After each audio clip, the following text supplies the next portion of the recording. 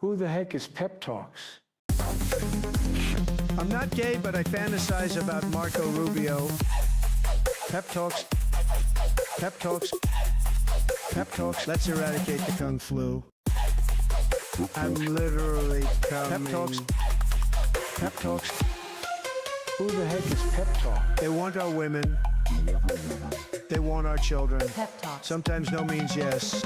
Grab them by the PepTalks. Grab them by the Marco Rubio. Obama is a racist. PepTalks. I'm literally coming. I'm literally coming. PepTalks. We found weapons of mass PepTalks. destruction.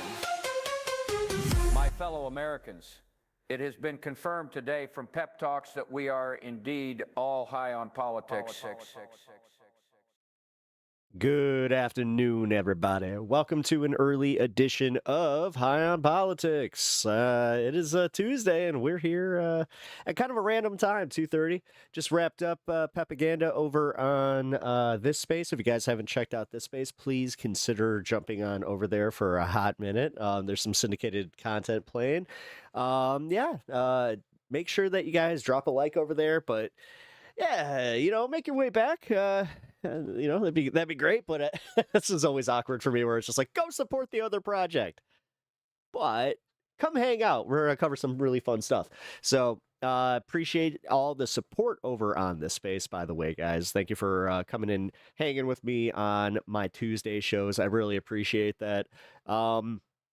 This space gives me the ability to kind of work some stuff out and try to do some more serious programming. Does it always turn into that? Nah, that's a different story. But hope you guys are doing well. Yeah, long time no see. Let's do it. Televani, I saw that you appreciate the thumbnail. That's cool. I didn't want to. I kind of did it last minute because I didn't even think about it. Today was kind of wonky. If I was starting at 4, I would have definitely contacted you, but figured, nice day off for you. So hope you guys enjoy the thumbnail. We got Mike Pillow. If you guys don't know, he is running for the governor. State of emergency. Trump flowed some just random MAGA host had him on today and just laid it out there saying, sir, this is like, we have a clear runway for you to do this because in 1980 something Ronald Reagan made it so you can declare a state of emergency and they can't even ask why. And he's like, we're looking at it. So this isn't just hyperbole, guys. Like he's doing the thing. I kind of warned you. I have been saying here that he's going to do it, man. He's going to do anything he can to steal this election, which is insane. The fact that so many people are just like, we need the SAFE Act to protect the elections. Meanwhile, the president is literally doing everything he can to disenfranchise our electorate. Yeah, cool. We live in a totally, coherent world where everything makes sense. Oy. But anyway, he's doing the thing. Yeah, it's looking like he's doing the thing, guys. So, we'll get to that in a little bit. Also, I covered something over on Pepaganda. If you were not able to join us, Sagar and Crystal got into a debate about Woke 2.0, hence why that is in the title. We're going to finish that. Then we're going to cover a little bit of what's going on with the Michigan, keep saying Michigan, Minnesota and Wisconsin elections. And then, the Trump debacle with the plane that the media is just harping on for, totally no other reason than to distract us from what Trump plans on doing. Oh my God, it might actually happen, eh? Yeah, here. You know what? Screw it. I usually don't do this like right away, but in this case, we are going to just go right into the state of emergency story here because, it's kind of, I don't know. It seems like this kind of matters. So the first person to break this was Josiah, with an E, by the way. I still can't get over how he spells his name because Josiah, in a biblical term, like if you're going by the Bible, Josiah, it's literally Josiah. That is how I've spelled Josiah my entire life. Yeah, Josiah. It's Jesseiah or whatever. I'll just be honest. It was a new one for me, but then again, this is coming from somebody that learned that you could spell Charlie with an EY pretty late in life, where I got like mad at it, where I was just like, who's spelling their name that way? That's dumb. Why would they do that? That's just that's not how you spell Charlie.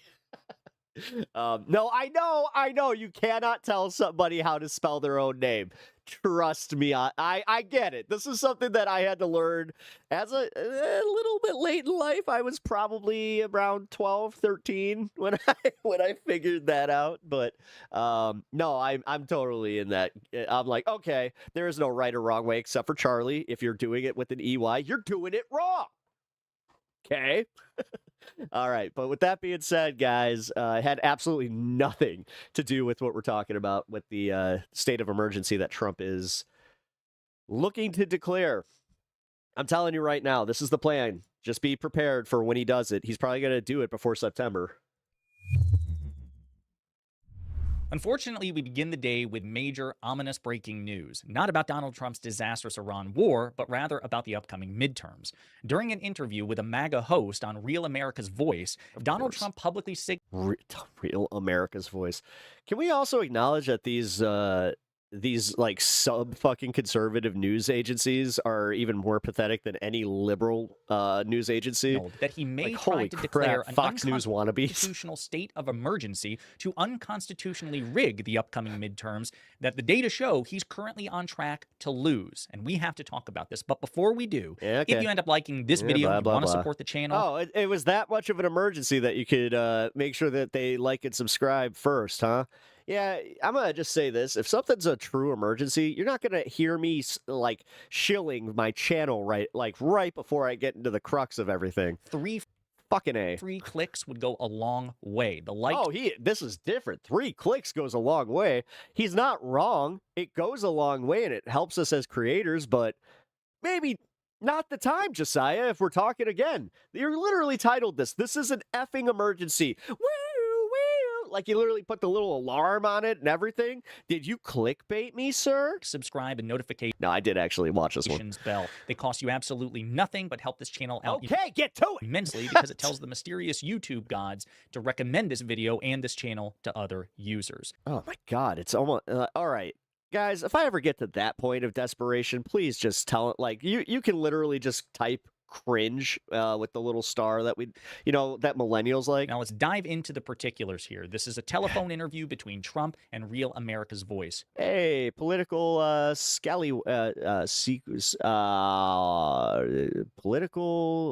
politics equals garbage. There we go. I was like, wait a minute.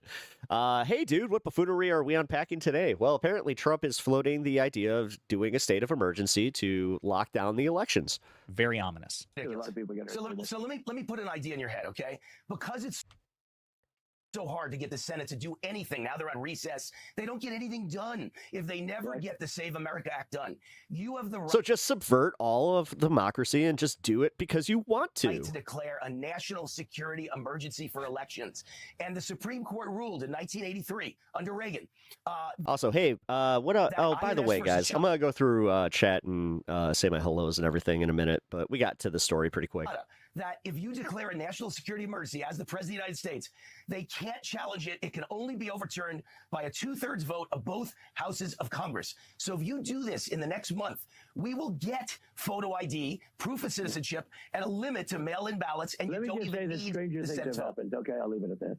All right, we'll leave it at that. So we'll leave it at that. So he says, we'll leave it at that.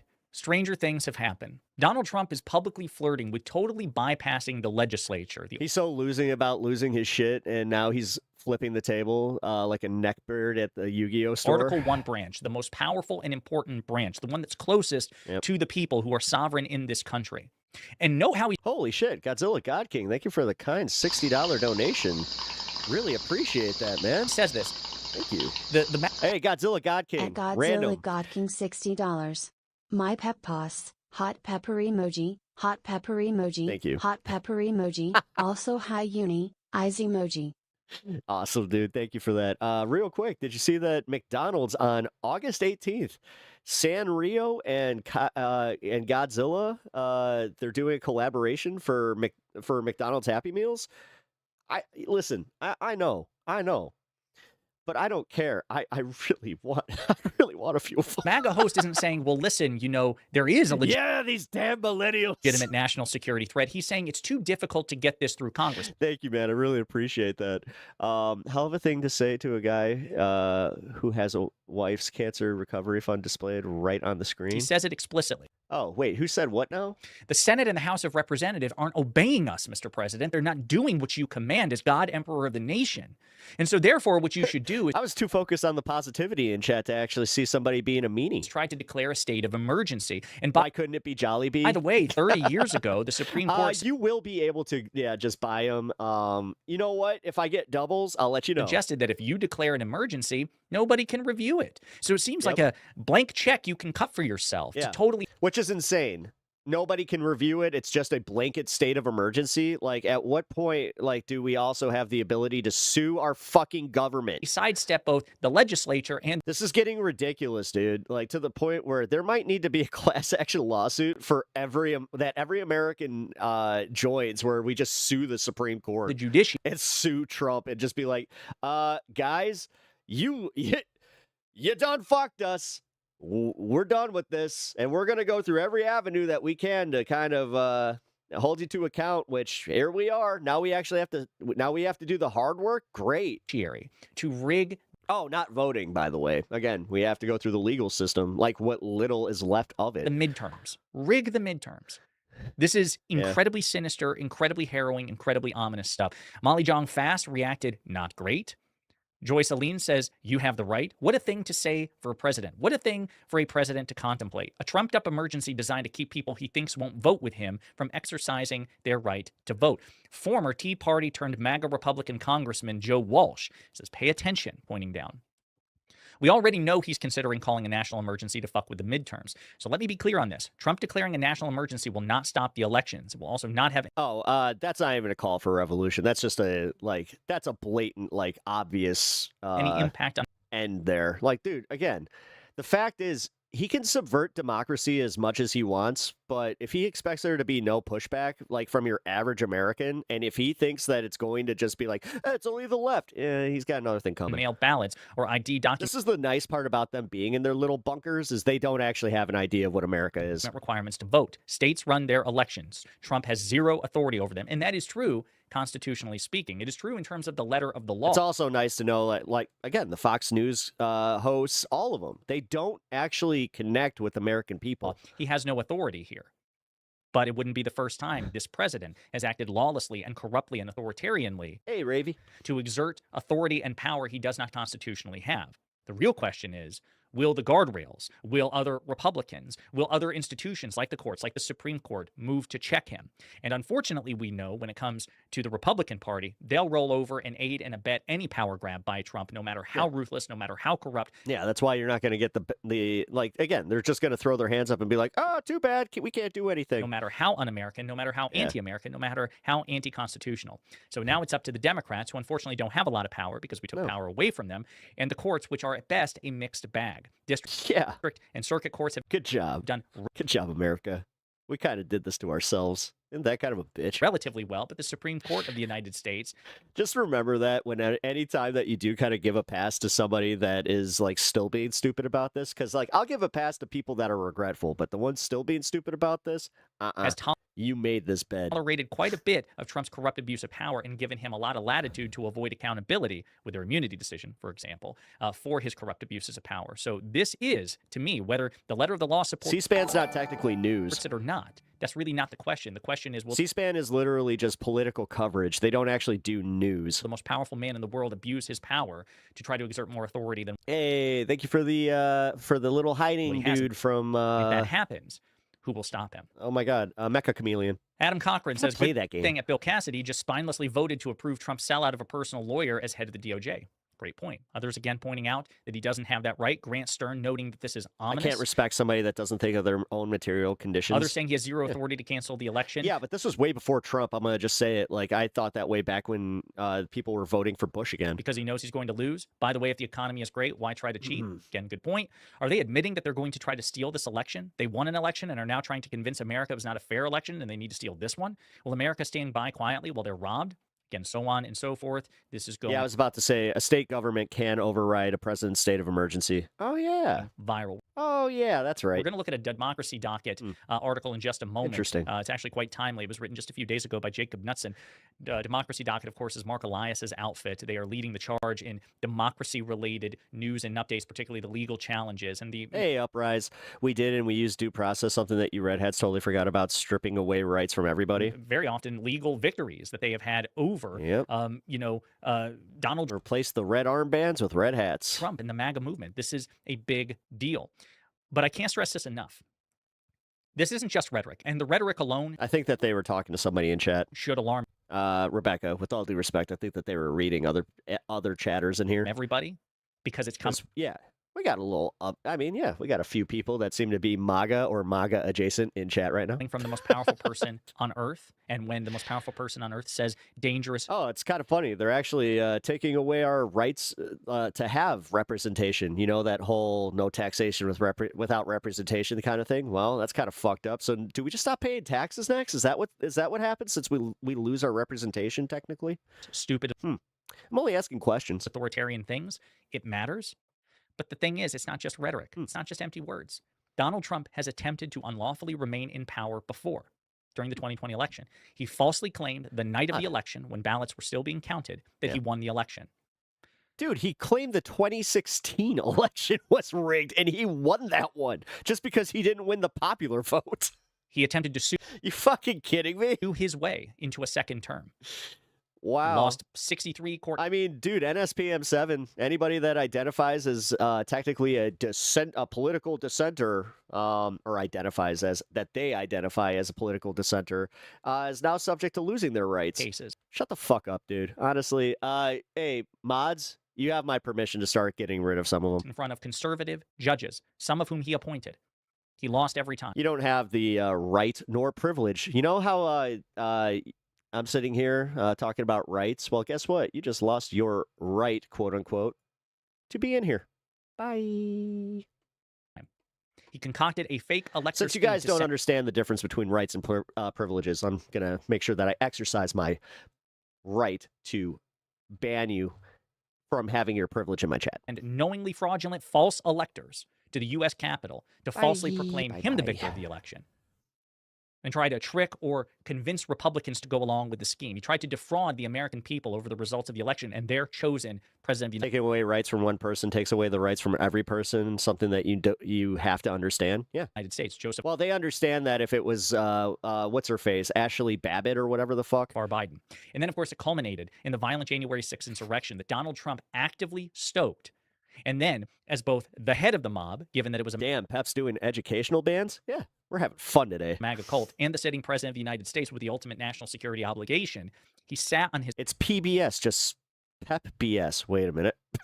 fat orange ass and watched the insurrection unfold for hours. And to the extent that he did anything, he was using the chaos to try to pressure Republicans to object to President Biden's victory and to try to get him reinstated as president of the United States. Dude, we met the goal. We've seen him try to unlawfully remain in power before. Thank you We've for that. seen him try to didn't unlawfully realize. meddle in elections before. How can we possibly rule out that he might make an attempt to do so here? We can't rule it out. So let's take a look here. How could Trump rig the midterms? By Jacob Knudsen. For the past year and a half, Donald Trump has been trying to take control of U.S. elections. He largely has not succeeded. The reason is simple. The U.S. Constitution gives the president no lawful authority over how states run elections. Yep. And courts have said as much while knocking down many of his efforts. But with each loss, Trump has grown more desperate and his actions more brazen, raising the risk that he will try something even more lawless as he struggles. Why do people think that anyone could just vote? That's not how it works, because that supports their preconceived notion that illegals are out there voting. To stave off a Republican loss in the mid. It makes whatever has been pushed on them, like all the fear mongering, into a reality for them. Terms. With just under 3 months until the Americans head to the polls, Even though it's election not officials actual across reality. the country have been meeting privately to discuss how Trump may try to undermine a fair vote and to game out their responses to such attempts. While officials have largely been tight-lipped about what scenarios they're preparing for, it's not difficult to identify, based on the statements and actions of Trump and his allies, several alarming ways the president could undermine Americans' right to vote this year. This is the first in a series of stories by Democracy Docket examining how the Trump administration's grave threats to the 2026 midterms. It offers an overview of the multiple ways Trump could interfere with the vote and threaten U.S. democracy. Restricting mail voting. Though he's voted by mail several times, Trump has relentlessly attacked mail voting as a vehicle for election fraud, going back to his first run for president in 2016. And an attack on mail voting is an attack on voting. Nearly 1 in 3 voters cast a mail ballot in the 2024 general election, amounting to more than 48 million votes. Now, coincidentally, more Democrats than Republicans voted by mail. Trump's most blatant and dangerous attack on mail voting was a March executive order directing the U.S. Postal Service to only deliver ballots to voters on pre-approved lists maintained by the federal government. If voters weren't on the lists, they won't receive a mail ballot, Postmaster General David Steiner told lawmakers earlier this year. A federal judge in Massachusetts blocked USPS from carrying out Trump's directive in June, but the Trump administration is still trying to get that voting restriction and others in Trump's order in place before the midterm. Realistically, it's not going to. The Justice Department and a dozen Republican-led states asked the Supreme Court to lift the lower block, claiming it was issued prematurely because USPS never finalized a rule it proposed carrying out Trump's instructions. Under the proposed rule, state election chiefs would be required to give USPS a list of voters who requested a mail ballot. If states refused to hand over that information, the Postal Service in turn would refuse to deliver ballots to those states. Or in those states, excuse me. The court has yet to respond. Which will lead to a massive lawsuit against the U.S. Postal Service and the U.S. government. To the requests. But it very well could grant them. The Republican-appointed majority has rejected only a handful of emergency applications the DOJ has filed in other cases. Moreover, Trump's mail voting restrictions could partially go into effect even if the Supreme Court rejects the requests. The lower court block only applies to the 23 blue states in Washington, D.C. that challenged Trump's order. Though USPS previously said it would not move forward with the proposal in any state while the lower court ruling remained in place, it could change course, implementing it in some states but not others. This is huge. This is a big deal. Even if the court order is followed, it only protects blue states. But the fact of the matter is blue states alone are not enough for Democrats to win elections. This voting restriction, even if it applied in red states or swing states, could be enough to rig the outcome in favor of the Republicans. It's a big deal. Should it go into effect even in a limited number of states, the Postal Service proposal could affect a huge swath of voters. It would make it much more difficult for voters not on the federal government's list to cast a ballot, especially in states like California, Colorado, Utah, Oregon, and Washington, where today mail voting is by far the most common way to cast a ballot. Sending troops or law enforcement to the polls. For months now, prominent voices on the far right have called on Trump to deploy federal agents or members of the military to go to voting sites, a scheme clearly meant to harass and intimidate voters. Trump and the White House have never ruled out this tactic. In fact, senior officials, including Attorney General Todd Blanche, who is now officially the Attorney General, he's no longer acting, and Homeland Security Secretary Mark Wayne Mullen, have publicly supported deploying immigration agents during the elections. Federal law bars the deployment of armed officials to polling places unless it's, quote, necessary to repel armed enemies of the United States, and prohibits members of the military from interfering with elections. But as demonstrated by his mass deployment of National Guard troops across the country last year, Trump is unafraid of flagrantly wielding the military and federal agents in legally dubious or outright illegal ways. And his stationing of hundreds of U.S. Immigration and Customs Enforcement agents at major U.S. airports showed his willingness to use immigration officers as his personal national police force. Trump officials and far-right figures aren't alone in wanting armed officials to monitor the midterm vote at election sites. In a poll earlier this year, over 70% of surveyed Republicans said they would support it. It's not just Trump. It's not just MAGA officials. It's the Republican base. That's the mandate from the Republican base. They want him to do this. Seizing ballots and voting equipment. Trump could also try to use federal agents or the military to take control of ballots, the raw materials of elections, or voting systems. That could allow him to disrupt ongoing vote counts and look for, or fabricate, proof of the unfounded election conspiracy theories popular among the MAGA movement. It's not a novel idea for Trump. In the weeks after the 2020 election, he considered a plan prepared by conspiracy theorists that entailed ordering federal agents or troops to confiscate voting machines from swing states to find evidence of fraud. Trump ultimately didn't go through with the proposal, and he openly regrets it. Reflecting on his decision in an interview with the New York Times this past January, Trump said he, quote, should have directed the National Guard to take control of the machines. Meaning, he says he didn't go far enough. I could have gone further, and I didn't, and I wish I would have. I should have. Yeah, the thing is, this is where he's so full of shit. Again, the law would have been detrimental to him. That honestly, like, you want to talk about impeachable offenses, all this kind of shit, that had he lost the court cases would have constituted a high crime and misdemeanor, which or misdemeanor, which last time I checked, although we're way past that point, let's be fucking real. He says he should have ordered the military to seize voting machines. We're in a post-law America for elected officials. That temptation and regret will still likely be on the president's mind come November. Trump could also attempt to pressure the DOJ to commandeer election materials or systems through sham criminal investigations. In fact, he's already tried this. Just weeks after Trump's Times interview, the FBI executed a search warrant on an elections facility in Fulton County, Georgia, and took control of around 700 boxes of 2020 election records, including original ballots. Appearing to have advanced knowledge of the raid, Trump directed then Director of National Intelligence Tulsi Gabbard to participate. At the time, she was probing election conspiracy theories about voting machines. After the raid, Trump personally thanked some of the agents who conducted the search in a bizarre phone call Gabbard arranged. The raid was allegedly part of a criminal investigation into potential violations of record retention law, but the affidavit underpinning it largely relied on a long-debunked claim from notorious conspiracy theorists. The FBI also, this year, obtained records from a flawed, quote, audit of the 2020 vote in Maricopa County, Arizona. Trump again resorted to conspiracy theories when he ordered the DOJ to investigate California elections, with his preferred candidate trailing in the state's June gubernatorial primary. In a future election, Trump's loyalists could try to pull off the same gambit, flood the courts with misleading claims in hopes of securing a warrant to take control of election records. If that fails, Trump could unilaterally, or try to unilaterally, sending in agents or troops as he hoped he did after 2020. I mean, we could sit here shaking our heads. Like, this is kind of why I'm like, I got a smile on my face right now because I'm like, I fucking told you. Roll purges. Like, I told you guys this is exactly what was going to happen. I hate being right about this stuff because I ain't no Pepstradamus, as some say. I just see the writing on the fucking wall when some, power-hungry fucking money grubber is in power and he's willing to do whatever whatever he wants to be real. Like, the Supreme Court really fucked up when they were like, you have total immunity. Like, what were they doing? Honestly, like, everybody focuses on Citizens United. That might legitimately be one of the worst decisions the Supreme Court has ever levied.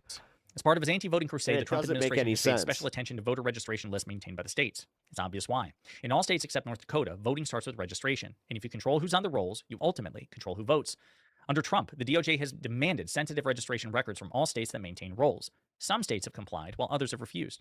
In turn, the DOJ has sued 30 non-compliant states and D.C. Y'all are really slacking on that like button. They were doing that over on this space. Come on, guys. I hate to do this, but can you hit that like button, double tap that screen, and subscribe to the channel if you have not already? to force access to the records. The department has claimed it needs You're forcing me to do the whole plug bit. Come on now. the record to ensure that states are adhering to I all was federal being laws that good. require that registration records be up to date and accurate. But the lawsuits appear I aimed appreciate at it, making guys. it Thank easier you. for the administration to pressure states to purge specific people from registration lists.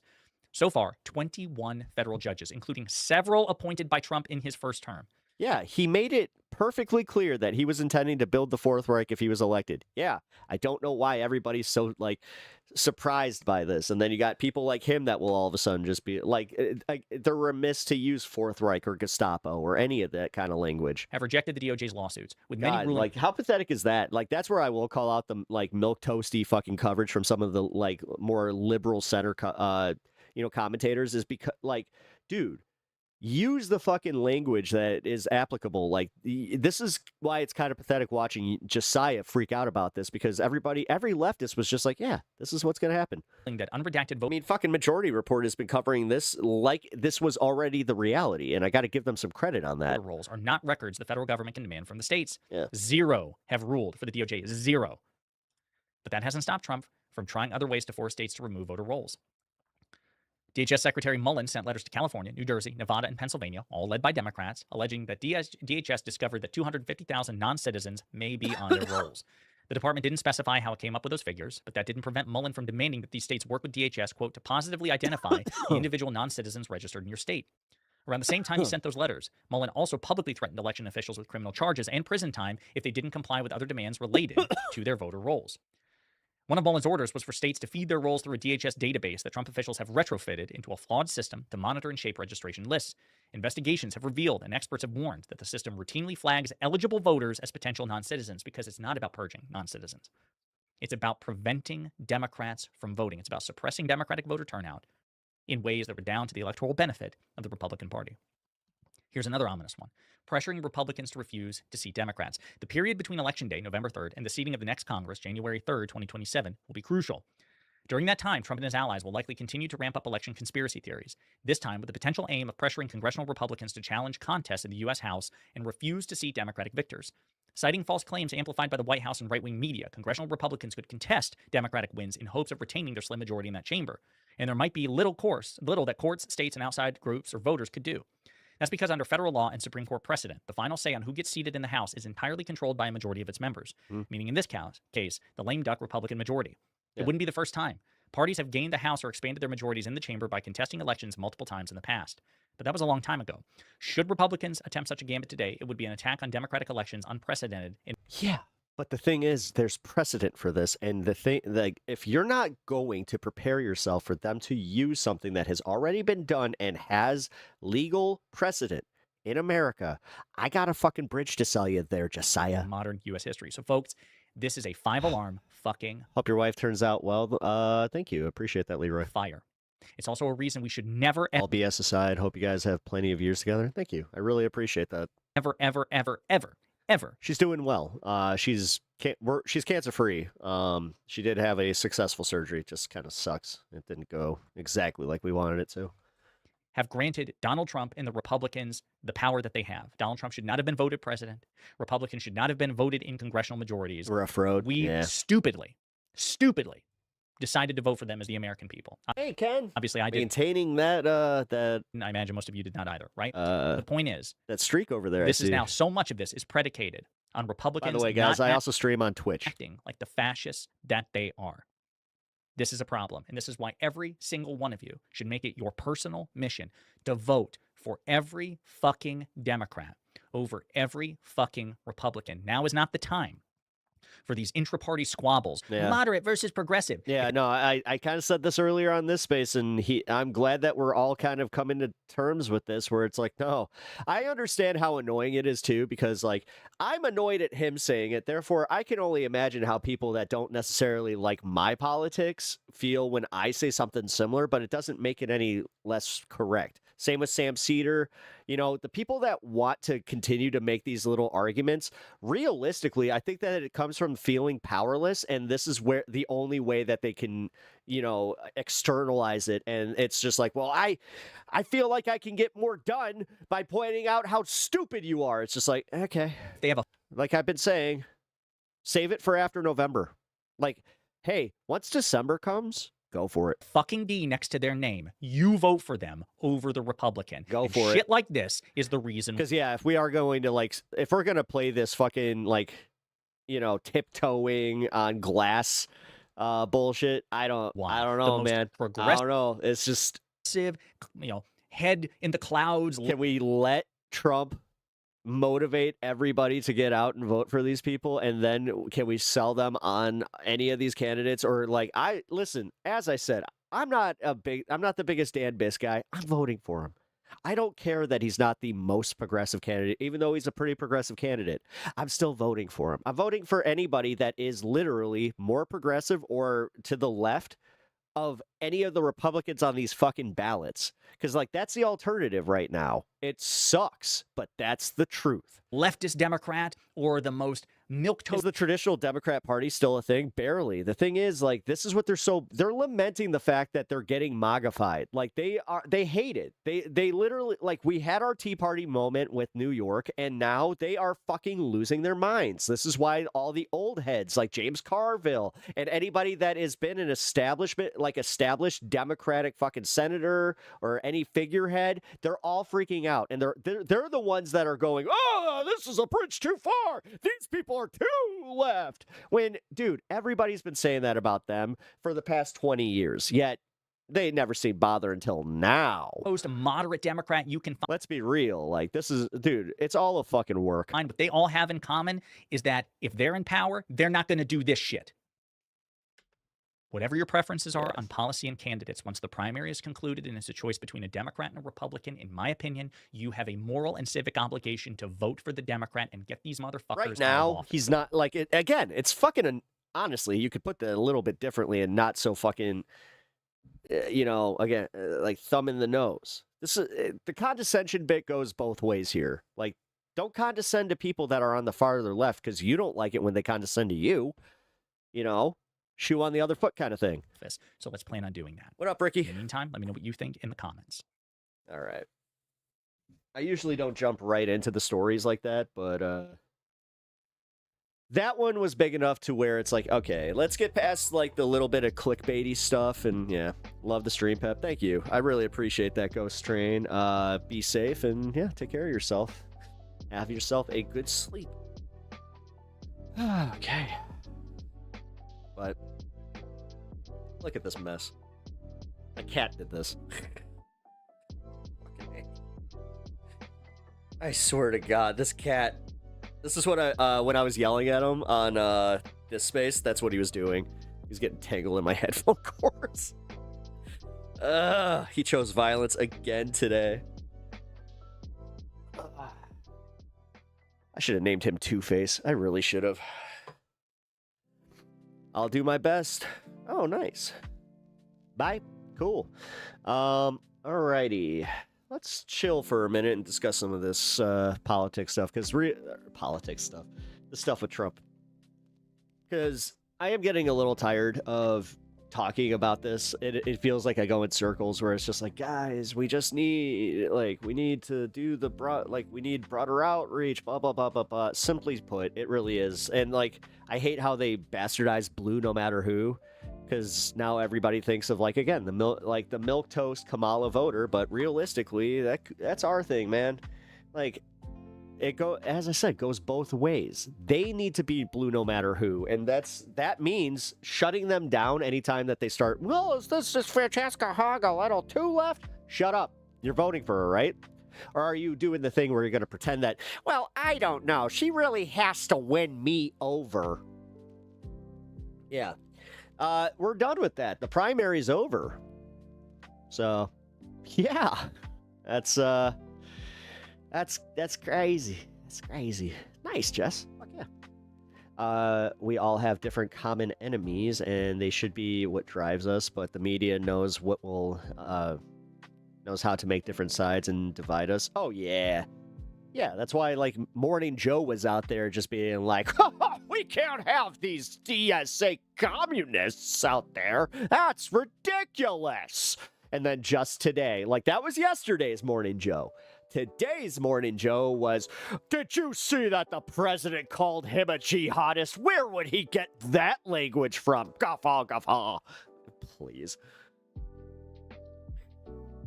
Who could have seen that coming from our coverage? Yeah, but no, you ain't wrong, Leroy. There's bigger things than race, identity, and political stances. Oh, absolutely. Absolutely, but those things do it. Like, they all play into things. Like, that you can't discount the fact that there is racial politics. And, like, you can't discount the divides. You can bring them together and sow that divide and, like, you could, again, fix that. I see too many people just, again, they want to be angry. They want to hate people. Genuinely, they want to hate people. They want to hate the other side. They want to hate MAGA. They want to hate liberals. They want to hate whether it be Whitey or the the fucking, oh, I hate the any other race just in general, but the race traitors is what they're calling them because they didn't vote along, the way that they thought they should, or any of that. Like, it's all fucking stupid. It really is stupid. And it's such a fucking waste of time, and it's just, you're masturbating. That's what that is. You're just fucking gooning away over there thinking that you're smarter than everyone else. Like, great. I'm glad. I'm so glad. I'm glad you got a bigger dick. Like, good for you. But you know what we don't do in society? You don't just whip it out and show everybody it. You can have that big, that BDE without fucking whipping it out in front of everybody and getting, in real big trouble. LeMayo, so true, political gooning. That's exactly what it is. You'll be in and out of the stream.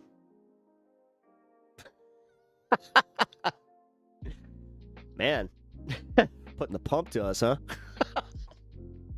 Thanks, Snatch. Thanks for informing us.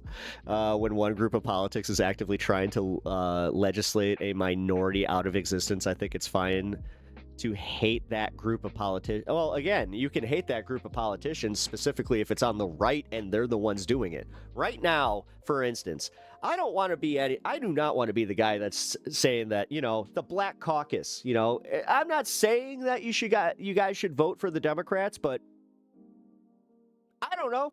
Seems like you should when the other side's the one legislating you out of fucking existence, like she just said.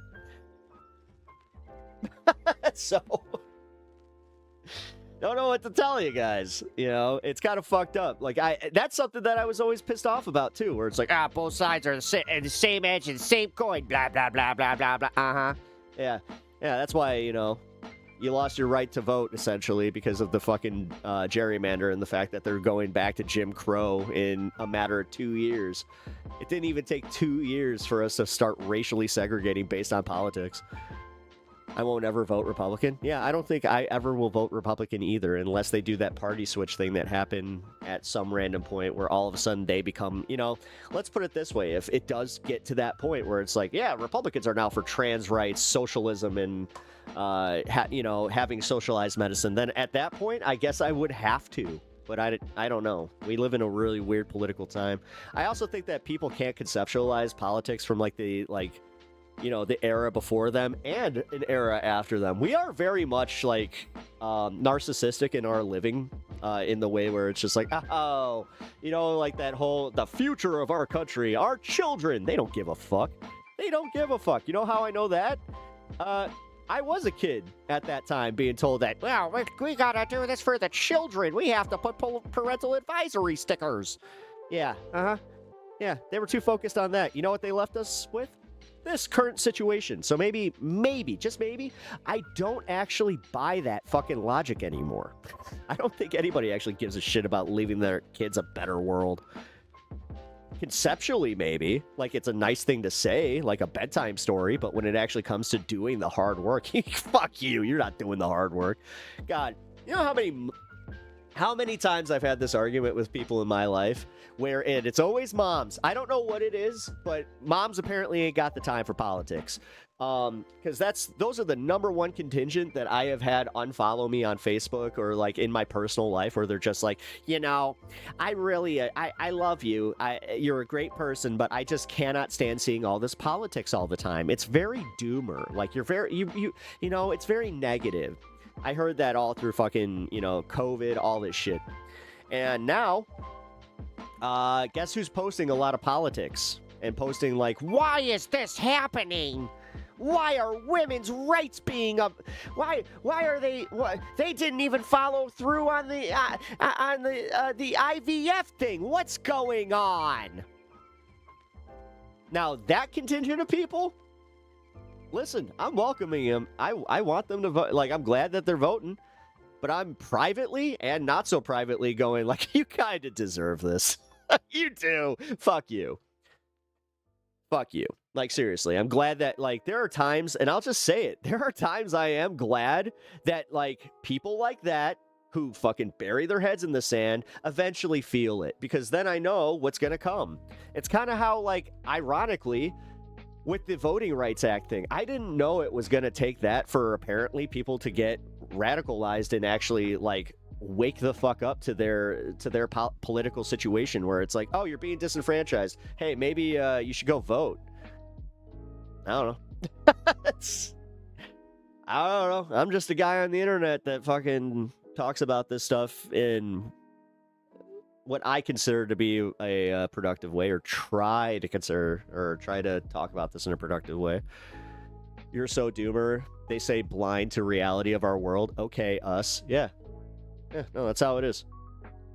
No, you got your 3 fucking kids, you know, all under the age of 7, and now she's because again, she was like a MAGA mom for a moment there, and she got like really into RFK's promises and things, and now that measles is making a comeback in her school system, now all of a sudden she's like Dana Batch about this, where she cares. No,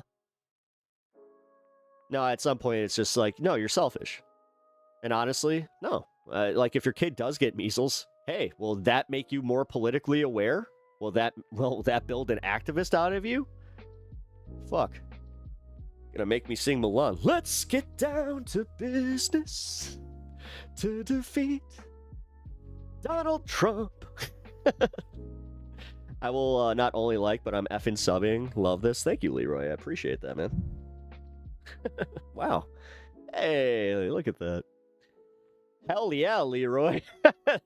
I gotta do it. Leroy Jenkins.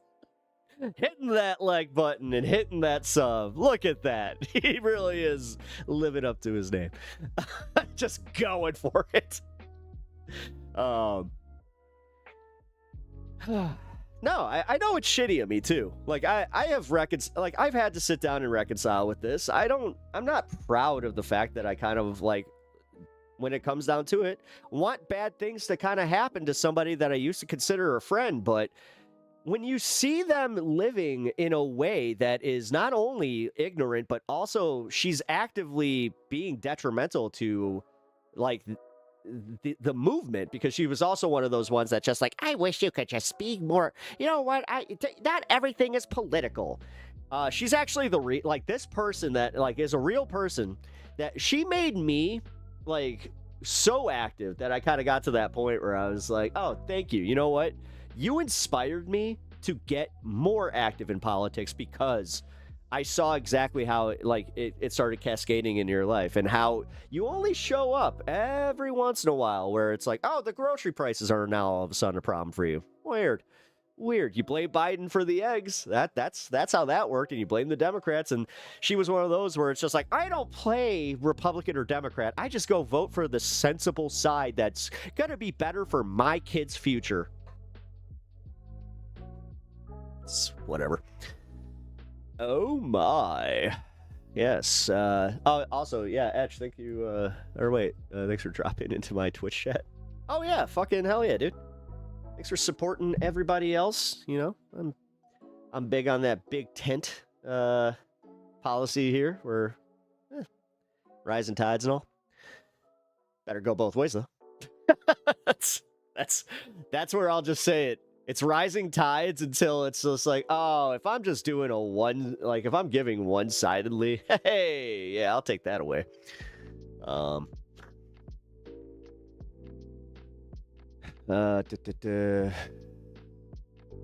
Okay. I still have no idea what time this election coverage is. You know what? Here, let's see. When is the election?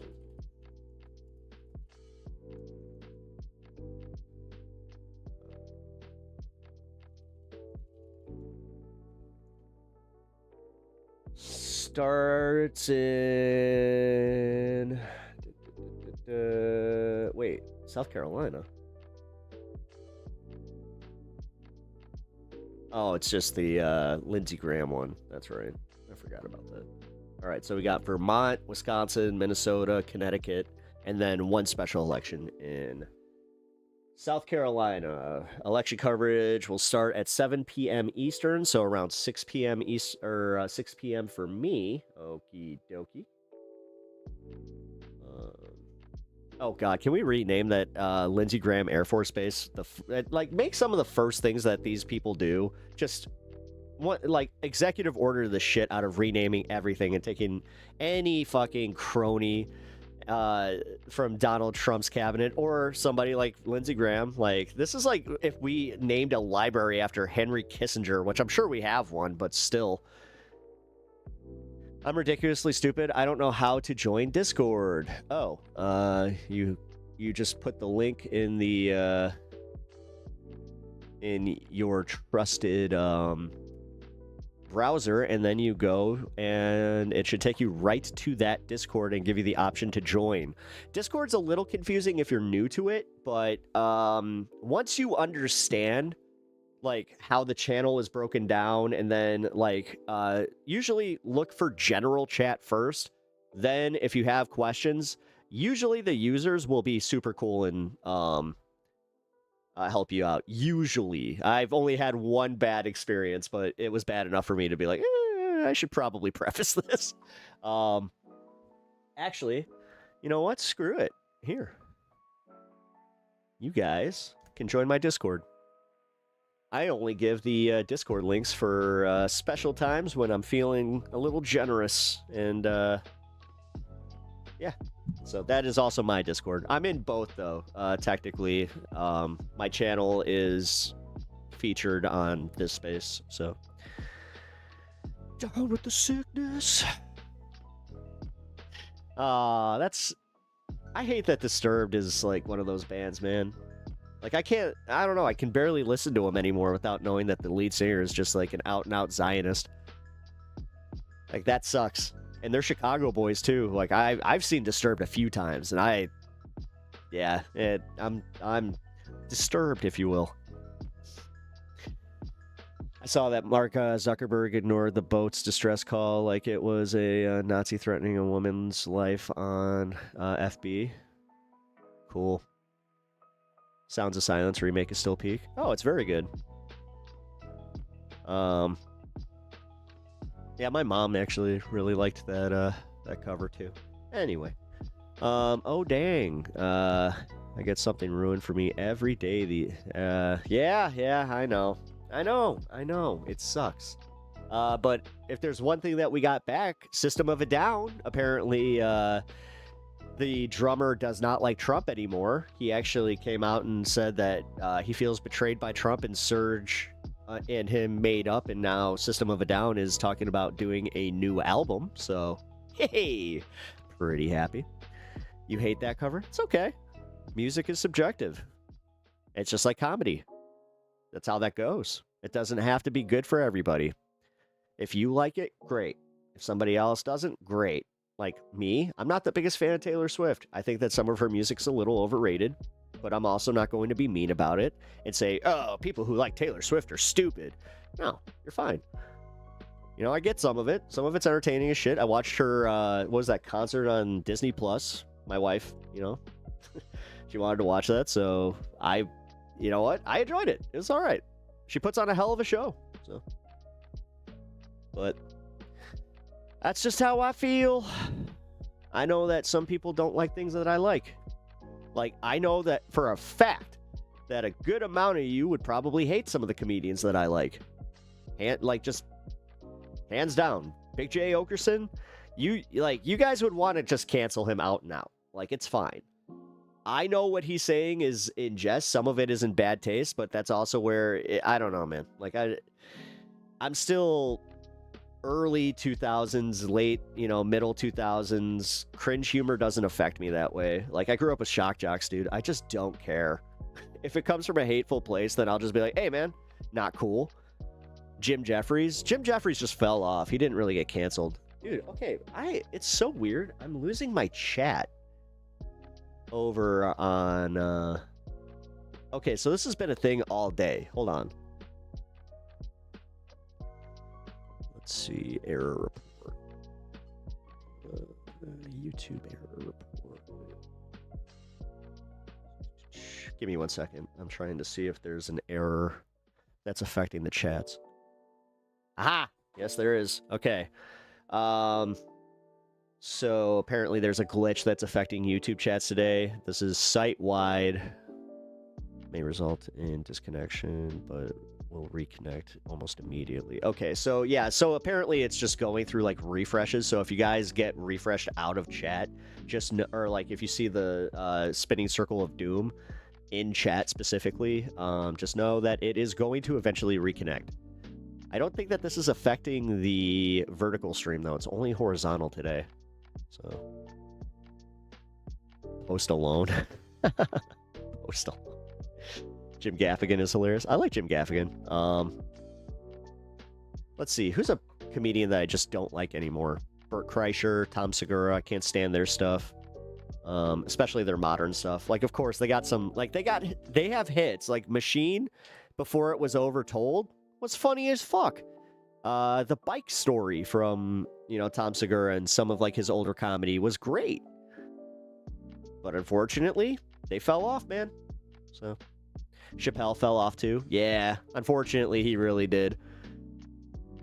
My kid was listening to Post Malone the other day in the car. I didn't even know who it was and was digging it. I guess I never heard anything from him before. Oh, yeah.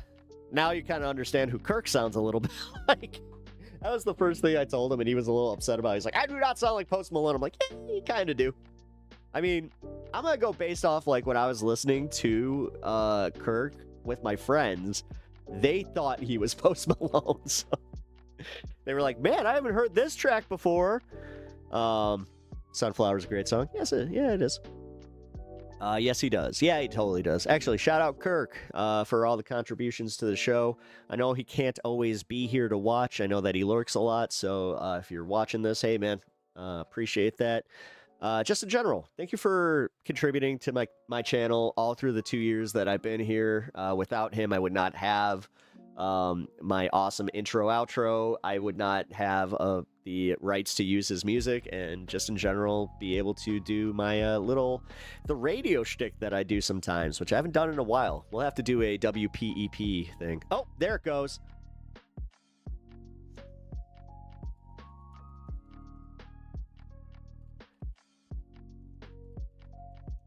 All right.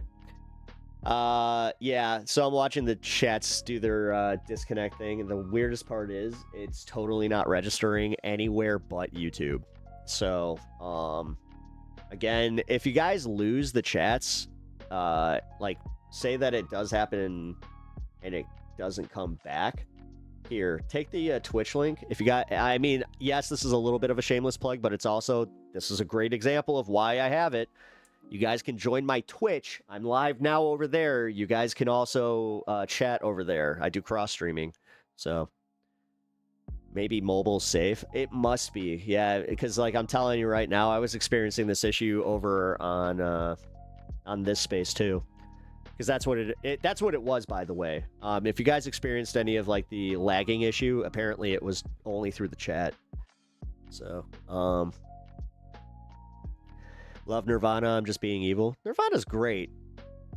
I mean, whatever. The thing that happens with certain bands is that they get almost like the younger generation gets into it, and then you kind of fall out of it because you're like, oh, that's a little like, okay, you guys did it again. Like, you know, it's like when you're into an indie band and they grow too big. I used to be that guy, not anymore. Because yeah, that's stupid. That's gatekeeping. It's dumb, but it's also, it plays into what I was talking about with politics. It's this desire to have something to yourself, so you protect that. And when it's niche, you're like, oh, but I also want to share this. So you start opening yourself up to smaller groups, and then you start realizing, oh, hey, there's like one or two of us that really like this thing. But then you go online and you see people like in these broader groups, and they tend to ruin it. You know, that is usually how it goes. Which, whatever. This is why if you like something, like it the way you do, and don't let anybody else tell you how to enjoy something. I felt that way about Neutral Milk Hotel when I was younger.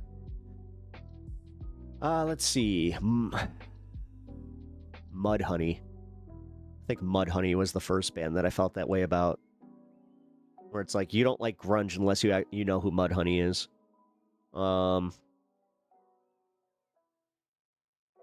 Yeah. No, I was definitely that way. I did that with like indie rock a little bit. God, like I remember when Sufjan Stevens broke out, like, because he was from Chicago, and Chicago was literally like the first hit. I was just like, yeah, you guys, like, this was our anthem like 2 years ago. Like,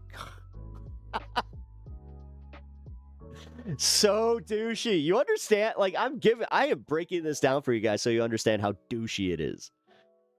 Where it's just like, damn, dude. Chat, are you still here? Yo, chat just disconnected again. Chat. Disconnected. Pep, you sounded insufferable. Oh, I was. The thing is, I got called a poser once, and then I decided that the way to make me feel better was to be like, no, I'm not a poser, and then I'd go call other people posers. It's like the whole way that it's like if you get bullied enough, then you become a bully. Yeah, it all stems from insecurity and not knowing how to actually function in, or function properly with that type of thing. You know, my mom, actually, to her credit, she got me out of that before it could take hold. Because she actually, you know what? Big W to my mom on this one. Story time. So my mom, this was around the time that, like, Blink-182, like, I remember I was actively trying to get out of Blink-182 because people kept calling it poser rock.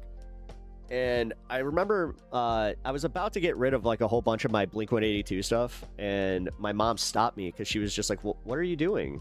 I'm like, I got made fun of for liking this band. And she's just like, what are you doing? Like, do you like the band? I'm like, yes. She's like, do you still like their music? Even after these people made fun of you? I'm like, I don't know, because I don't feel good about it. She's like, don't let other people tell you what you can and can't like. She's like, maybe they just are uncomfortable because that band got bigger doing something that they perceived as they were doing it first. Because she knew it was like punk. And then she told me, she's just like, how would you feel if I told you that I think that you're dumb for liking Jimi Hendrix? And I was just like, well, that'd be weird. She's like, that's kind of what you're falling into right now. I was like, oh. And then I stopped it. I put that box back down in my room. I put all my posters back up. And I kind of took the attitude of like, fuck you. You can't tell me that I can't like Blink-182 and like, or like, this was the big thing. They were just like, you're not a real punk if you listen to Blink-182. It's like, you know what? You know what's totally not punk rock? Gatekeeping. That's not punk rock at all. I also learned that like usually the most punk motherfuckers at the shows were the dudes that would show up in like a button-down shirt, like coming straight from work. The ones that, you know, didn't show up with like everything that they either bought from the Alley or Hot Topic. And that's another thing. Oh, where'd you get that Hot Topic? It's like, dude, it's the same shit. They literally have the same distribution as the people that sell you the same shit at the Alley. The only difference is you're going to the Alley and feeling proud about it because it's been owned by the same punk forever, and it is an objectively awesome place, but realistically, same shit. Blink-182 plus Green Day was your first concert. That was an awesome tour. I went to that tour. But yeah, what a great first concert, Pinkerbell. Yeah, Bobert was your rep. I used to call her office often, and they would eventually send my calls to voicemail. That was District 3. She ran away to District 4, all because of me. Well, I wouldn't give yourself that credit, but the family is an evil mess. Holy shit. Yep. Hot Topic is based. It's just a meme. Whatever. I think that they sell some pretty cool shit. Occasionally I'll find like a cool shirt and you know, maybe a pack of cards or a Funko Pop. I don't know, man. I think that like most people are miserable, so they have to put their misery onto other people. You know, that incel mentality bullshit, but it really does extend past incels. You know, that is the uncomfortable truth, is that, yeah, sometimes you got, like, we can all be a little bit incel-y if you're doing the gatekeeping thing, and you just got to call it what it is. Here, I just reset the my studio. Let's see. Maybe that'll fucking work.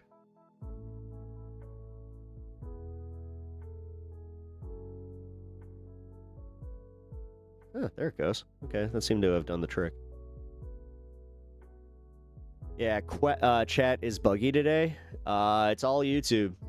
As I said, this is 1000% YouTube, because this was happening over on this space, which I'm not connected over there, so.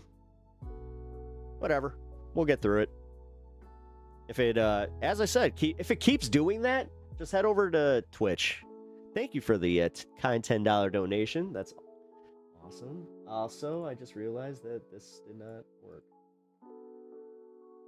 Oh my god. Okay, so yes, that. Alright, so that made my.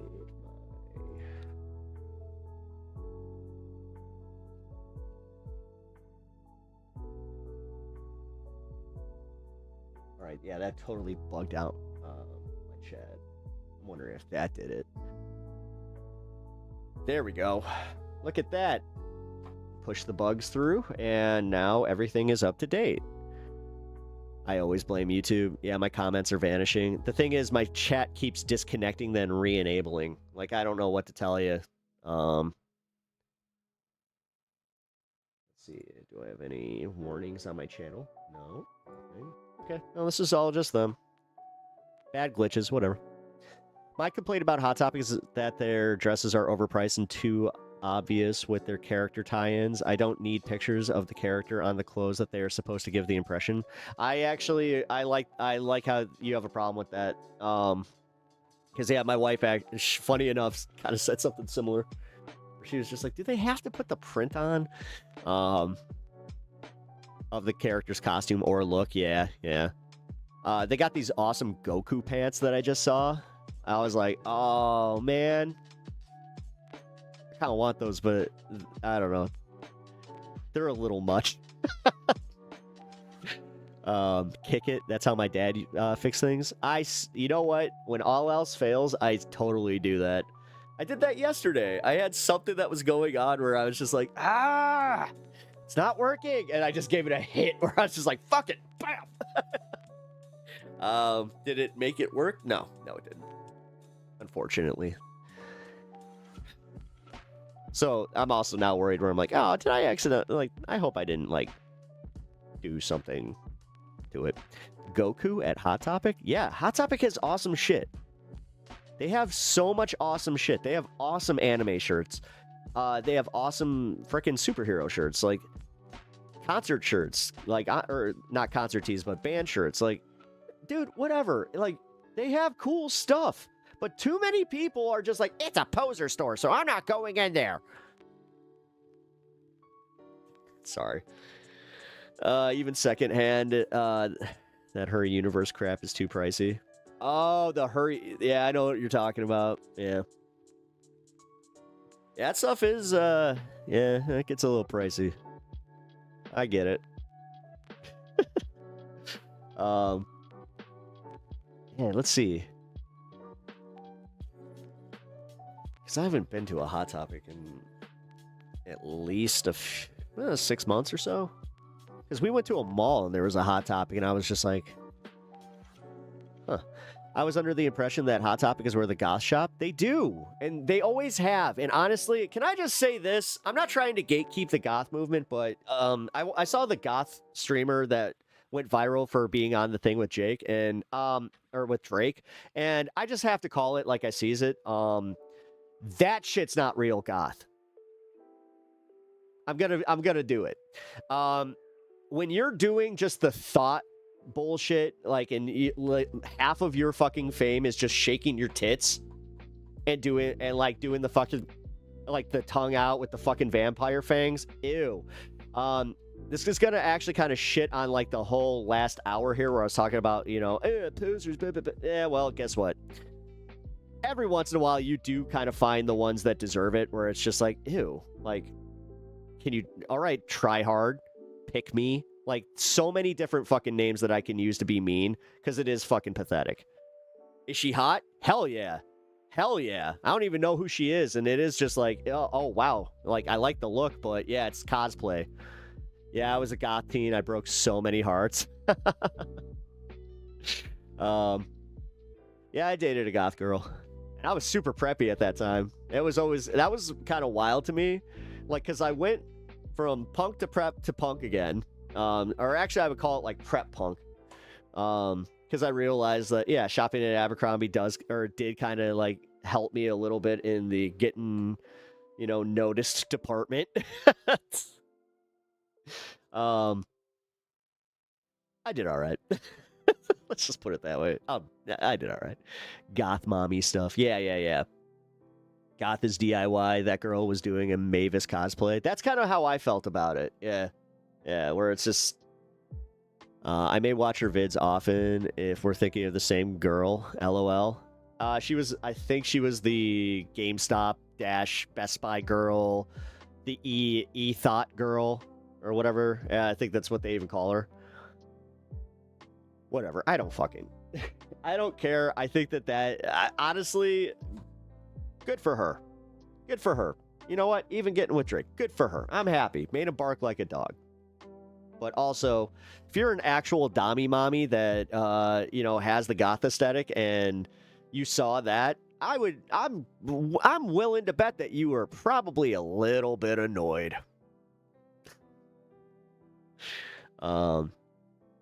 Chat disconnected. What the fuck? Okay, yeah, this one's not good because all right, this chat bug has got to stop. Guys, here, go to YouTube, at Team YouTube, and just say, hey, fix this chat error. Smooth Bandito. Yeah, that's cosplay. Yep. No, it is. It is. She's cosplaying a goth. You know how I know? And this is kind of whack on my side. It's because I don't have tattoos, but I don't know, man. I don't know many goth girls that don't have tattoos. So, I'm not a goth, so I just watch it for the eye candy. Yeah, same. Oh, same. Yeah, selling bathwater. Oh, yeah. Girls were doing that at the at like a regional anime con. They were sitting in the lobbies selling their... Listen, dude's gonna be fucking weird. I will never understand simping to that level. Like, what the fuck is wrong with you? Like, but then again, I have to remind myself, some dudes ain't never touched a girl, ain't never been with a girl, probably never will be, and that's the closest they're gonna get, so I don't know. I have the cringiest millennial tattoos. I swear to God, do you have the finger stash? My sister has one. She got...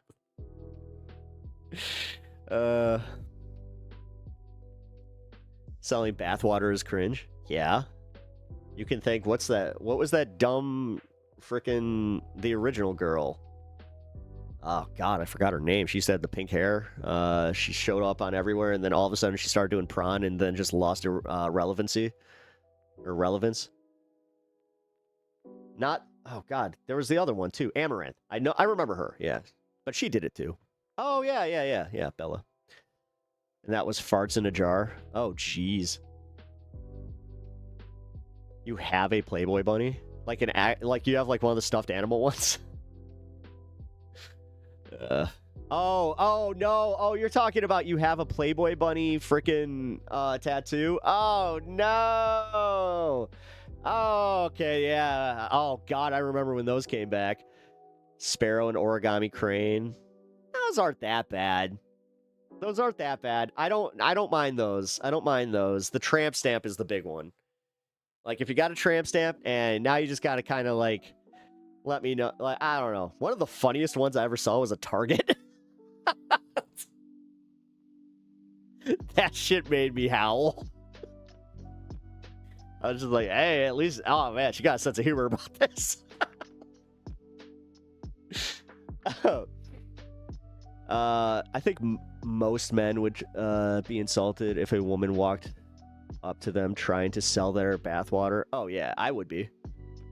I'd be like, excuse me, how much of a simp do you really think I am? Like, that's a hot tattoo, Pep. Don't badmouth it. I wasn't really saying nothing. I was just saying it set my ass. Like, I remember seeing it. I was like, is that what I think it is? And she's like, yeah, it's a Target. I was like... That's hilarious. You just have one... Oh, you got stamped on your ass? Oh, God. I have the Ghost in the Shell portraits on the back of my neck. That's pretty cool. Honestly, now that's cool. Wow. That's actually one of the cooler tattoos I've heard. As far as just like, I've always liked that, where it's like, you do just something subtle, and like it's kind of an homage to something. Yeah, I remember seeing this one dude, he had, it was kind of like a cyberpunk arm he did, but it looked really cool.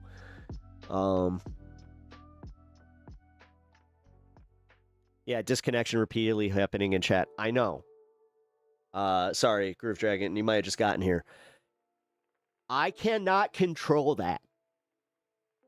Okay? Go to Team YouTube, at them, and tell them what's happening. Send an error report. I cannot control what's happening with the chat. It is happening on both of my streams, horizontal and vertical. It's not just happening to my channel either. This was happening over on this space. So if you guys are annoyed by what's happening, please, at Team YouTube, wherever you guys are, whether it's on Twitch, Facebook, I know you guys have some sort of social media even, and if you don't, then this is, I guess you don't apply here, but yeah. No, I understand, Groove Dragon. It's more so the fact that, like, sorry, you got caught in the crossfire on this one. I'm not annoyed at you. I'm annoyed at the fact that YouTube is not doing anything about this, and it's been happening for the past 4 hours, so, at least. So, I just, yeah, I'm over it, and this is where I can only do so much. I've already tagged them. Oh, Jesus fucking Christ. Okay, sorry, guys. Give me 1 second.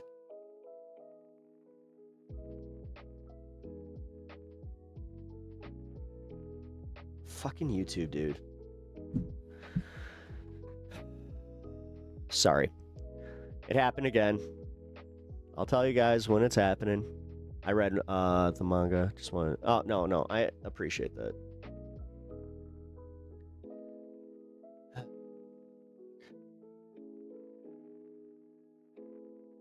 Where do I go to let them know it pisses me off? You can send them an error report on YouTube through your settings. Or you can @ them on X or Twitter or whatever the fuck you guys call it, because people are just like, eh. Can I just say I'm over that now? Can we just fucking call it X? It's X. I get it. It doesn't have the blue bird anymore. I'm just fucking over it. At team here. Send error message to @team YouTube on X and Instagram. There we go. Or send error report through YouTube proper. There you go. I think most men would... Oh, really? Yeah, great. Now my, Now my chat just resets all the way back here. Great. This might actually be untenable. And if that's the case, like, what the actual crap? Yeah, it's very annoying. You look like a Knight Templar ready to defend Christians. Oh. Well, got that wrong. You got that very wrong there, my guy. Punch the screen, it will fix it. Sure it will. Yeah, sure it will. Or try the stream on mobile. I don't know, guys. It's literally... Alright, actually, no. If you are getting pissed off at the chat not doing its thing right, go to Twitch. This is the reason I have this. Sorry, I am talking like I'm stern right now. Not Howard Stern, just sternly. But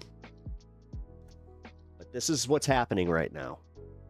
There is literally nothing I can do about this. Okay? So if you guys want to chat seamlessly and do not, like, and you don't want to have any of these disruptions, go to Twitch. Please don't attack the host. The host is trying. Yep. Kinsley, greetings. What's up? What's up? Also, what up, Jet? Thank you for letting me. Thank you for letting them know that. Because yes, I was trying to, like, I was really trying to hammer that point home. This has been happening everywhere. And yes, it knocked out my multi-stream. I don't even have my chat up anymore. Great. Like, okay, fantastic. So I have to go through here. What a scuffed stream. All thanks because YouTube is YouTubing. By the way, this happens every time that they do an interface update, and they're doing it right now. That's why I said motherfucker, because I was just like, let's see, is there a TOS update? Yeah, there's a TOS update. So guess what I get to do tonight? I get to go and read the new TOS, and then possibly report back to you to see if there's any big changes. I think that it's great that Christians are all over the world would consider Pep to be their nightly protector. I'll take it. I'll take it. What will they break now? They broke chat.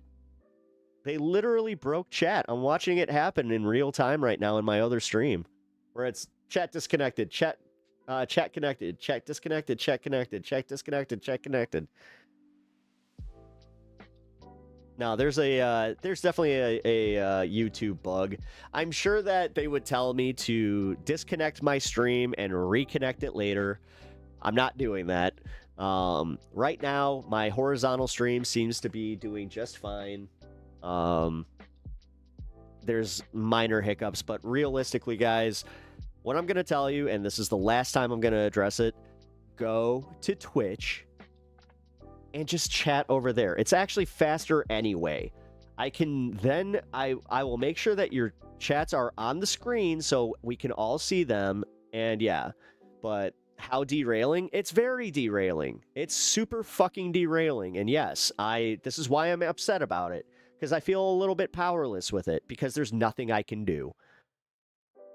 And I understand that it's probably pissing you guys off as the users of this platform, and you guys want to engage, you want to have your normal, chat ability, which is already hard enough with all the stuff that they do with chat, but okay, what the hell? Okay. Ooh, this put me in a mood because I just saw that somebody also just unsubbed. I'm like, you know what? Fuck this. This is literally the shit that I was talking about, like the mental health shit, or it's just like, yeah, great. I've literally had one day where I was just like, yay, I made it to 3K. Awesome. I've been here for 2 years, and now I'm right back to it, where I'm just like, maybe Matt was right. Fucking A. Anyway. Yo, Twitchy Twitchers, what's up? Don't forget, you got these awesome emotes too. We got the Pep Talks, we got the Stan, and we got Macho Man. There we go. We'll go Macho Man. Yeah, doing a little bit of Twitch over here now. Not getting the best results over on YouTube. Yeah, gonna be dealing with a little bit of glitches all over the place. Thank you for subscribing over on Twitch for your 3-month anniversary. Wow, it's already been 3 months over there? That's awesome, though. Thank you. Yeah, the subscriptions over on Twitch, you know what? Those are a big help. I'm trying to grow over there. Like, if I can reach 1,000 over on Twitch and actually, like, get consistently, just over 100 subs, I'd be, that would make me pretty happy. That would definitely make the, make life a little bit easier. But we're at 27 right now. Not bad, but it's this is the part that sucks about doing multi-platforms. It does confuse people, and this is why Vosh, I know, has his own site that, like, pretty much, like, if you want to donate to Vosh, you got to donate to his site. It's kind of like I've been toying with doing, like, the Patreon and stuff like this, but yeah, we'll figure it out. Twitch party, hell yeah. Well, hey, thanks, guys. I appreciate that. Like I said, if the chat starts bugging out over on YouTube, just remember Twitch is always active. The actual streams, I'm not having any interruptions on this. This is what's really crazy to me. I'm not getting an error report, which that doesn't make any sense. I'm gonna just say this right now. Since YouTube wants to do this and they don't want to give us any answers, I am going to say something here that I don't care. I just don't care. YouTube is really good about giving you an error report, and it's usually through a connection to your OBS, or it will give you one directly. Nothing on this one. And like I said, this is all because they're rolling out new stuff. Like, We don't even get 2 months. Like, this is what really fucking drives me up the wall, and I think that this is on purpose, is they get close to having their platforms running almost seamlessly, where you're like, oh, wow, I like this new feature. Oh, hey, look at that. Like, Twitch, they just did the vertical and horizontal thing. I swear to God, if the next thing that they do does not include that, I will start revising my fucking place on YouTube again. Because realistically, it's getting a little old, where I have to commit so much bandwidth to having 2 streams up. Why? I don't know, because they can't figure out how to have one stream that seamlessly switches from horizontal to vertical. Crazy. Yeah, new stuff. They can't even keep the old stuff together. Yeah, no kidding. It's almost like this is like it's fucking capitalism, dude. I'm so... the ever-growing enshittification of everything. Isn't it awesome?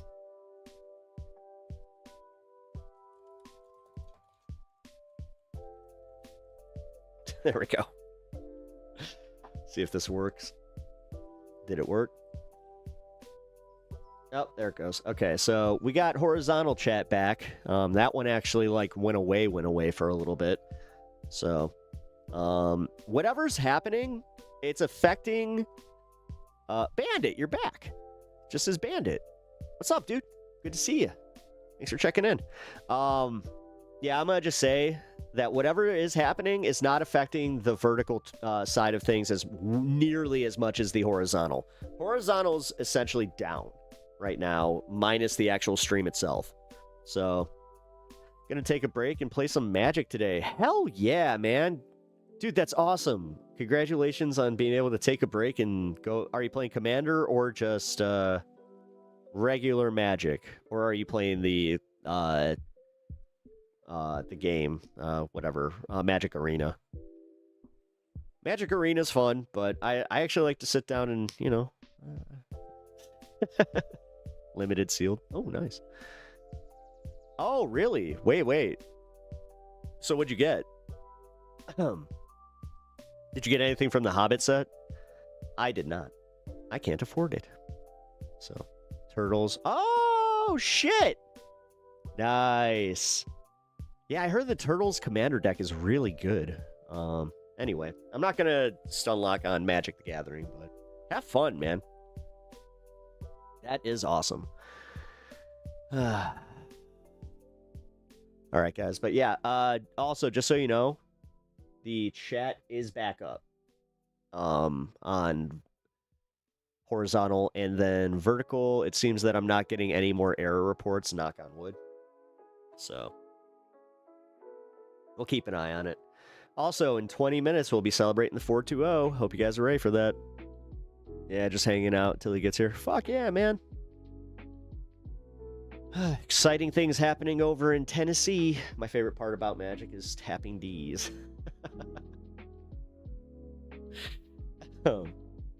Scotty, also, what's up, man? Just so you know, I'm having some problems over in the on the chat side of YouTube. I don't know what's going on as far as they keep having an interruption. So, wow, thanks, guys. I'm worried about whenever new TOS will be. Yeah, me too. Me too. The fact that it just dropped and like I mean, dude, they sent it to me directly. So that always tells me, oh, this actually, like, that means that they want me to read it. Because of every once in a while, I'll get it through my YouTube where they'll just be like, oh, we updated our TOS. Come and sign up. Or come in. You have to agree to the new TOS. And it'll be really short. This one is like a literal new TOS. YouTube doing YouTube shenanigans. This actually makes sense why GNN got reinstated. So this could be good. I don't know. I'm going to just say, like, I'm not happy with the way that it's going right now, but at least we got, you know, GNN back. Like, I'm starting to think that they went through appeals. They started realizing that they might be getting rid of the AI overview. That's what it might be. Oh, that could be good. That could be good. YouTube doing YouTube shenanigans? Yes. Yes, they are. But as I said, it has calmed down. It finally stopped. There's a YouTuber who asked for $50 to open Pokemon cards. People make fun of him. Good. People should make fun of him for that. What, to do Pokemon card rips? Dude, people do, like, this is why I got out of Pokemon. This is it. The scalping and these shitheads that are like, I have a TikTok channel where I rip Pokemon. Fuck you. The fact that I even fell for that because like some guy was just like, oh wait, you have an active channel? I'm like, yeah. He's just like, how many people do you have? I'm like, I have over 1,000 subscribers. He's like, wait, what? Because like he realized it was kind of funny. I will say this much. Watching TikTokers talk to a YouTuber like is kind of wild because for every million viewer TikToker, they only have like 30 or something subs. Like, it's crazy how that works, man. If I see Pep doing a whatnot show, I'm out. Yeah, you'll never see that. I just play games and ignore the merch. Yeah, Gen 1 got a native PC port recently. That's now in 3. Yeah, I kind of saw that, but I want an official port. Like, I don't know. I'm waiting for Pokemon Red to be released by Game Freak, whatever. Listen, guys, I understand there's much better games out there. Fucking Pal World is a better made game, plain and simple. But I also hate the fact that people suddenly forgot that it was literally built with AI that was generated by Pokemon. So when I saw that the Pal World cards came out, I will say I wanted to get the first set just to have it so I could, like, that one is one where it's just like, that could be an investment later down the line. But who knows? I didn't. Honestly, I don't care. Like, the FOMO fucking faded on that one pretty quickly. But yeah, it's literally like, dude, they built it as literally a ripoff of Pokemon, and then they were like, oh, hey, why don't we make this an open world game that you could also do some violent like, whatever. It's the culmination of the soullessness of gaming in which it is ruining video gaming. Like, if you guys just start accepting AI slop, even if it is well put together as far as like a coherent game, I don't know. Then at that point, are we just acknowledging that AI actually does do it better? Is that what it is? Or like, I don't know, man. That one I wrestle with. So the PC port uses the actual game. You have to supply a copy of the ROM yourself for it to even work. Oh, okay. So when you say it's 3D, it's technically more in line with like Pokemon Heart, or Heart Gold, like where it's just same game but just 3D. Okay.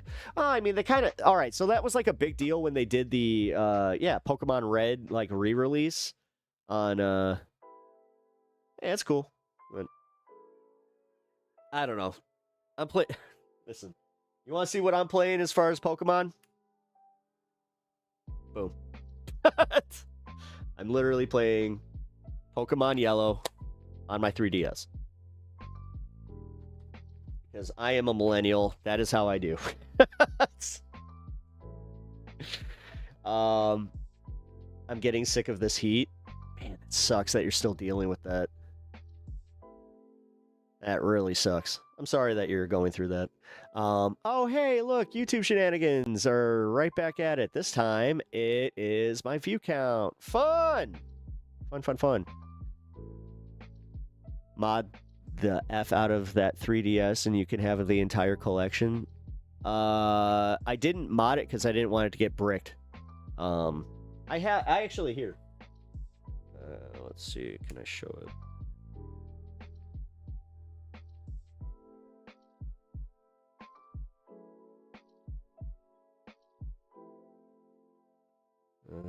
This doesn't give my location, does it? No, okay. I got a whole bunch of shit. I download it. Like, I have a card in here that, like, I downloaded almost everything off the Nintendo store that right before it went away, everything went on, like, hyper super sale. Everything was, like, 50 cents, so I was just like, screw it. I'll just download everything that's, you know, a buck or under. And then I also downloaded all the free games, so Joe Med, thank you. I appreciate that. Did they use AI? Last I heard, they didn't. But that was a bit of misinformation. I am not sure. Also, hope you're doing well. Joe Med, let me see. Because listen, if they didn't use AI, the big electric fucking mix between Pikachu and I almost call him Electrolyte. Oh my god. Not Elekid, the one that evolves from Elekid. You guys know who I'm talking about. He looks like a electric bunny.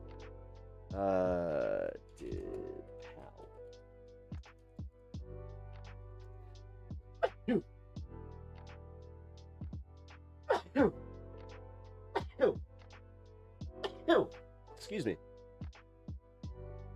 Developers at Pocket Pair and the studio leadership have officially denied using AI tools for the game's assets, stating that human artists draw thousands of concepts and sketch by hand. Okay.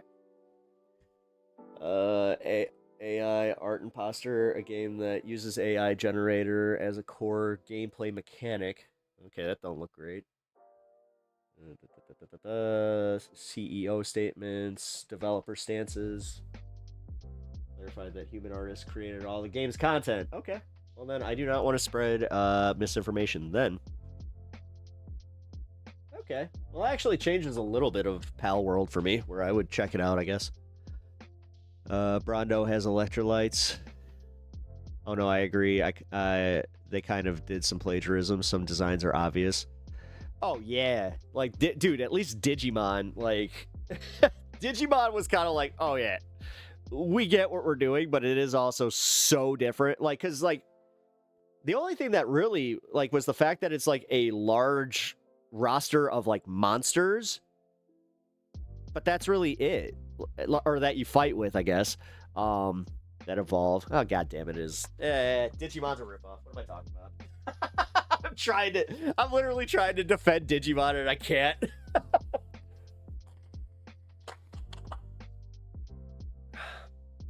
Digimon is actually just a really good game. Totally underrated on PS1, and then the card game is also super, super underrated. Actually, if you guys play One Piece, that's pretty much Digimon. Awesome, love your fishing page. What?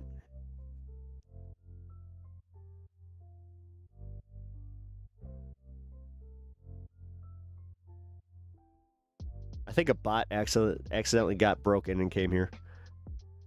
Did I put something in my chat that would, or in my comments?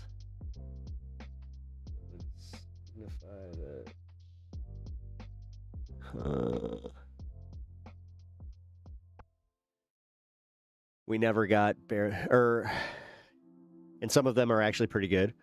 Oh, well, that's cool. Good fishing lure name. I see it. I don't fish. I mean, if you're making a joke about me fishing for, like, Republicans for, like, with my clickbait titles, hey, by all means, go ahead. Which, I don't know why, but my clickbait titles seem to work just as well on the other side of the political aisle. I've noticed that when I get my reports where I'm just like, Which, by the way, they do kind of label you guys by, you know, what kind of stuff you watch. So I'll get, like, an update, and I'll see, like, a name, right? And it'll be like, this viewer also likes blah, blah, blah. It's like, oh, okay. Is that Godzilla in the background? Yes. Now, he's the best fisherman ever. Like, if you guys, like, I mean, come on. He's probably, like, putting you out. Like, if you're fishing where Godzilla is, though, yeah, you might as well just give up for the day. He already ate them all.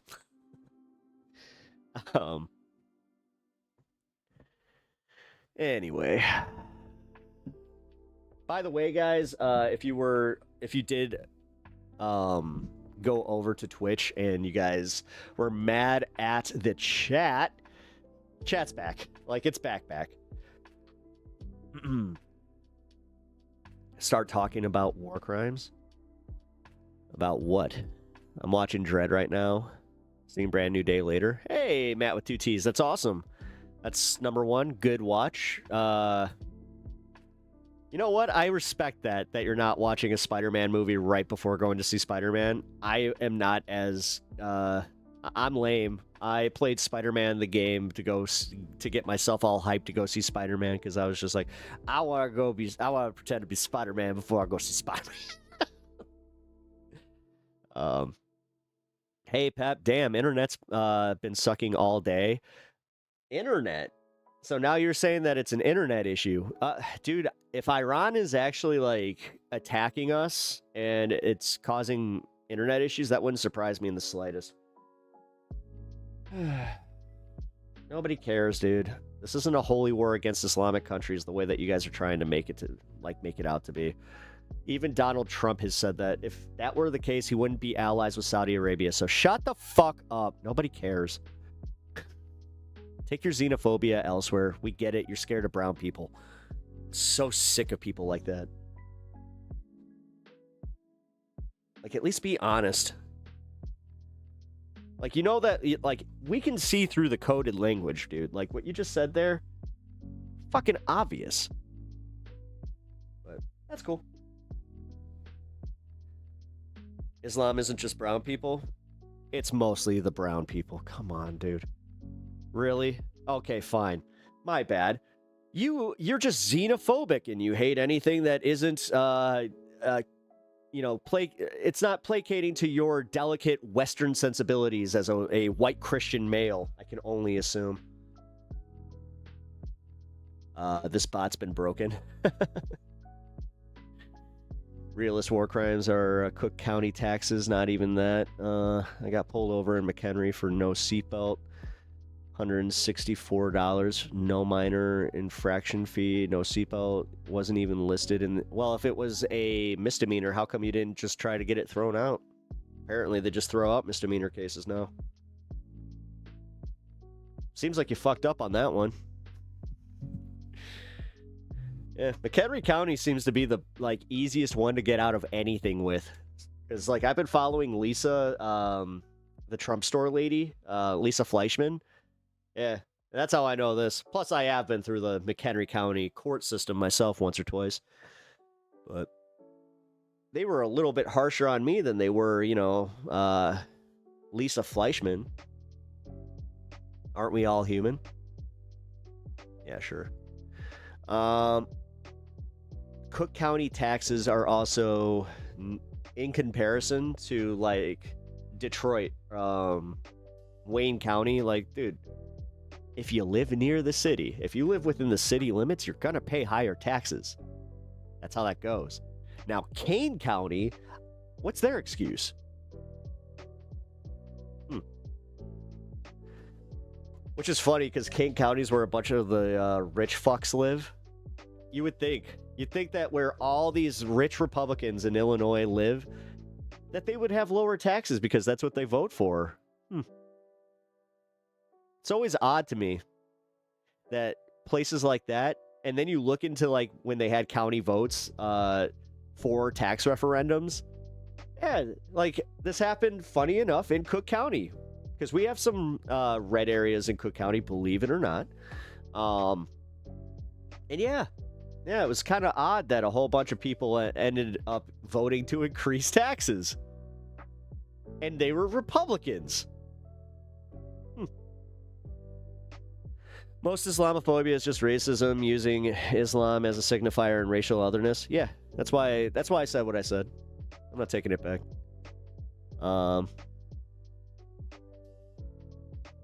own an amazing Spider-Man 2 outfit that I'm gonna wear under my clothes, so right before the ending, I will strip down, throw my sweats in my bag, and freak all the kids out when the lights come on.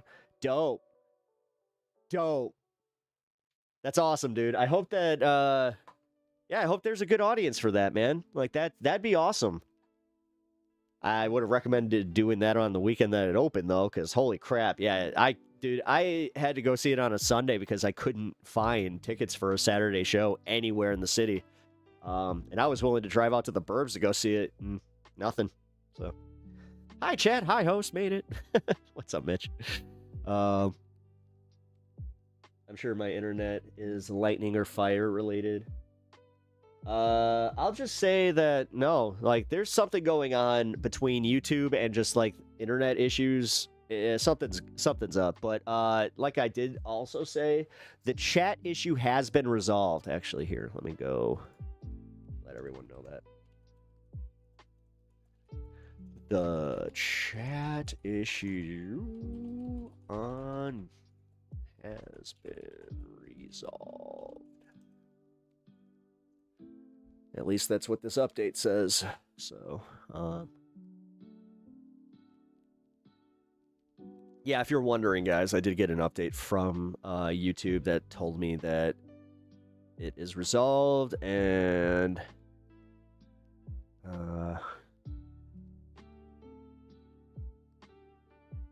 it should not have any more issues. All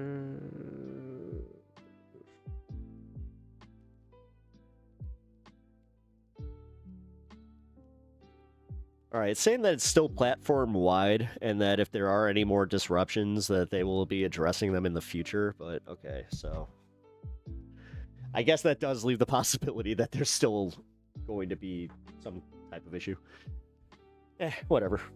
We prevail. That's what we do here. Same here, sold out everywhere.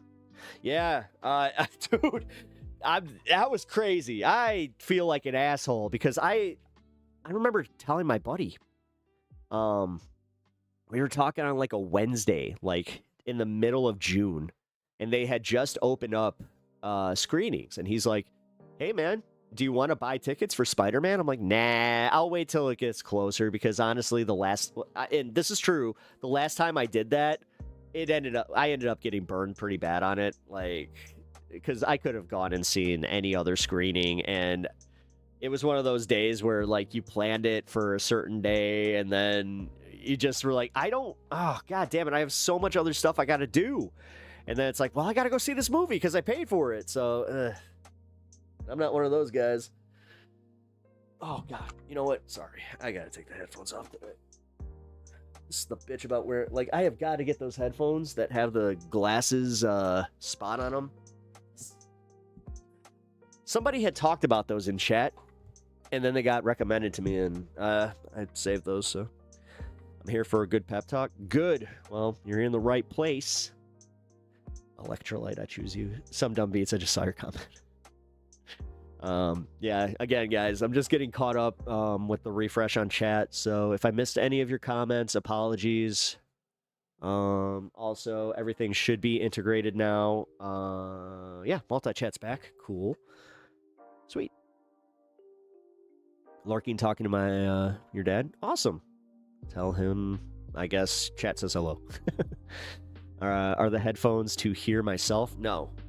It's actually it's to hear the clips and stuff and just kind of isolate myself. No, I don't feed myself back into the cans because I've never liked that because it's actually a little confusing, especially if you have like a minor delay. No. It's actually something I hated when I was doing my broadcast classes.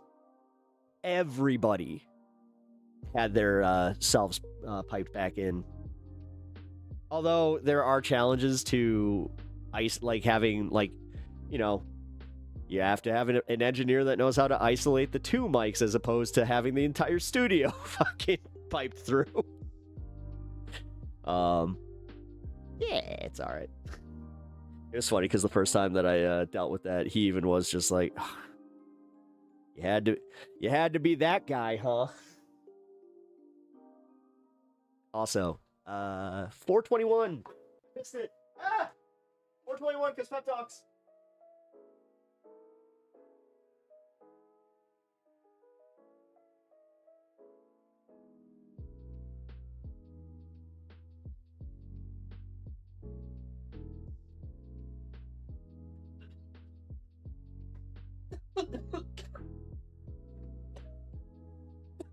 I did the song today.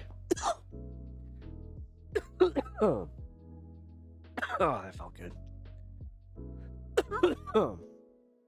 How long is Trump? What?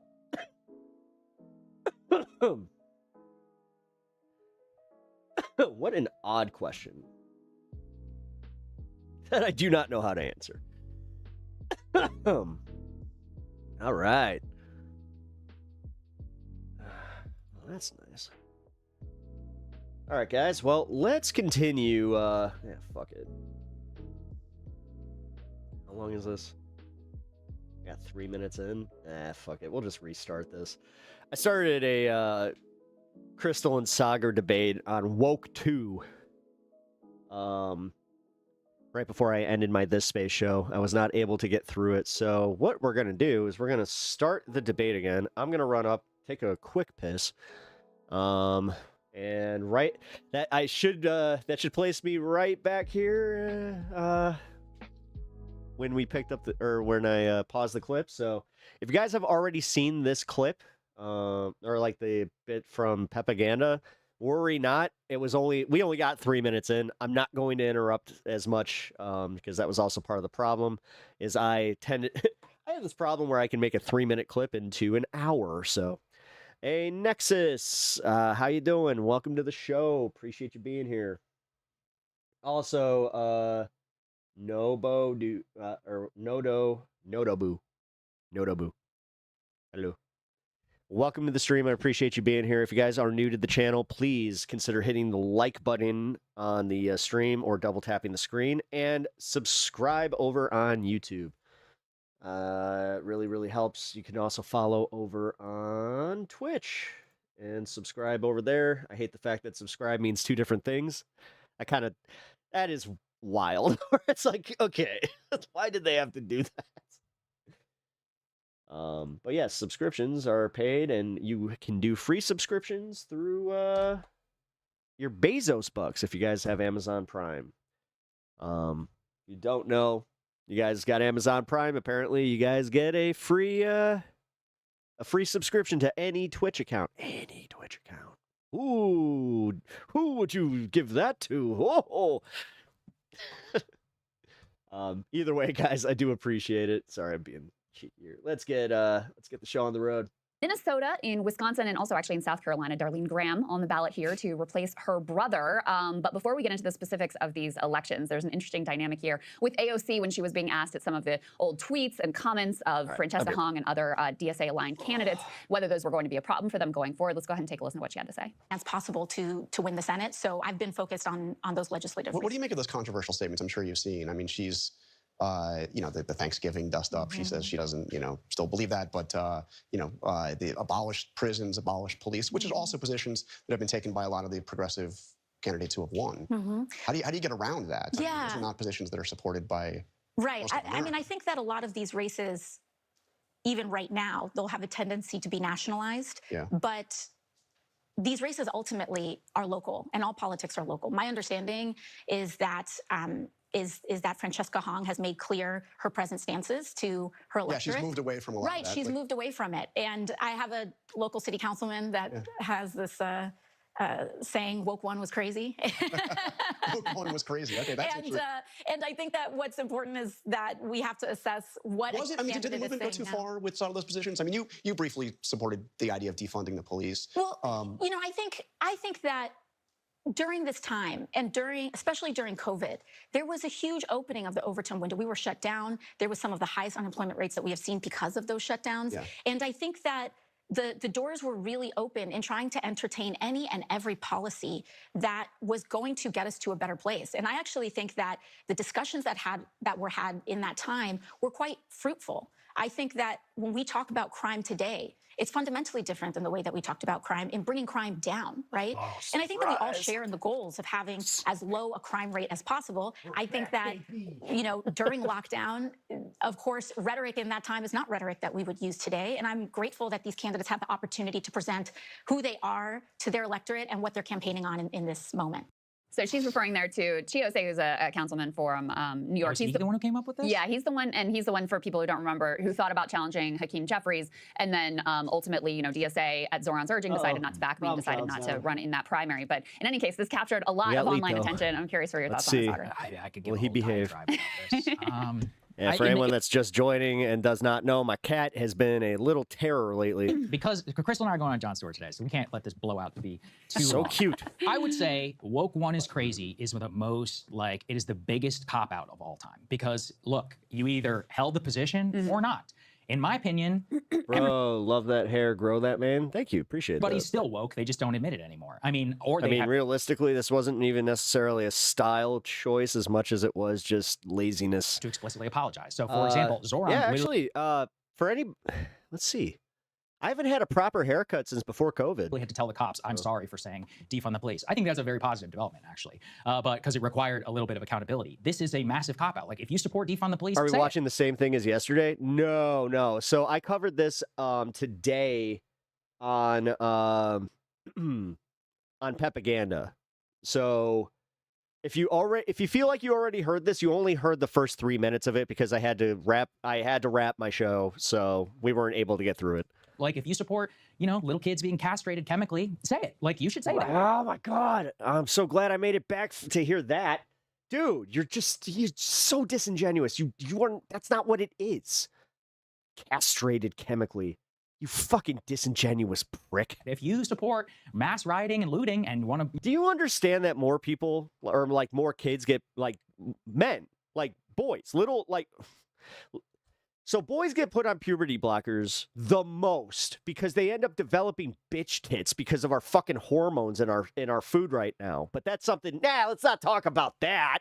Put your MLK quotes out there. You should, even though that's something that apparently RFK does care about. Yeah, or you should have the decency to tell people I was totally wrong and it was a total disaster. So people's lives were ruined. People literally died. The murder rate skyrocketed. It was one of the worst, in my opinions, movements of probably in modern American history. They almost lost the election because of it, and they tried to deny it for years and years and years. And saying woke one is crazy is just, it's not enough. Like, I would compare it to the way that you probably feel about Trump, and you want accountability. Your Trump regime, that's my woke one. Like, that was my woke one. That was my radicalizing event. Like, I lived through 10 years of actual total cultural Speaking insanity. of processed to just garbage, say, I know woke what one this was crazy. is. It's like, it's not enough for me. And I think for a lot of people too, be like, well, what do you mean by that? Like, to change your position. And I do think, a lot of these candidates trying to have it both ways is frankly bullshit. Like, Abdul El-Sayed literally lies about saying defund the police. He chickened out apparently on coming on the show because we were going to debate property tax. He just canceled for no reason. One of the things I was going to ask him was like, dude, you claim you never said it. You said it. We have you on tape. Why don't you admit that you said it? And if you change your policy, then you should say that. But a lot of these people just want to walk away. Francesca Hong today was asked about some of her old tweets, and I forget exactly what she said. She said, as somebody who was studying to be a sports journalist, I just wanted to put all my different hot takes and opinions out there. I'm like, no, like, you said Thanksgiving should be canceled. Like, you basically, you said you were uncomfortable at having a half-white son. That's fucked up. Like, you should pay penance for that. You should atone for that. And so, I don't know, look, I mean, she's not going to win me over ever, like, in terms of AOC. But for somebody else, if you hold those positions, we're going to have some serious cultural dialogue about what exactly all that means. So, yeah, I don't know. I think that they should take notice of the most successful DSA politician in the country, Zoran Mamdani, who had to straight out come out and be like, yeah, I was wrong. I apologize for that. And then appoint Jessica Tisch. Like, unless I see something like that, I'm like, I don't believe you. I mean, I think, so a few things. First of all, the conversation that you want to have is just not going to be feasible in this, like, Sunday show quick hit where she's being asked these questions in 30 seconds. And so I think what you see with her saying woke one is crazy, and with Francesca Hong saying basically, like, oh, look, I put on a lot of hot takes on Twitter. I don't stand by all of them. She cleaned up her Thanksgiving thing, like, no, I don't want to cancel Thanksgiving, et cetera. I think you see a recognition, an increased level of pragmatism among the left that you did not see at that point. And I think part of it comes from the fact, I mean, first of all, just it was an intense time with COVID and lockdowns and BLM and George Floyd being murdered and all of these sorts of things. So part of it is that. And part of it is the fact that now the left has a real chance to actually be in power.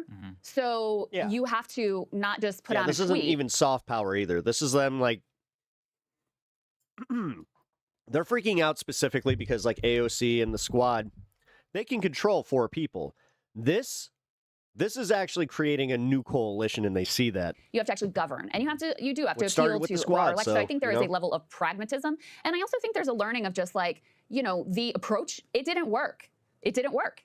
To your point, it led to a backlash. there was never any criminal justice reform that was passed. You could point to some local examples, sure, but coming out of Black Lives Matter, there was no mass criminal justice reform at all. The police were not, in fact, defunded. And so I think there has to be a reckoning with that. That's also why I hate it's a positive step forward like, they for people defunded like the police. to be able to say, okay, it wasn't strategically savvy. I don't think we're in that same place. Here's where I actually stand, and be able to move forward. So, I understand what you're saying about AOC. And listen, she still holds position that you just disagree with. And Francesca Hong also holds positions that you just don't agree with, and Zoran does as well.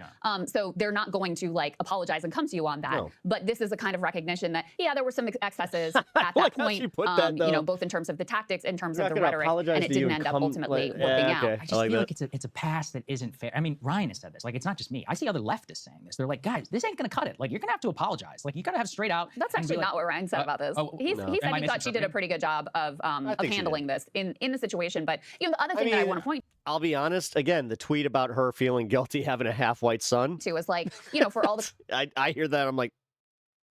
Conversation about woke one and all the criticism that I had of it and have of it, continue to have. You did choose who your partner was. Have of it. There is a very authoritarian woke two under the Trump administration right now that has a far wider reaching and more powerful effect, where you're not just talking about Ben Shapiro getting shouted down at a college or whatever. You're talking about people being deported. You're talking about people being arrested. You're talking about mass surveillance, NSPM7. And so it's also hard for me to get worked up about that at this point, given the way that specifically quote unquote anti-Semitism is being. That's sick. A disingenuous graphic though, or such a that's such a disingenuous graphics. AOC says woke 1.0 is crazy, but she did. Used to imprison people. I mean, she did. But yes, is it technically taking it out of context? Trust me, man. I talked about how I do clickbait here. I get it, but to a degree, it is like, well, wait a minute. You already have the viewer.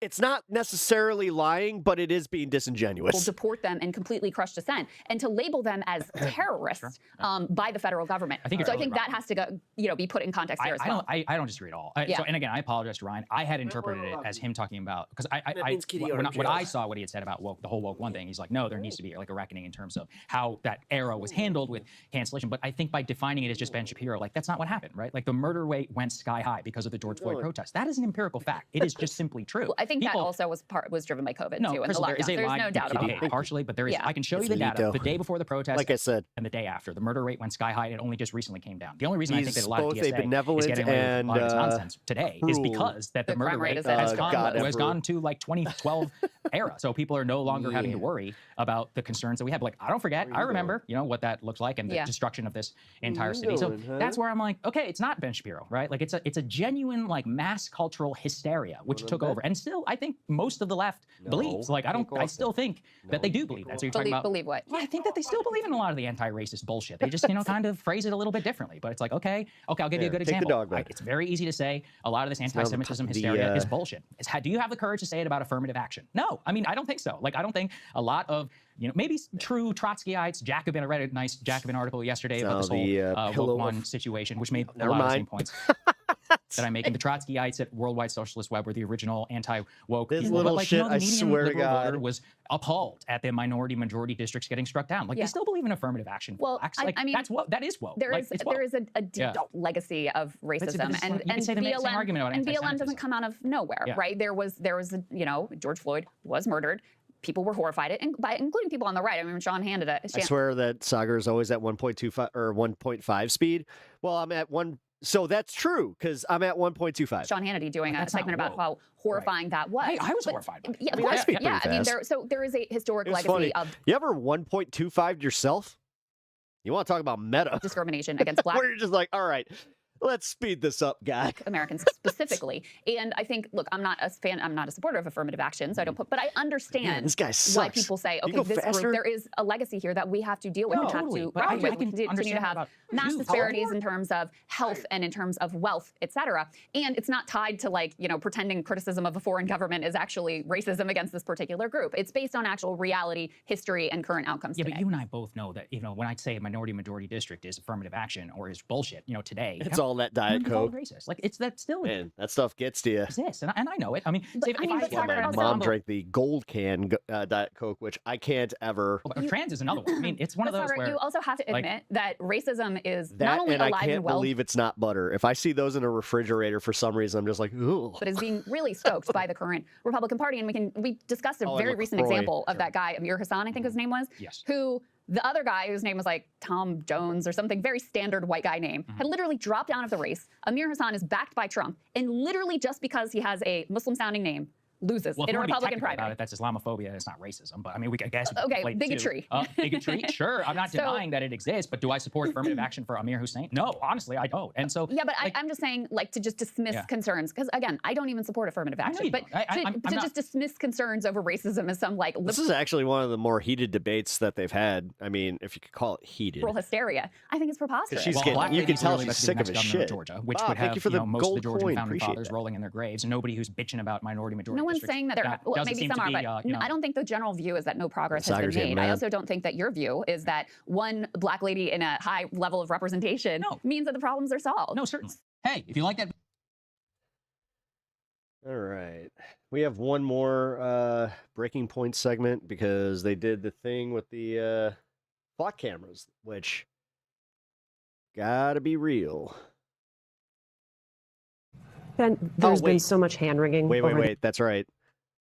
Trump is actively engaging in political theft. Yeah, let's do this. These Democratic primaries, and I think that misses the point, given that the axis on the Democratic side is one of policy preference, and the axis here is like, do you believe in democracy or not? What do you see as the stakes of today's elections? Yeah, Alicia, my head was going there too. We'll probably spend a lot. You're back for OT. Time talking about 7-year-old tweets about 7 different a.m. holidays to 9 p.m. from Democrats, and meanwhile the people on the other side literally want to dismantle democracy. I think that's a little bit more extreme. Look, this matters. I mean, to pick up on something Vaughn said, one way you can imagine this is remember back in 2020, Hell yeah. when it was Republican elected officials in a state like Georgia, Brad Rassenberger, the Secretary of State, who said no to Donald Trump.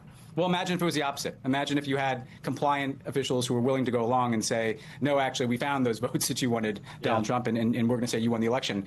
We can see the types of scenarios that would be concerning now. Any effort to federalize the election, any presence of the military or ICE at polling stations to potentially intimidate people, any effort to seize ballot boxes based on phony allegations of fraud after, any effort to pressure officials like these people that may get into office to not certify election results. There's no reason to believe that Donald Trump isn't going to do what he's done in the past when he's lost election. I've gotten to the point where I don't care anymore. We'll all be gone in 100 years anyway. The left wants to destroy this country, so be it. Hey, John Cena's, he's had it. He's like, you know what? You can't see me. 2020 and try to claim some form of fraud and try to get enough people to go along with it. So this is all just kind of playing out in extreme slow motion.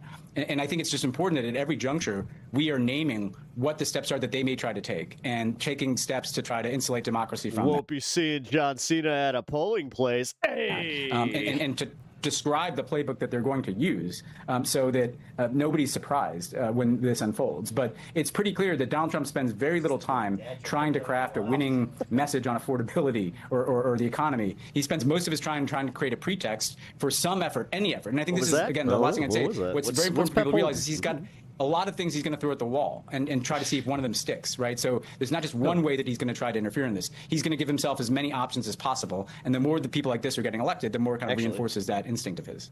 Well, and the more you have backup singers like Peter Navarro who are breathing new life into the big lie. I want you to take a listen to what he said just yesterday to Steve. Speaking of glass stems, so I forgot like that I did this. So back in the day, I bought my wife something cool from Steven Singer, which again, not sponsored by them at all. It's just a place that sells like jewelry, and they had these gold dipped roses. Yeah. So I got her a few of those throughout the years, and I finally like put them in a vase. It was really cool. I saw them like in the sun. You can actually see like the original like veins in the flowers, and it's really cool, man. So I don't know. I usually I would never even think about like going to bat for something like that. But if you're looking for one of those types of gifts, that's a good idea. About the evidence that they are still looking for. I'll have some good husband, sir. Oh, thank you. Good stuff for you this week. I've been digging through all of the stuff that John Solomon has been able to get out into the public, which has been, of course, ignored by the legacy media. But I'm doing my job in packaging that in very easy to we're destroying the country by wanting everyone to have a better, more affordable, dignified life. Ooh, scary. Understand messages and op-eds. Well, they literally, dude, they buy into the fear-mongering. You understand that this is how effective Fox News and the Republican Party and Donald Trump and all these people's like bullshit is? That there's always an enemy at the front door. Always. This is literally, they live with this mentality. Think of like the conservatives that, that the way that they talk about home defense. Like they literally are fantasizing about some disenfranchised person coming to their home to take what they have. And they want to protect their home. So they're going to stand their ground. Like, it's all this fucking like oppression fantasy thing. It's like they love being victims. So they are always think like with the full on victim mentality, like, oh my God, we have to protect ourselves, which there's a line, bro, to the point where it's like, so now you're starting to impede on others existing because you feel threatened. Like literally see, like this is kind of how it is where they're just like, oh, I see brown people. I don't like that. We need to clean it. It's literally just fucking. This is what's so wrong, Steve. Fucking not racial genocide. What is it? Cleansing, ethnic cleansing. With just about every journalistic outlet except War Room. It's like they won't deal with the hard truth. And also, why are we still listening to Peter Navarro? What happened in 2020? He's not even a real doctor. A reminder, his title is Senior Counsel for the President on Trade and Manufacturing, and perhaps he should be focused on that, Eddie, instead of spreading election lies. I mean, these season one characters won't give up. Absolutely. And, the season one characters won't give up. I like her. We're about to start the semester. Like her. Everything that Ben Rose just said, I would circle on his paper and write exclamation points in the margins. He's absolutely right. I think we need to understand this from two angles, right? They're going to try to limit who can vote.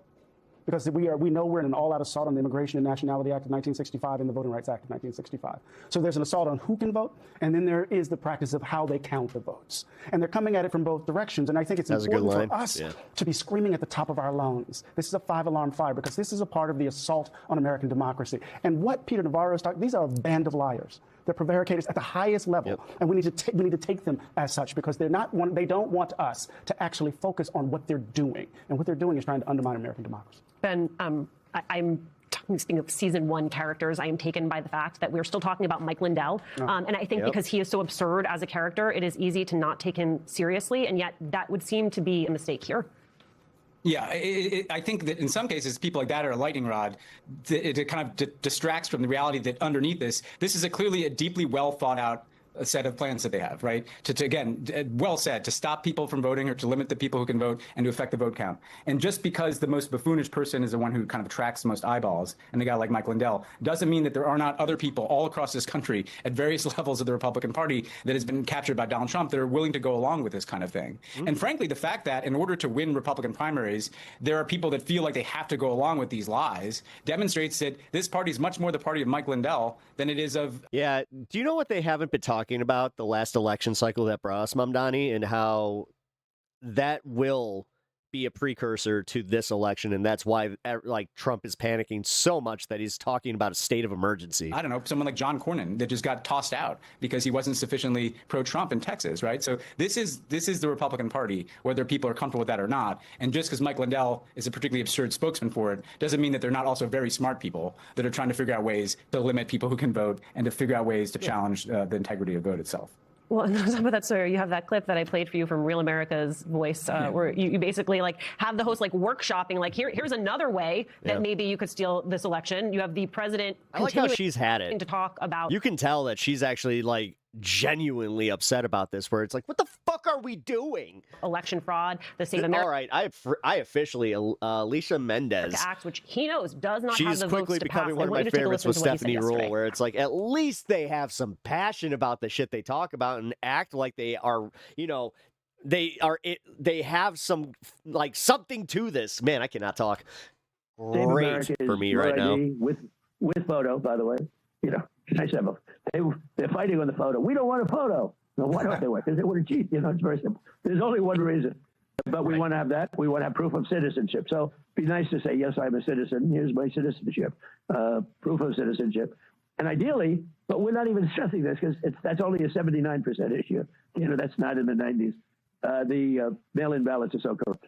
You know that. Right. They're so corrupt. I am not sure, sorry if my head is spinning from the content or from that graphics package, but it is spinning. I mean, he will not take no for an answer here. Yeah, Alicia, I don't know about you, but when I talk to folks who aren't in politics, just out in the street about what's going on, they ask me all the time, do you think Donald Trump is going to steal the midterms? Do you think he's going to try and steal the next election? And I say, no, Donald Trump is not going to try and steal the next election. Donald Trump is already trying to steal the next election. I mean, it's insane. What he's already done is enough to warrant, I think, charges. He's ordered red states to go after. That's what I said. I literally, dude, wow. Mid-district, mid-decade gerrymandering, rather, to steal as many seats as possible. He's stacked the DOJ and intelligence not agencies smart by any means. sycophantic No, loyalists. but the people, like they kind of said, the people behind him are. Who will do whatever he says. He's ordering states to hand over throws voter rolls. numbers out there. And he's already seized ballots from the 2020 election. I mean, this is a president who is actively engaged. The saddest part is that Poly Market and our stock market also listen to those numbers and somehow take them for at face value. In an election theft. And if I think Democrats are wise to do what they can right now to make preparations. I think they're wargaming all possible scenarios ahead of the midterms. But I also think they need to make clear right now that there's going to be charges against local, state and federal officials who try to, tamper with our elections. They need to make clear that, Donald Trump can't pardon you out of state charges. We're going to come after you if you try and, subvert the will of voters. I think that needs to happen right now because, he's clearly already taking. Yeah, Governor Pritzker already came out and said that. Maximalist steps to try and, that was pretty smart.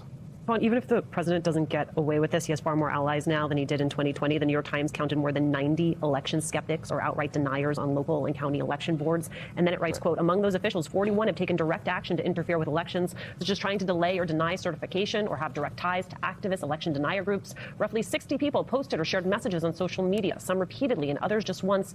How does that not automatically disqualify you from being part of an election board? I mean, dude, jury duty has fucking better guardrails than this. Questioning the election results in 2020 or supporting other conspiracy theories. So today, of course, our focus is on these governor's races, on the Secretary of State races, but what kind of damage can these people whose names and faces we may never know do, Vaughn?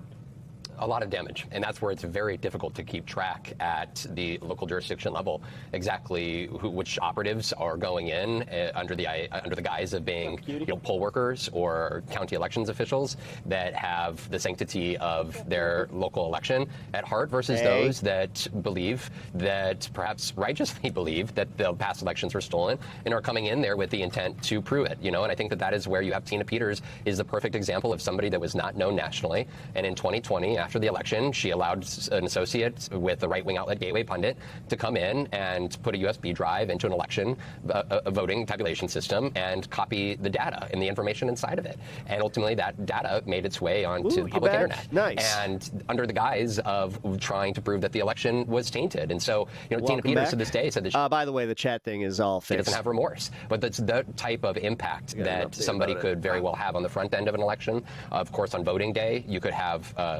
machines that are tampered with, or there is that reality. Volunteer to be a poll worker if you can. Prevent that spot from being held by any one of these lunatics. Yeah. Tony Evers in Wisconsin. Yeah. Francisco Aguilar, Secretary of State of Nevada. I was thinking about doing that, but I know it's already too late. You had to have your application in. I think it was by January. They would actively resist FBI efforts to break the chain of custody if FBI agents, for example, were to try to seize ballots on Election Day or after Election Day. And it's going to come down to those local officials and the extent to which they are able to effectively not only work in good faith, but also work efficiently within the justice system to try to protect the sanctity of their local elections. There's a lot of dynamics, not to mention the fact that some folks may be working next to poll workers or other county officials that have a very different view and vision of how this election should be run. Adi, you raised your hand as though we were in class. I just wanted to underline, given all that we've talked about, we shouldn't be talking about ideological differences with policy differences within the Democratic Party. We need to be focused on these folks who are trying to undermine our democracy in this moment. Okay.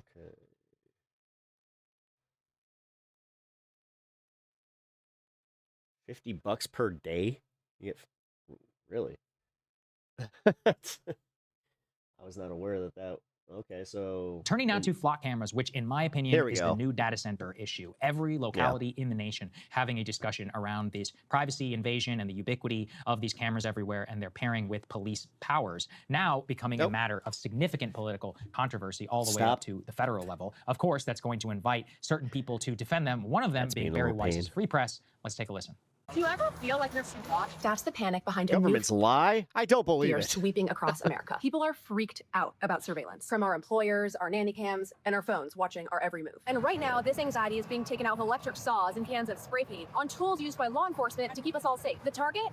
Flock safety cameras. In upstate New York, someone cut down a flock safety camera with an electric saw. In Oakland, California, another was covered in paint. And in Idaho, someone rammed one with their truck. And in good old Florida, a man just sits in his lawn chair with a cardboard held up for the lens. Since January, roughly 23 cities have canceled their contracts or shut off their flock camera over Fourth Amendment concerns. There's even an open source intelligence website, Deflock, that's finding these cameras so people know exactly where to vandalize them. Here's what's actually under attack. In 2025 alone, the system helped locate 10,000 missing places. About 27 people a day, or about one every hour. Over 40% of agencies said Flock helped recover over half of the stolen vehicles in their jurisdiction. In Indiana, an infant She loves that tasty boot. abducted at a shopping center was found in under 2 hours. In Ohio, a missing girl was located in under 30 minutes. And this is the tool that people are treating like the enemy. It is fair to have concerns about how companies use and track our data, but that's not what these cameras are for. To be blunt, they're not interested in you, unless you're a kidnapper, a thief, or someone who intends to do harm.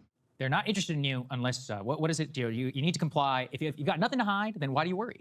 This is, vintage privacy arguments from like the War on Terror era. But this is where it actually bears investigating. What do you have to hide? It's like, okay, are these claims even true? Yeah, except the thing is, I hear that from just normal Republicans. Let's put the next one up here on this. And then they're the same, the same ones that are just like, government overreach anytime. Like, when they're getting Deweys. Come on, let's be real. And we've gone through some of this before. 1 in 3 alerts wrong. High they error love rates Big Brother. and data concerns force cities to unless there's a Democrat in charge, then all of a sudden they're just like, they're watching us. Drop flock. A 32% LAPD false positive rate and immigration data fears have pushed 82 contracts across 28 states to collapse. They say that an LAPD audit reveals that flock safety cameras produced a 32.3% false positive stolen vehicle alert rate, and at least 82 municipalities have canceled them. More than 5,000 cities now currently have flock cameras, which are scanning license plates. Again, most residents never voted for it. 30 localities apparently just deactivated them since early 2025, and that number continues to grow. But I feel like the LAPD in particular, they really think we're stupid. Yeah. The thing is, your average person, this is like the new Luigi debate online. Your average Republican and Democrat hate flock cameras. One of the largest. And they know exactly what they're doing. They know exactly what Peter Thiel's doing. They hate everything about this. And they're just trying to use the social media spaces to try and gaslight America. But if you talk to anybody, like just in your communities, they do not like this shit. What is the second largest city in the nation? And then if you even if they are somehow spewing their propaganda, and just parroting this shit, all you have to ask is well, then do you care about the Constitution, the Fourth Amendment, and living in a police state? Because I thought that America was better than this. Being one of those who is going to come out and say, hey, purely based on this is also what happens when you fearmonger 24/7 for 20 plus years to a bunch of baby-brained morons. Reasons I'm not going to put morality in the LAPD. I don't think those two things to go together. They're not worried about privacy or any of that. For them, it's pure business. They're like, we used it and it got a false positive rate for a stolen vehicle. We've covered some of the stories here. Terrifying incidents of people being pulled over and finding themselves I said, this is one of those bipartisan. This is where they always want bipartisanship, but they hate when there's actual bipartisanship amongst the general public. Luigi being my prime example. This one, like I said, they are terrified that in every locality, everybody's just going, nah, no flock. At gunpoint, or others being accused of false or of having a stolen vehicle we covered previously. The guy who drives cars for a living for dealership plates, he got surrounded by police on some sort of a false incident. And I think there's just a bigger question. She talks about these companies are not interested in you, but they do have all of the data, so they are interested. And also, it's not the government that has the data; it's the private company themselves. Yeah, and then they're talking about arresting you for pre-crime. That they have to running it through an algorithm to see if you will be flagged for for just know, they suspect you might do a crime later. So then they're like, well, we have to make sure that you're not going to. By X, Y, and Z privacy Trust records. Is me, there an that's audit next. of it? Like, what are the internal controls? What exactly, recourse do I have as a citizen to make sure that that is not being improperly used? And this is everywhere. Yeah. She also says DFLOC is an organization for people to vandalize. That, again, by that definition, Waze is a terrorist tool because I know where every cop is on I-95. That framing was so That's what I dishonest. mean, right? So like they're like, oh, by just knowing where it is, that in and of itself is a tool of vandalism. I'm sure cops hate it when we mark them on Waze. Yeah, because not no even precogs. They're not even using human minds to do it with. Like they're using AI algorithms. All of this has required which can't be manipulated at all. And hiding from people what is actually happening in their own towns. So they do see DFLOC as, the CEO of the company who later apologized, called it a terroristic organization because it is providing people with just transparency and information about what is happening so that they can politically organize and act on it. It is so dishonest in her little, vertical video to not talk about any of the instances of misuse that have been documented. I'm not even talking about the false positives where police really think they got the bad guy and then they come in, we'll show you one in a minute, and create very dangerous situations, by the way, not to mention this is a waste of police resources because they're going after the wrong person. Meanwhile, the person, whoever they're trying to get, is getting off scot-free. I'm talking about the 50 police officers who've been charged with abuse of this system, using this to stalk. Tell me that FLOC is not interested in you unless you're a kidnapper or a thief, etc. Tell that to the woman who was stalked by her abusive ex, whose child was also stalked by the abusive ex, whose, the future partner is also stalked by, so it's such incredibly dishonest and selective framing. She also uses the stats that come directly from the company. This is like basically a FLOC camera press release that they put together for the free press. To give you another example here of, a really dangerous situation because of a FLOC error. This is a local news story about the wrong person being aggressively pulled over on an interstate, cops jumping out, guns drawn, and it wasn't even the right person. Let's take a look at that. This is D4. Good morning. Yeah, quite the mix-up. Brookfield police say they pulled over a car because FLOC camera flagged it for connection to a Milwaukee homicide investigation. Well, turns out Brookfield. Quite the mix-up. Not just wrong person, but also wrong car. Take a look again at that video that you see here. You can see multiple squads on I-94 in Waukesha County, officers with guns drawn, and a passenger sticking their hands out the window. Police pulled over the car after a FLOC camera flagged it again for Milwaukee homicide, but when Brookfield police called Milwaukee, Milwaukee said they no longer needed the car or the people inside, so officers let them go. That's according to Brookfield police. How long until this gets someone killed? If you're a normal person, it reminds me of the ICE stops with like the unmarked vehicles where people think they're being carjacked. Like if you're a normal person, look, these are marked cars, so to be fair here, but you're not expecting to have this aggressive. You're on an interstate don't forget and they're that pinning you in. ICE is going to be able to use FLOC cams now. And coming out guns drawn. Most people don't know how to react in that situation. You make one wrong lawsuit, move, next there's thing you going to know, be you've got a person who's killed. And there's the already death a on bunch the that are conscience coming of through the officers too, by the way, pipeline. all because of the stupid tech that got something wrong. It is a very disturbing situation. And I get that there's no doubt they're helping to solve some crimes. There's no doubt about it. You're right. But you have to ask the question, where do you draw the line? Because that logic will work forever of, okay, well, if we just put cameras on every street, if we just put cameras in every building, if we just put cameras, activate your phone camera in every house, then no one could ever get away with anything. And then they'd have 100% compliance with the law. Is that worth it to you? So where are you going to draw the line? And I think many Americans at this point are drawing the line before we get to FLOC cameras. There was a man who was arrested in West Virginia for vandalizing a FLOC camera, and the Facebook post about his arrest put D3B up on the screen. I have no idea what you're talking about. 29,000 plus comments, and all of them are like, yes, couldn't have been him. He was with me. We're helping orphans. Yeah, It's couldn't have been him. He was helping me make a tank setup for some snakes. He was saving my neighbor's dog from a fire all day. Couldn't be him. Arrested for doing community service is wild. Couldn't be. He was canoeing with me that day. This is literally, I can't say 100%, but this is like 99% of the comments that were left on this post to give you a sense of how much this has disturbed the population at large. And I think that the private angle really matters here. It's a company with no, like for example, their trust center says every search is recorded, logs and review tools to help agencies check usage.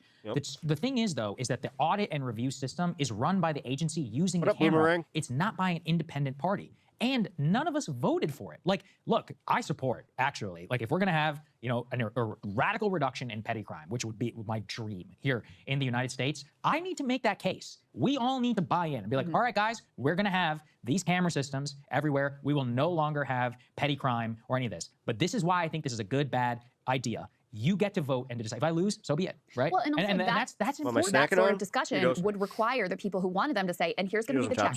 Here's how we're going to make sure that when the police department implements this, there's not going to be abuses of police officers randomly stalking their ex-girlfriends, the mother of their children, or whatever. Don't threaten me with so a you good would have time. those systems put in place. Instead, this is the wild, wild west. People didn't have any idea this was happening. There was no democratic accountability takes or care check. of its So now you citizenry. have this, I think, increasing. I mean, I haven't least seen any now. polling on it yet, but you were talking about how you searched this, and every local news station is picking up on I was this gonna end on that. because it really They're is like lapping us becoming hard, this man. flashpoint. And it ties back to the Francesca Hong thing. She's picked this up in her campaign too. Very savvy. Free advice for any politician. When I was researching the story, every single I'm talking about Wyoming, flock cameras, Chicago, flock camera, Texas, flock camera. Every single negative headline. Everyone is about communities getting upset, vandalism, about debates. Local news organizations are running polls. Should we have flock in Cheyenne or something? It's like small, not small, but by our standards, it's small. Like, this is not a national issue yet, but it's like data centers. I can smell it. Like, when there's local news, these people, like, they know exactly like what's capturing attention, right? That's why they cover crime and they live in the community, finger on the they live pulse. there. Like, they know what gets attention. If they're all writing on flock and it's all negative, free advice for any politician out there. And like I said, if you want to defend it, like the Free Press and all that are doing, it needs to be taken to a ballot. A locality must vote on whether they want themselves, to be surveilled all the time. They need guarantees, independent audits, and none of that's happening. That's what's so terrifying about this. And there's no, it's like opting in just because the cops like it, they get to do whatever they want to do. Like, that is the inverse of what a civilian force we grant extraordinary control should be able to be able to do to us. So that's my last thing. We have to have a democratic actual process surrounding this. And if we come around on it, then that's fine. But I don't think that's going to play out right now. Let's get to David Dan. He's standing by. Hey, if you like that video, hit the like button or leave a comment below. It really helps get the show to more people. And if you'd like to get the full show ad-free. All right. I think we're good on that. Shit. Yeah, dude, I was about to say that was Barry Weiss. Go figure. That's crazy. So the Trump administration is essentially putting that out there. Cool. Yeah, but then they're the ones that are also just like, oh, hey, Republicans, you guys can totally run against flock cameras. Just make sure that you don't actually do anything about it. I ate my chopsticks with Cheetos. Well, what can I say? I'm a classy bitch. This was weird. Just random story. Vanessa, you said it. This is one of Mayor Mamdani's signature moves intended to make the wealthy pay more. But now this so-called Judge pauses Mamdani's wealth tax. pied-à-terre tax is facing a new legal challenge. Here's what we know and where things stand right now. The tax, of course, targets people who live outside New York City but own luxury second homes here, worth at least $5 million. The mayor began notifying property owners in July that they might be subject to this new tax, but some New Yorkers say they got those letters even though the property in question is actually their primary home. A state Supreme Court judge on Staten Island ordered the injunction. It alleges the administration improperly placed the burden of responsibility on homeowners to prove they don't owe this tax. The injunction does not mean that this tax will not eventually move forward. For now, though, it's on pause while the case moves forward. The mayor's office releasing this statement saying, quote, "We disagree with the ruling, but we are confident in both the pied-à-terre surcharge and the city's ability to implement it fairly and effectively." Okay, so yeah, this isn't just like an over. So they're not. It's not a stay. Out here live. Or is it just a stay? Wait. Mamdani has also criticized the attorney behind this lawsuit. That would be former First Deputy Mayor Randy Mastro, pointing out that he has recently sued the city 5 different times. The pied-à-terre tax itself was approved as part of the state budget. The next hearing is August 31st. Judges should probably get out of his way. We are live outside City Hall. I'm Julie Millay, Pix 11 News. All right, Julie, thank you so much for that report. That was it.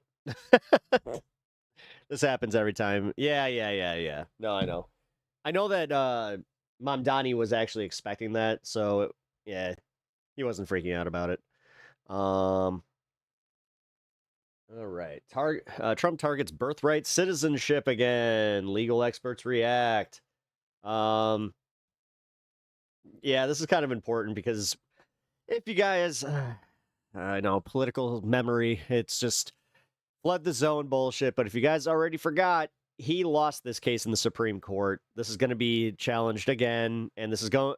the thing about the Supreme Court is, at what point do they start actually punishing the Trump administration or sanctioning the Trump administration for for going and trying to relitigate their decisions like this? Like, I don't know, man. Like, if I was on the Supreme Court, even if he was giving me like the things that I wanted, I'd feel pretty fucking stupid. I mean, realistically, their legacy is torched.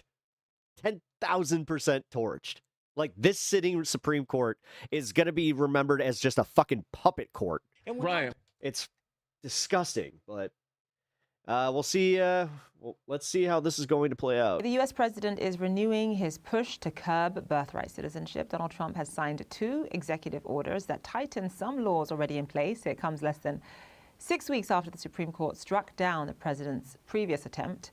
One order targets alien enemies and members of foreign terrorist organizations in categories of people who lobby and act on behalf of foreign governments, making children born to people in these groups ineligible for birthright citizenship. The second executive order focuses on so-called birth tourism, which has been a focal point for immigration hawks. Listen to White House Deputy Chief of Staff Stephen Miller. Man, I hope you guys understand how much damage this is going to do for the next decade. Put this in the top 3. Just remember, whoever's in power, like on the Democratic side after this, I'm just going to say it. I ain't playing the game that we did with Biden. If anybody tries to get me like up in arms about something, I'm gonna just be like, I don't fucking care. As long as they're not doing as what Trump, if they're not continuing Trump's bullshit, I'm good. Importance, because it ends what has been one of the gravest. I mean, I do have more standards than that, but just in general, it's like, God, because like every fucking day, I'm just like, how is this gonna get worse? And then, surprise, most egregious abuses of the American system, and it keeps American citizenship safe.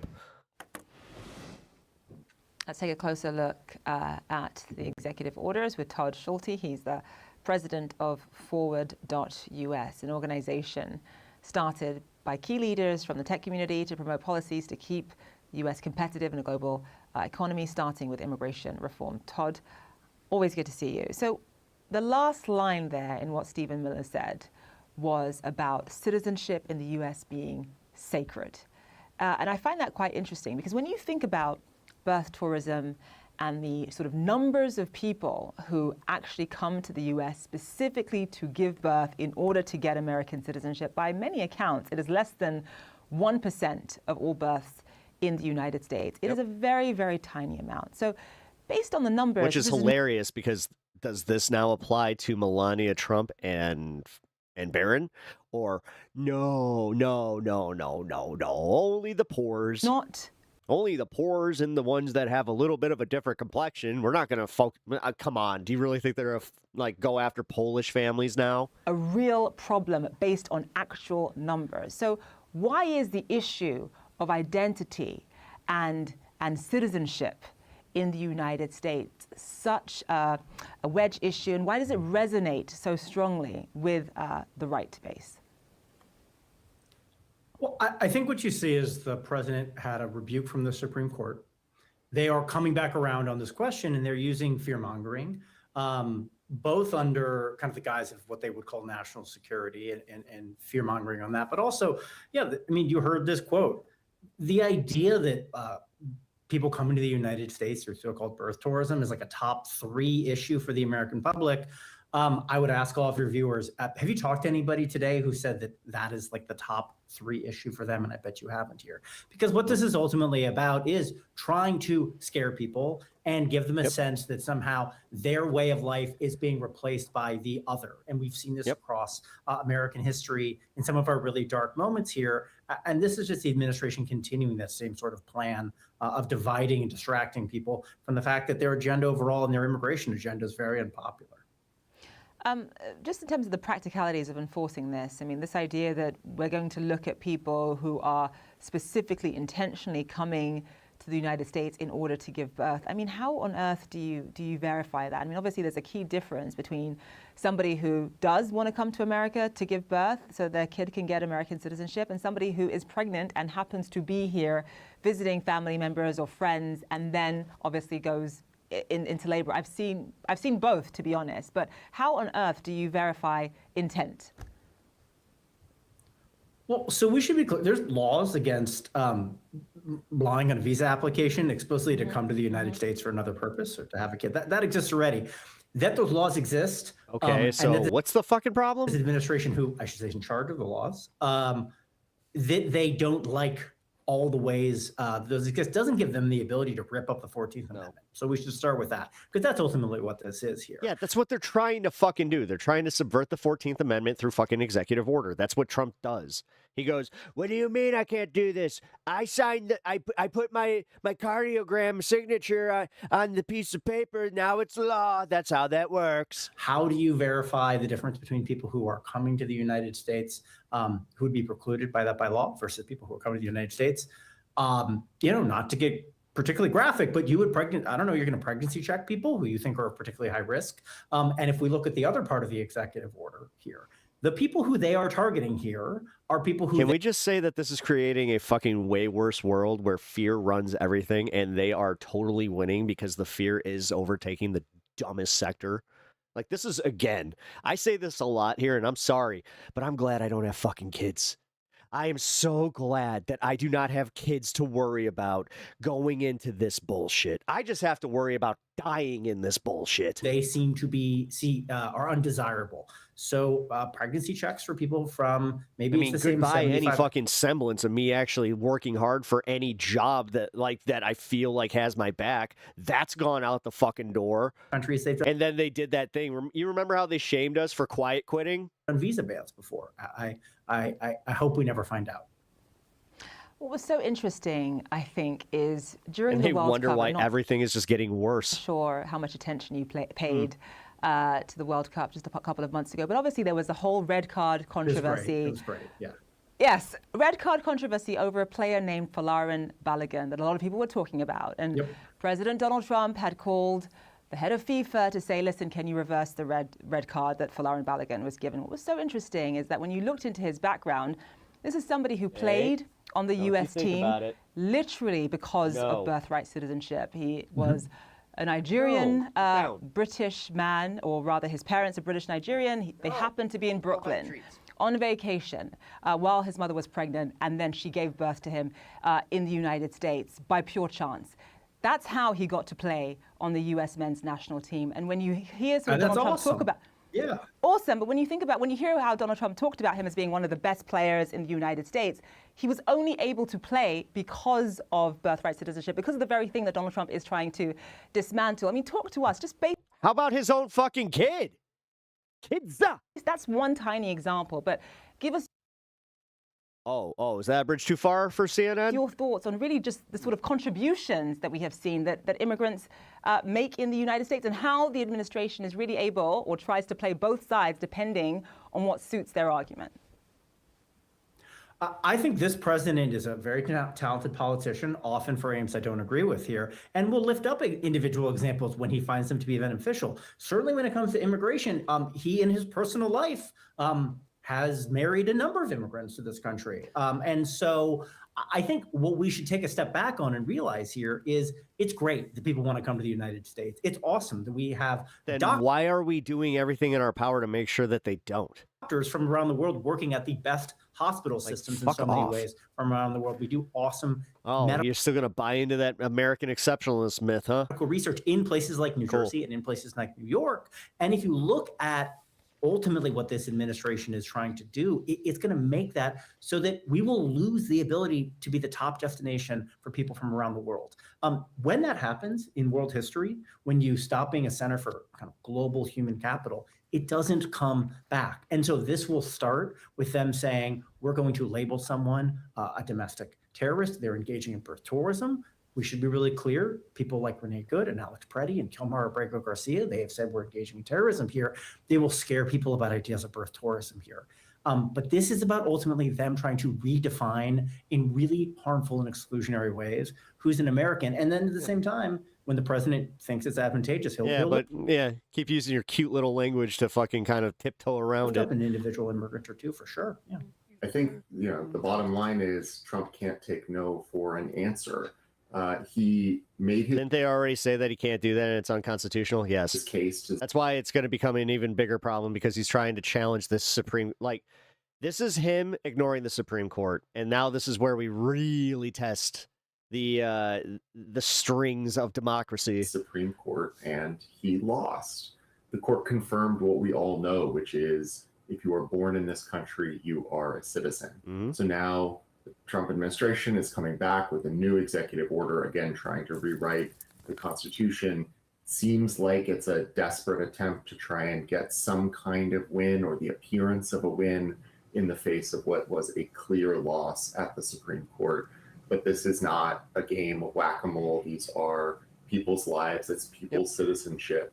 And the president does not get to... You know what? He don't care. His supporters don't care. ...decide who is a birthright citizen, period. Yep. As you well know, Cody, the 14th Amendment to the U.S. Constitution reads, and I'll put it up on the screen, there you see it, all persons born or naturalized in the United States and subject to the jurisdiction thereof are citizens. Talk about the importance of that language, especially the clause subject to the jurisdiction thereof, and the practical impacts of these new executive orders.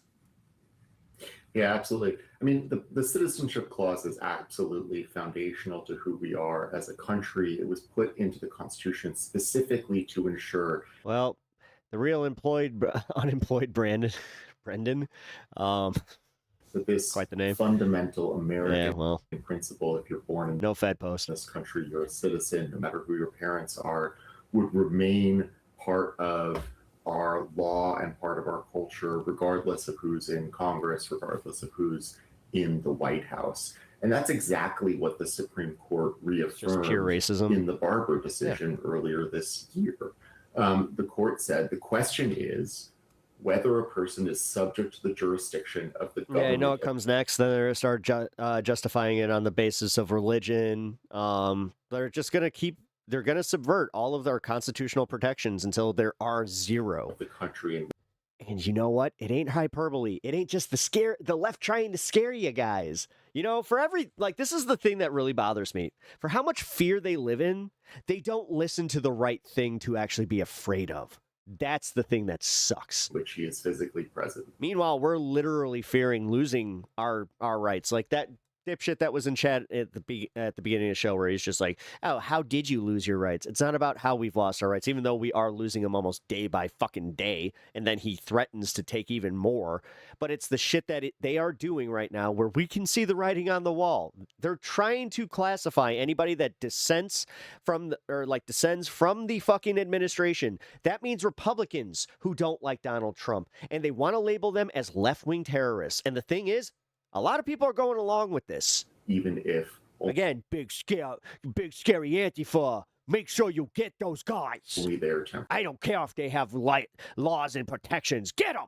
I'm scared. I want to go to bed feeling not scared, and I also want to feel better about myself. Rarely.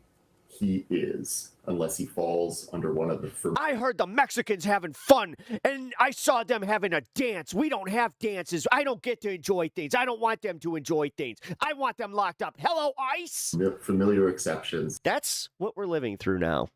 I know. That little character right now, there, it seems ridiculous to you, but that's actually happening. Such as for ambassadors. It really could not be clearer. Nearly everyone just staring at the danger and not moving. Yeah, like fucking deer. Listen, there's a few exceptions that are captured by that language, subject to the jurisdiction. Those go all... Surprise, motherfucker. You thought that you were hitting a deer? I'm the moose. All the way back to the framing of the constitutional language. You ever seen Car vs. Moose? Relevant today, don't go the way you think. Is for the children of ambassadors. Unless you think that the moose rips through the car, because, yeah, that's what happens. When you say ambassadors, don't you mean other diplomats as well who are serving in the United States, not just at the ambassadorial level? You know, Wolf, that seems to be part of the idea behind at least part of this executive. Or what car? A DeLorean. It's like a moose versus a DeLorean. The critical distinction is whether they have full ambassadorial immunity. So there's a difference between an ambassador whose children are rips through it like tinfoil from criminal offenses and so forth, versus other people who may be working for an embassy, who may, be a janitor at a foreign country's embassy. Under this executive order, Trump is purporting to strip away that janitor's children's citizenship, and that's simply not the law. That's not what the Supreme And it's going to get challenged, and it's going to be brought to the Supreme Court again. Court has ever said to the. If anything, because I think that because it's been litigated, that this could actually just be brought up to the Supreme Court for review. Contrary, it's a very narrow exception, really. For I remember that was part of like the thing if they already litigated a case. How do you respond, Cody, to the skeptics who are out there who believe it's unfair for the children of people who come to the United States just to have their babies and promptly return home to enjoy the privileges of American citizenship? Look, I think that this entire idea is basically a red herring. The idea of birth tourism, to the extent it's a problem, is a tiny, tiny problem, which, as you noted, is already illegal under federal law. But what the administration is really trying to do here is strip away citizenship from as many people as possible to try and change the demographics of this country. The original Trump executive order signed at the beginning of the term. Yeah, they already covered that high rule stuff. Also, welcome to the show. The player that Trump got red carded, rescinded got the red card rescinded for in the World Cup. He would fall under the birthright citizenship change. Yeah, I know.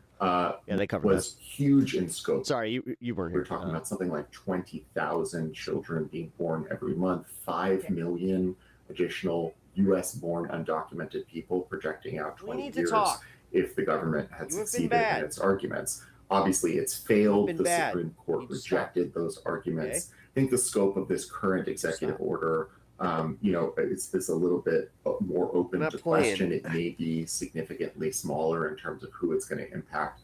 But what I'll say is fundamentally for the children of the families, our class members in the Barbara litigation, we will never, ever stop fighting to ensure your child's citizenship and birthright. What recourse, Cody, does the ACLU have at this point to challenge these latest moves by the Trump administration? Do you anticipate all of this coming back to the U.S. Supreme Court? Yeah, look, we're closely examining this new executive order. Obviously, it came out yesterday. We're looking at every single one of our legal options. The main thing I'd say at this point is just late cheers. Oh crap! Whether it will make its way up to the Supreme Court, it might not. I think at the end of the day, the bottom line is the court has already explained that the citizenship clause protects nearly every child born in the United States, with only those rare exceptions, namely for diplomats today. And so, to the extent that the administration is going to keep issuing executive orders, trying to find new ways to use, executive fiat to strip away constitutionally guaranteed birthright citizenship, that will fail. Yeah. Again, which makes you wonder why even take this up again? Because now Trump is risking fucking pissing off the Supreme Court, which at what point do they finally get pissed and go, okay, listen, we tried with you, but we've had it. We fucking had it with you, Donnie. Like we don't need you anymore. Okay. No, you're doing the no-no. You're doing like the ultimate no-no. You're clawing at the comic boxes. You go upstairs now.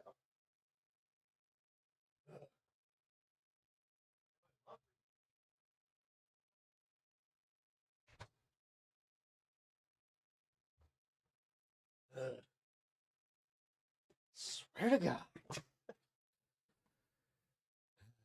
Okay. They're relitigating the issue because it's the wrong thing to do and because they're going to do the wrong thing no matter what. It really does kind of seem like they're trying to one-up themselves with that. All right, the Lauren Boebert problem. This is funny. I'm not gonna lie. Like the accusation's not funny. The fact that it's happening to her, hilarious. Yeah, go to church, find Jesus. Like, I mean, why is everybody so horny here? Yeah, Mother of the Year Christian MAGA Congresswoman Lauren Boebert might want to take her own advice and start praying for her eldest son Tyler, and more importantly, for his victims. Because Tyler just got arrested again for his latest in a years-long string of misdemeanors and felonies ranging from petty theft to child abuse. And believe it or not, today's charges are darker than both of those combined. So, who did Tyler Boebert hurt this time, and how is his MAGA mom's wholly inadequate response making the matter worse? We'll spell it out after you help us out by liking and subscribing to Really American both here that's and the newest Iron Man by Ryan Stegman on Substack. Because as hard as this stuff is to hear, it's never been more important to prove that the real people we need to be afraid of in this country aren't the immigrants. They're the MAGA cultist criminals Donald Trump floods our streets with every single day. Yeah, the ones that got pardoned. They're sending prisoners, murderers, drug dealers, mental patients, and terrorists, the worst they have in every country. He's got the 5 for 5. Final very heavy content warning here before we get into it. Get the kids out of the room and far away from Boebert's son. Because even before today's damning new charges, Tyler had a rap sheet that should have gotten him thrown in the swamp section of Alligator Alcatraz. Son of a Colorado Congresswoman, Lauren Boebert has been arrested and charged with nearly 24 crimes, including multiple felonies. The 18-year-old is accused of You guys remember what she said about Hunter Biden? I remember. Pepper Farm remembers. breaking into vehicles and then stealing wallets. Republican Congresswoman Lauren Boebert's young grandson wandered out of her house for the second time in 7 months over the weekend. Her adult son is now facing a second child abuse charge as a result. Boebert told me today that there is no excuse and that she's very frustrated this happened. Boebert's 2-year-old grandson often accompanies her to Washington and around the district. She says she was at an event in her district and her 20-year-old son was watching the boy at her home on Sunday when the toddler got out of the house, which is near a lake in Windsor. Windsor police say that Tyler Boebert was cited on a misdemeanor charge of child abuse without injury. He's already facing a trial in April on the same charge for a similar incident you remember at the Congresswoman's home last July. At that time, Congresswoman Boebert released... I love when shitty people have bad things happen to them. Fuck it, man. I'm just gonna go, I don't care anymore. I used to be a really good person where I'd be like, oh, well, that kind of sucks for her, you know. I kind of wish that she, you know, I'll pray for her kind of thing. Yeah, that's way out the fucking window. At least I'm honest about how I feel. Fuck her. Fuck her. I am so happy this is happening. You know what? You suck, Lauren. And you know what? You deserve every single bit of this. Oh, I don't believe in karma, but I might be making a revision. Released a statement saying it was a, quote, one-time incident that we have addressed as a family. Yeah, and nobody's saying any MAGA congressperson should be the example of good parenting. That would be like saying Hannibal Lecter is the epitome of good dining etiquette. The late, great Hannibal Lecter. Hannibal Lecter. Did anybody ever hear of Hannibal Lecter? But Boebert, I forgot about that. His latest response to these new heinous charges feels wholly inadequate and hypocritically hollow when you hear what her son has been arrested for now. Representative Lauren Boebert's son is back in legal trouble. This time he's been arrested on multiple felony charges tied to the alleged exploitation of a child. 21-year-old Tyler Boebert was arrested Sunday in Colorado, with court records listing the alleged offense date as January 1st, 2024. Tyler faces 3 sexual exploitation charges, including allegations involving inducement or enticement, possession with intent and video, along with 2 counts of contributing to the delinquency of a minor. Representative Boebert tells TMZ, "I love my son. We take these allegations very seriously and pray for everyone affected during this challenging time." He is said to have posted a $10,000 bond and was released the same day, and his next court appearance is scheduled for August 19th. Yeah. And as messed up as that is, unfortunately, it is just par for the course. Yeah. Not only for Lauren Boebert for herself, as we'll see, she does not set a good example here, but for MAGA as a whole. I am, of course, talking about the horrific allegations against MAGA Representative Max Miller and his insane inability to take accountability or apologize that we'll touch on at the end of the video as well. But just think about this whole situation again and how Lauren Boebert responded. Tyler Boebert, 21, has been released on a $10,000 bond. Yeah. Bond. That is pennies compared. Just remember, what was it? Just I think earlier today, we heard a story about a husband being taken from a rodeo. Yeah, and it turns out he had his green card, and they were doing ID checks at a bar. Actually, hold on, I think I talked about this, or like I thought about talking about this. I'm not sure. So either way, if you guys didn't know, there was a father that went to a concert with his wife and his 2 daughters. They were doing ID checks for the wristbands at the festival to get beer. So he went and he showed his green card, which they scanned, and it came back fine. It came back, clear. ICE met him and detained him and took him away. And there's viral video of the wife pleading with them to let him go, saying that he's legal. He's legal. He has his green card. What is this about? Yeah, just a reminder that he's being held while this kid is out on bond. Compared to what America, fuck yeah, Boebert makes in Congress after he was charged with 3 counts of sexual exploitation of a child. We don't know whose child, and thankfully the victim's identity has not been released. But it leaves you wondering, was it his own child? Was it a different child? Then you have including a video charge. Then you think the charges relate to felonies that allegedly occurred on January 1st, 2024. That's before he got hit with the child abuse charges for letting his kid wander around. And in this exclusive, Boebert tells the Daily Mail, quote, "I love my son.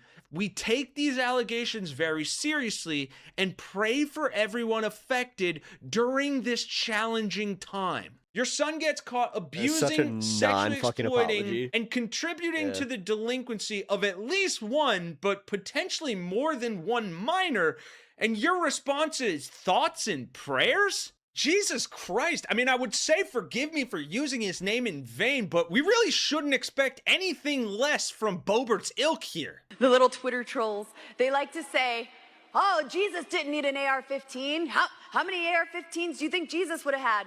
Well, he didn't have enough to keep his government from killing him. So... Boebert. Say it 3 times and she appears in security video from a weekend the performance Beetlejuice of thing. With the congresswoman good on a real American for going through the hits. We need to remind ourselves. Boebert's team denied that. Said the haze was from fog machines. Hey, I'm just so glad that the Colorado's 4th, they were just like, hey, you know what? We don't like carpetbaggers. Screw it. We're voting for you anyway. That claim goes up in smoke. This is why I'm thinking that Colorado actually might have that moron Karl Marx as their not Karl Marx, Victor Marx. Sorry, his dad was Karl. For real, his name was Karl Marx with a K. Yeah, Victor Marx. Our favorite lovable Indiana Jones, frickin', Raiders of the Lost Temple. Temple. Sitting behind idiot. Boebert told the Denver Post she asked her to stop vaping, and Boebert refused. Her one-woman show continued, taking flash photos, raising her hands and dancing, often the only one clapping or standing up in the crowd. Boebert occasionally took a break from being disruptive to enjoy the company of her male companion. He briefly had a grasp on the situation before ushers returned and told Boebert she had to leave. The theater's incident report says Boebert pulled the "Don't you know who I am" card on the way out, appearing to give theater employees. I like how she had to adjust herself. It's so fucking disgusting that these people want to use their political ideology and their religion to sit atop this moral high horse. And yet you can't keep your son from abusing and neglecting children? Great thing you have all those guns around your house. How could those possibly lead to any negative outcome in the future, right? But it's not like this is a one-off thing either. I mean, just look at the recent news that shows these fucking losers in glass houses are the last people who should be throwing moral stones. Republican Congressmember Max Miller of Ohio, who's facing allegations of domestic abuse as he runs for re-election. I missed my Miller's 420. ex-wife, Emily Moreno, who is the daughter of Ohio's sitting Republican Senator Bernie Moreno, claims Miller burned her chest and stomach by throwing hot water at her, held a gun to her head, and claims he fractured their 2-year-old daughter's collarbone. A child protection specialist reviewing their daughter's February injury found bruising resembling a handprint, and an investigative report says Moreno recounted her child saying, "Daddy's house is scary," unquote. A court document quotes the daughter telling her mother, "Daddy, kill you." And yet I have to sit here, you have to sit here day in and day out and hear those MAGA fuckwads and their dumb dipshit dying dementia-patient president say how the left-wing radical terrorist communist Marxist buzzwords and the immigrants are the ones we should be afraid of, the one ruining the dignity of this country. Well, guess what? You can take all that moral righteousness and shove it where the sun don't shine. Internal federal data obtained by CBS shows 47% of those detained have no criminal record and less than 30% have been convicted of a crime. The influx in detainments are not coming from border crossings, which have dropped to historic lows. The ACLU, Detention Watch Network, and the National Immigrant Justice Center says lawmakers should visit these facilities to see what's happening firsthand. Advocates also warn but then they tried to, and they were told, get the fuck out of here, you can't. That a new proposal backed by President Donald Trump could push ICE to detain over 100,000 people and boost its budget by 13 times. And let's just remember that while felonious criminal shitbags like Lauren Boebert's son, Donald Trump himself, the January 6th insurrectionists, many who have been reconvicted for incredibly heinous crimes also involving children, are still out on the streets now. People who are in ICE detention facilities, many of whom do not have criminal records and were in the process of following the legal paths to citizenship, are facing graphic Guantanamo-level torture like this. And we're now learning, thanks to an investigation by The Guardian, that in some cases authorities have responded by force feeding. Here's what that typically looks like. Hey, it's Jacob. The detainee is restrained, often forcibly. Jacob Cedar. Their head is held still as a medical professional threads a plastic tube into a nostril. And I'm sorry for the graphic nature of this, but you need to know, down the throat and into the stomach. Liquid nutrition is then pumped through that tube. And there's a doctor, Dr. Chanel Diaz, an assistant professor of medicine at Columbia University. Dr. Diaz told MS Now that patients describe it as, quote, one of the most uncomfortable medical procedures. And it is generally not something that a doctor would subject a, quote, awake, alert patient to. And I know an eye for an eye makes the world go blind, but the least we could do is adequately prosecute some of these pieces of human shit. Because let's be honest, we're not going to, every though. single day that these people are allowed to stay out on the street blasting their blasphemous, bigoted hate under the guise of protecting our children and our country, every single day, that is another child that is at risk of falling prey to the very predators proclaiming to try and protect them. And you know what? That's the fucking gospel truth. Yeah, go to church, find Jesus. Like, I mean, why is everybody so horny here?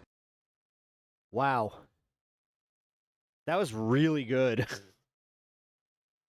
Because I gotta say, man, it ain't looking good. It ain't looking good for the Republicans when it's like, dude, every week we have a new Republican where we're like, hey, abused a kid. Oh, another one abused a kid. Oh, shit. Okay. All right, let's get our War and Peace report. In Colombia, Reuters reports more than 160 people are dead after a 7.4 magnitude earthquake struck the northwestern Chocó and other regions. Gee, you think that with Venezuela and now Colombia, like maybe there's like something, I don't know, guys, these earthquakes, the world's on fire, like the north is on fire right now.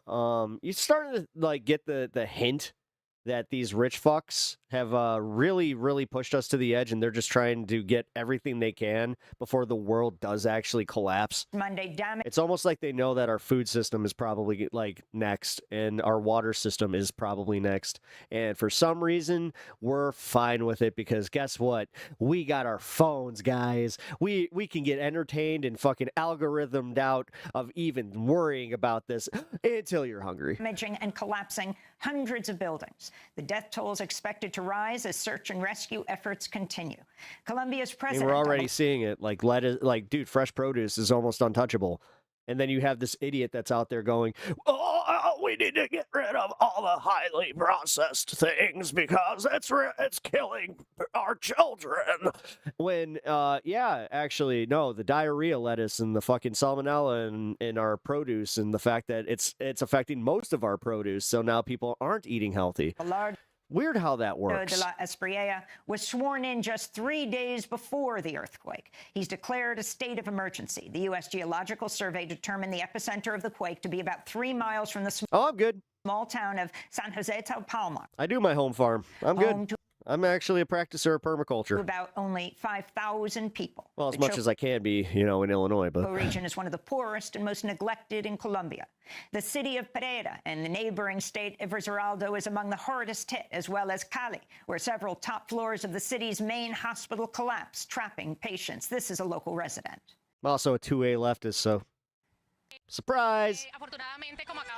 Fortunately, as the neighbor just said, there Because the next answer to that is like, oh yeah, well, good luck protecting your was a farm. Google alert and we were able to get out. But many people didn't manage to do so. Unfortunately, Because in their pretend world, that's exactly what's going to happen. Once the collapse happens, and it's going to become, just pure anarchy, all that kind of stuff. Which cool. You guys were really fucking useful for the billionaire tool bags. there were impacts. And then just admitting that you're like, yep, we're just going to collapse. We're just going to do the thing. Like here at La Luna Bridge. And despite everything, people are still moving through there. Also here in the strips, we see that the building suffered damage. I think they're going to have to demolish it. Really, this is a call for us as a community to come together and solve these types of situations that can happen at any moment. New data reveals July was the hottest month ever documented in the United States. Okay. Oh my God. She's on 1.25 speed. Since records began in 1895.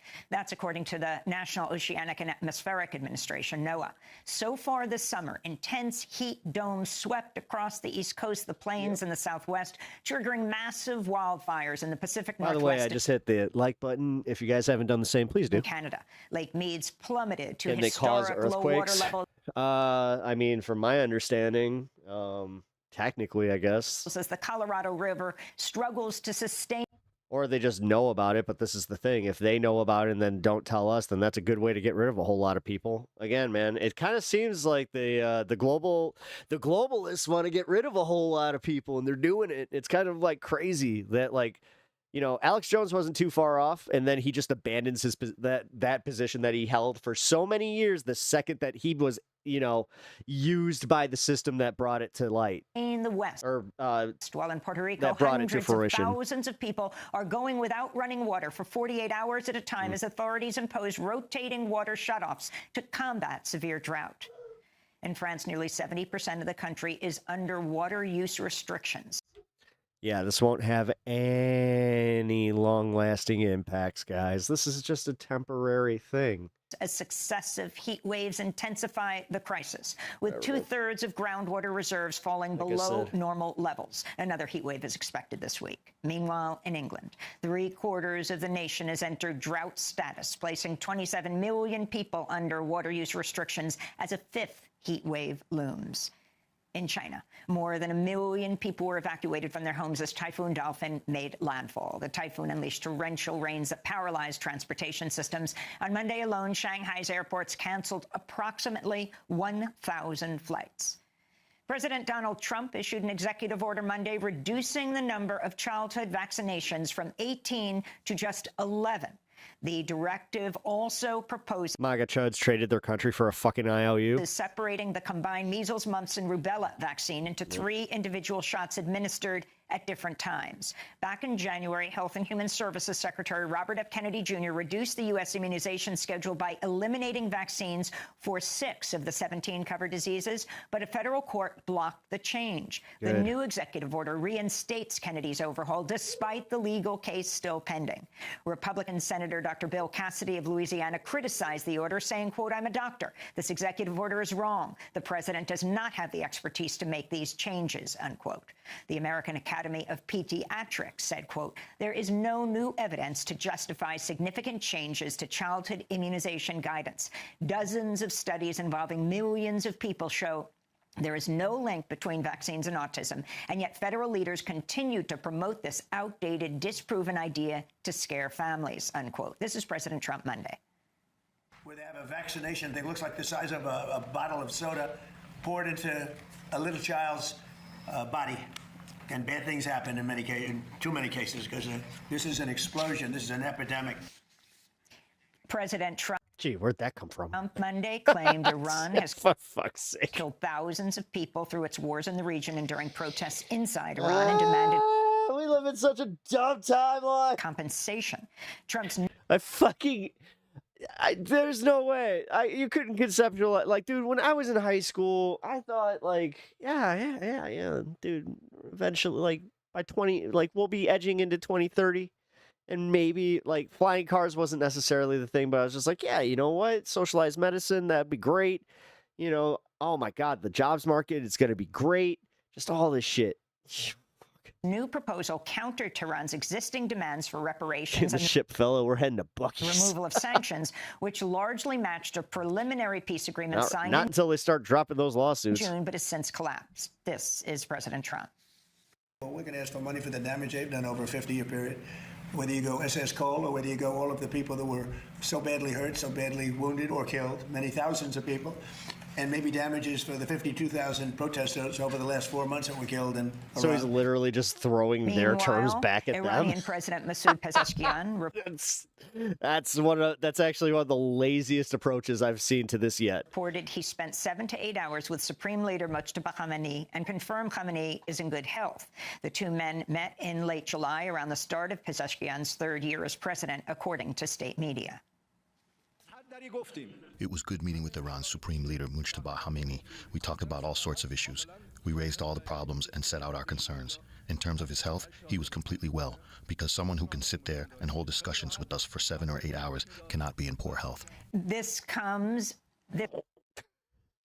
We heard that one before. This comes amidst new reports President Trump secretly left the presidential Dude, this is so fucking...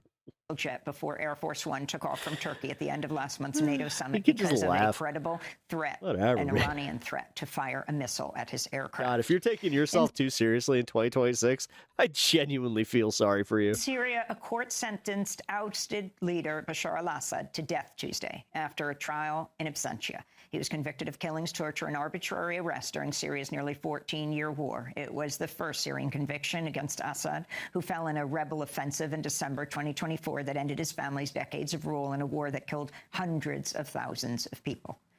A U.S. oil company linked to President Trump called Greenland Energy is preparing to drill in Greenland without local approval. The firm recently landed drilling equipment on Greenland's eastern coast as President Trump renews threats to seize the Arctic territory. Greenland's government issued a strong warning that no permission was granted. The Yeah. island's Mineral Resources Authority must approve all future logistical operations before they proceed, officials said. Oh, so they're just allowing it, though. That's a bad precedent. No, you got to get in there. I'm sorry, guys.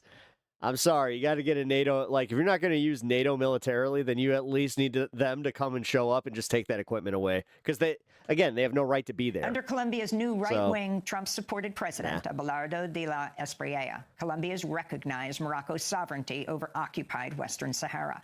Colombia has frozen diplomatic relations with the Sahrawi Arab Democratic Republic and ended prior support for the independence group, the Polisario Front. Morocco's brutally occupied Western Sahara and its indigenous Fuck Bashir al-Assad, the butcher of Syrian people, kids.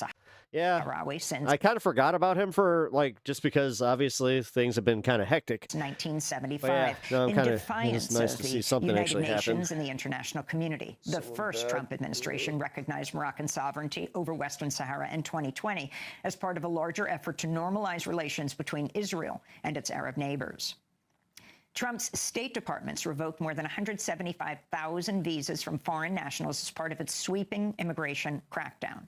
This comes as congressional Democrats say they plan to investigate the Trump administration's efforts to deport U.S. military service members and their families. The probe was announced in response to an Associated Press investigation that found the Trump administration's detained more than 50 parents and spouses of active-duty U.S. military personnel. The investigation by U.S. lawmakers, led by Senator Elizabeth Warren, also found ICE has attempted to deport 282 veterans and their immediate family members. In April 2025, ICE rescinded its long-standing policy that protected immigrant veterans and replaced it with a new measure. Isn't that wild how some of these motherfuckers that are making these arrests and kind of pushing out, taking the veterans' fucking spouses, in some cases even the veterans, how they're less qualified to be doing what they're doing. That's kind of, I don't know, that's got to feel like a fucking weird form of irony. As for the detention and deportation of non-citizen U.S. service members. In more related news, attorneys and local advocates are reporting Haitian immigrants in Ohio are being forced to report to ICE appointments and wear ankle monitors after the Trump administration officially ended TPS, that's temporary protected status, stripping deportation relief from hundreds of thousands of Haitians.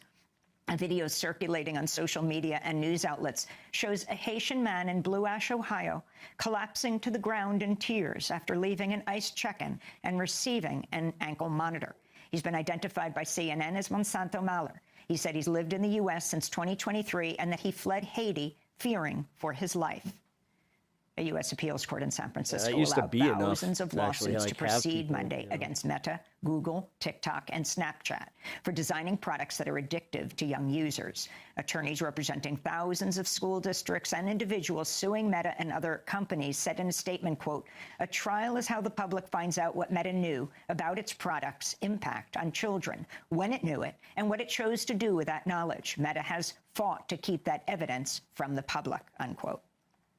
And in New York, a Staten Island judge ordered an emergency pause on New York City Mayor Zohran Mamdani's new pied-à-terre tax. The court ruled on Friday in a lawsuit filed by 3 homeowners seeking to delay the rollout of the tax. The Yush, welcome to the channel. Terror tax targets homes valued at $5 million or higher, and co-ops and condos worth $1 million or more when the owner does not live there as their primary residence. A spokesperson for Mayor Mamdani said, quote, "We disagree with today's ruling, but we're confident in both the pied-à-terre surcharge and the city's ability to implement it fairly and effectively.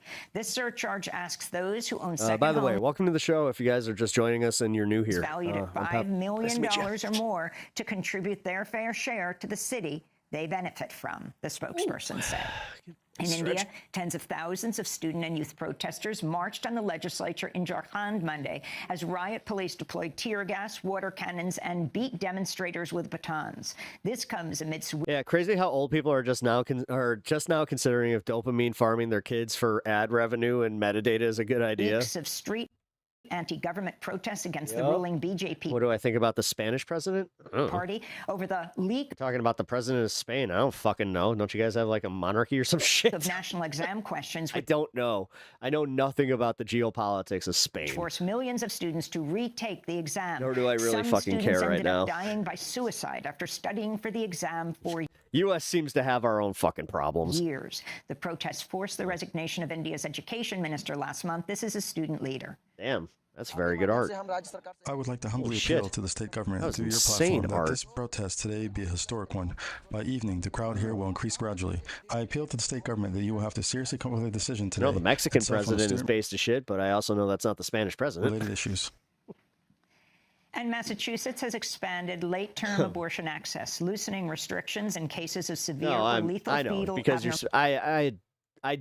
I'm just sorry. I don't know. formalities or if the I pregnant genuinely person's don't life know. is Congratulations on your World Cup win, though. at risk. The law will allow providers to perform abortions after the previous cutoff of 24 weeks when it's necessary to save the pregnant person's life. Most abortions still happen within It's kind of amazing to me how many people think just because I'm a political show that I like know a lot about geopolitics, specifically like any of the goings on in any given country at any time and like their parliament and their like the characters. Like, dude, I listen, I know the UK's got bin face, okay? first trimester.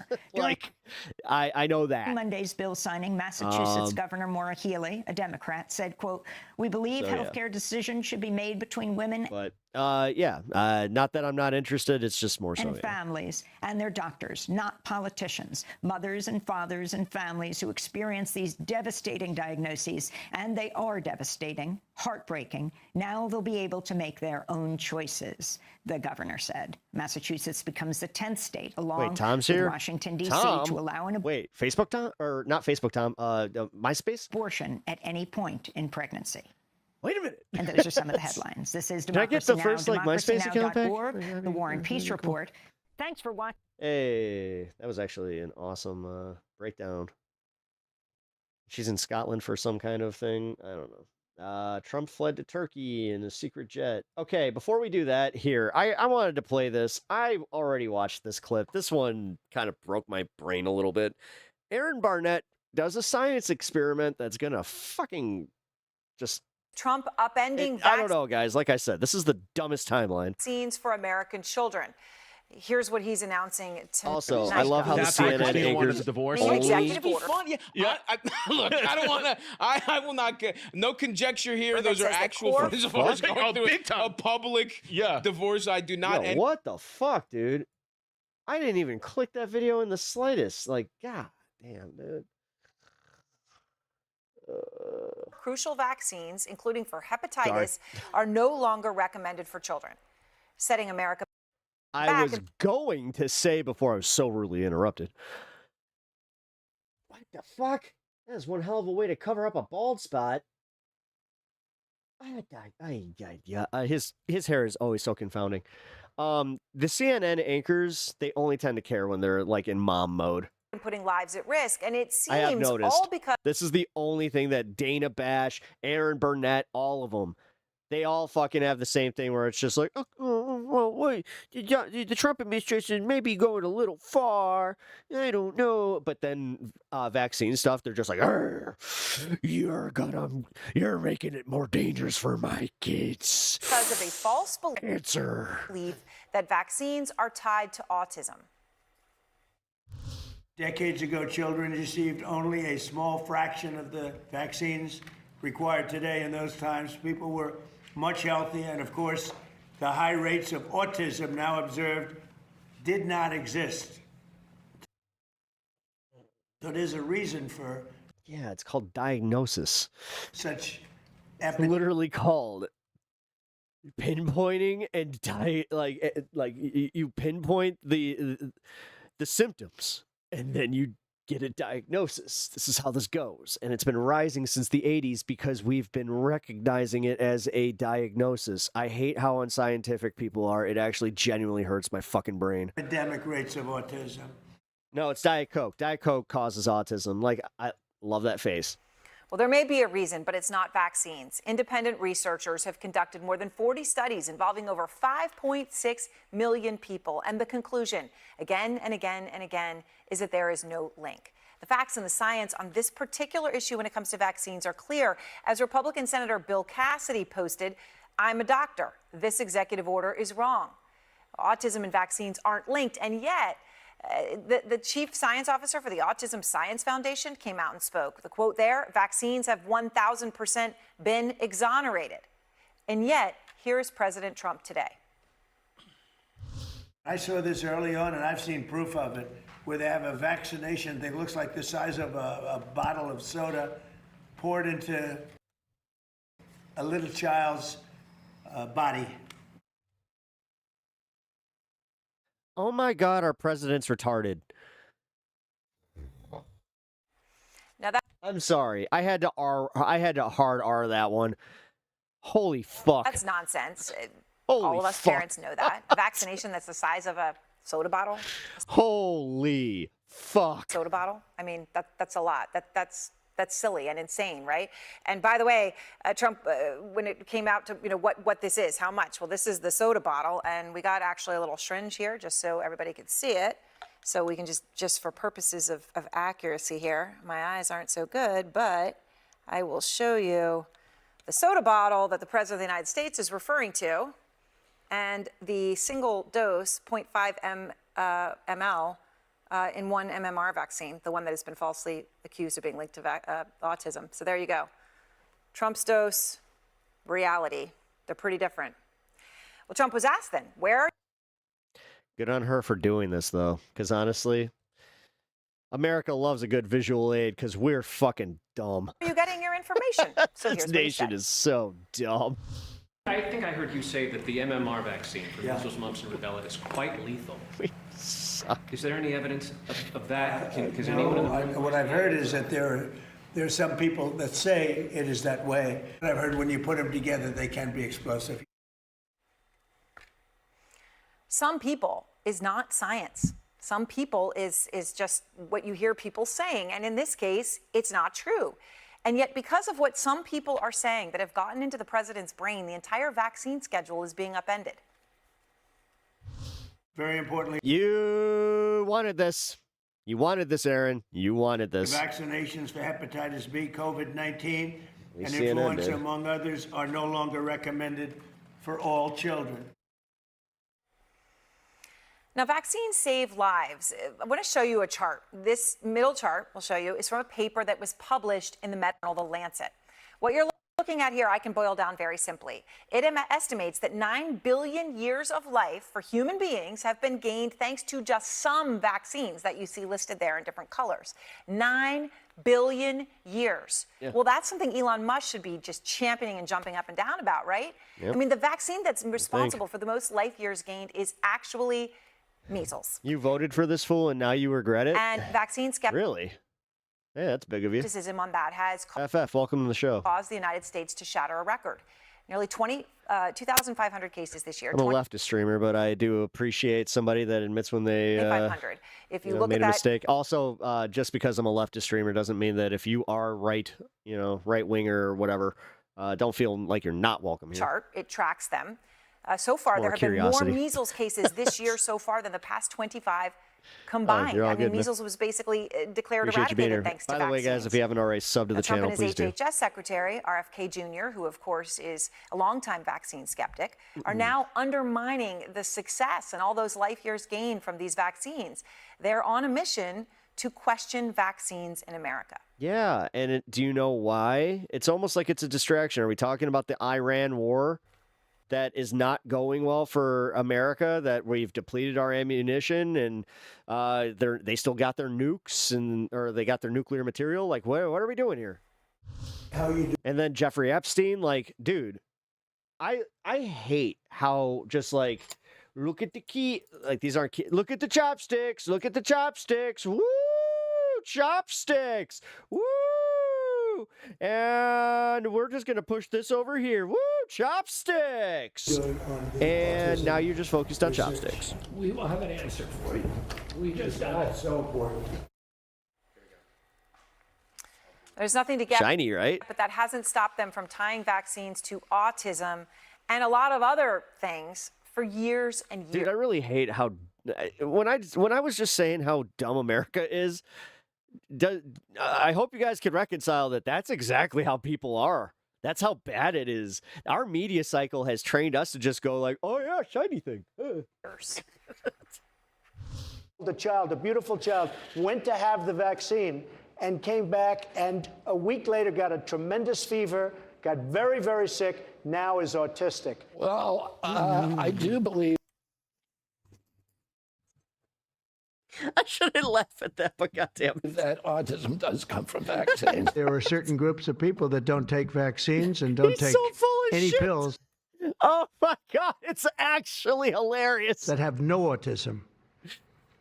They have That's how no autism. intellectualism is on the rise. Oh, buddy, it's been a fucking 20-year fucking process. Vaccine that is, safe and effective. I hate to say it, this is very much the end game. God, I love her deadpan faces because realistically, it's just. That's one of the most infamous lines ever said by RFK Jr.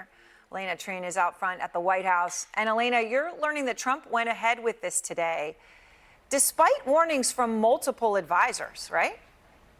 Yeah, look, I mean, that's the political component of this, and I think you're hearing from a lot of health experts and scientists today coming out about the damage this could do to people who, might erode vaccine confidence. But I will say there have been advisors on the political side of this. There have been polling that has been shown and passed around people here inside the West Wing at the White House that shows changing the vaccine schedule is deeply unpopular. And there have been political advisors who have been in the presidency who are saying perhaps this is not the right time to roll out a change to the vaccine schedule.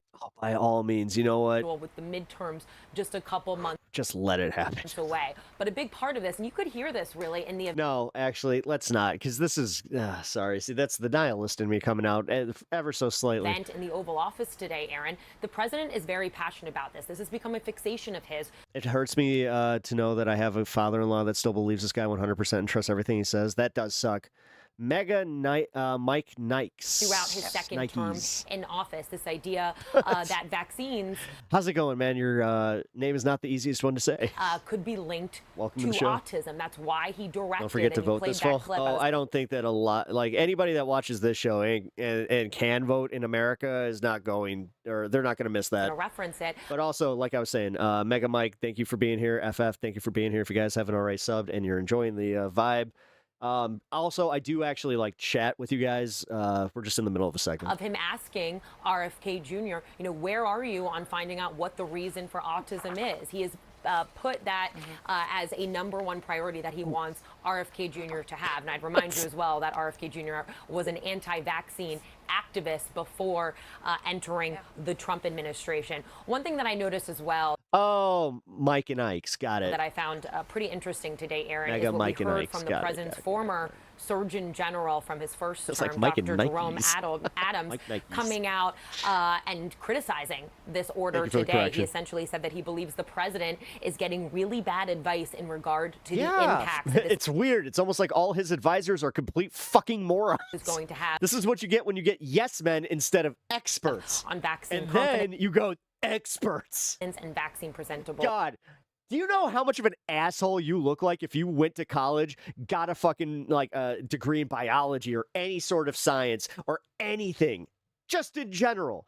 If you went to college, spent a shit ton of money doing something to be an intellectual powerhouse, and then this shit's what happens, don't you kind of feel like a fucking moron? Diseases. And he brought up, as I mentioned, the politics of this. Which should not be the case. Saying that he believes that this is clearly going to be an issue that people vote on in the midterms and in 2028. And it seems like Republicans are happy to take on the issue of declining vaccine. Like you said, FF, yes, this is the anti-intellectualism at its best, right here. Take. So just a very interesting thing from someone who used to work for Then the you president. with a college his degree former is sitting here Surgeon just like, General. where did I go wrong? The Where Trump did I administration miss? is changing the children's vaccine schedule. On Monday, the president signed an executive order that would reduce the total number of immunizations. So basically, instead of 17 shots, which are recommended, it would go down to 11, dividing the vaccine schedule into 3 categories and split the mumps, measles, and rubella shot, known as the MMR vaccine, into individual shots instead of just one.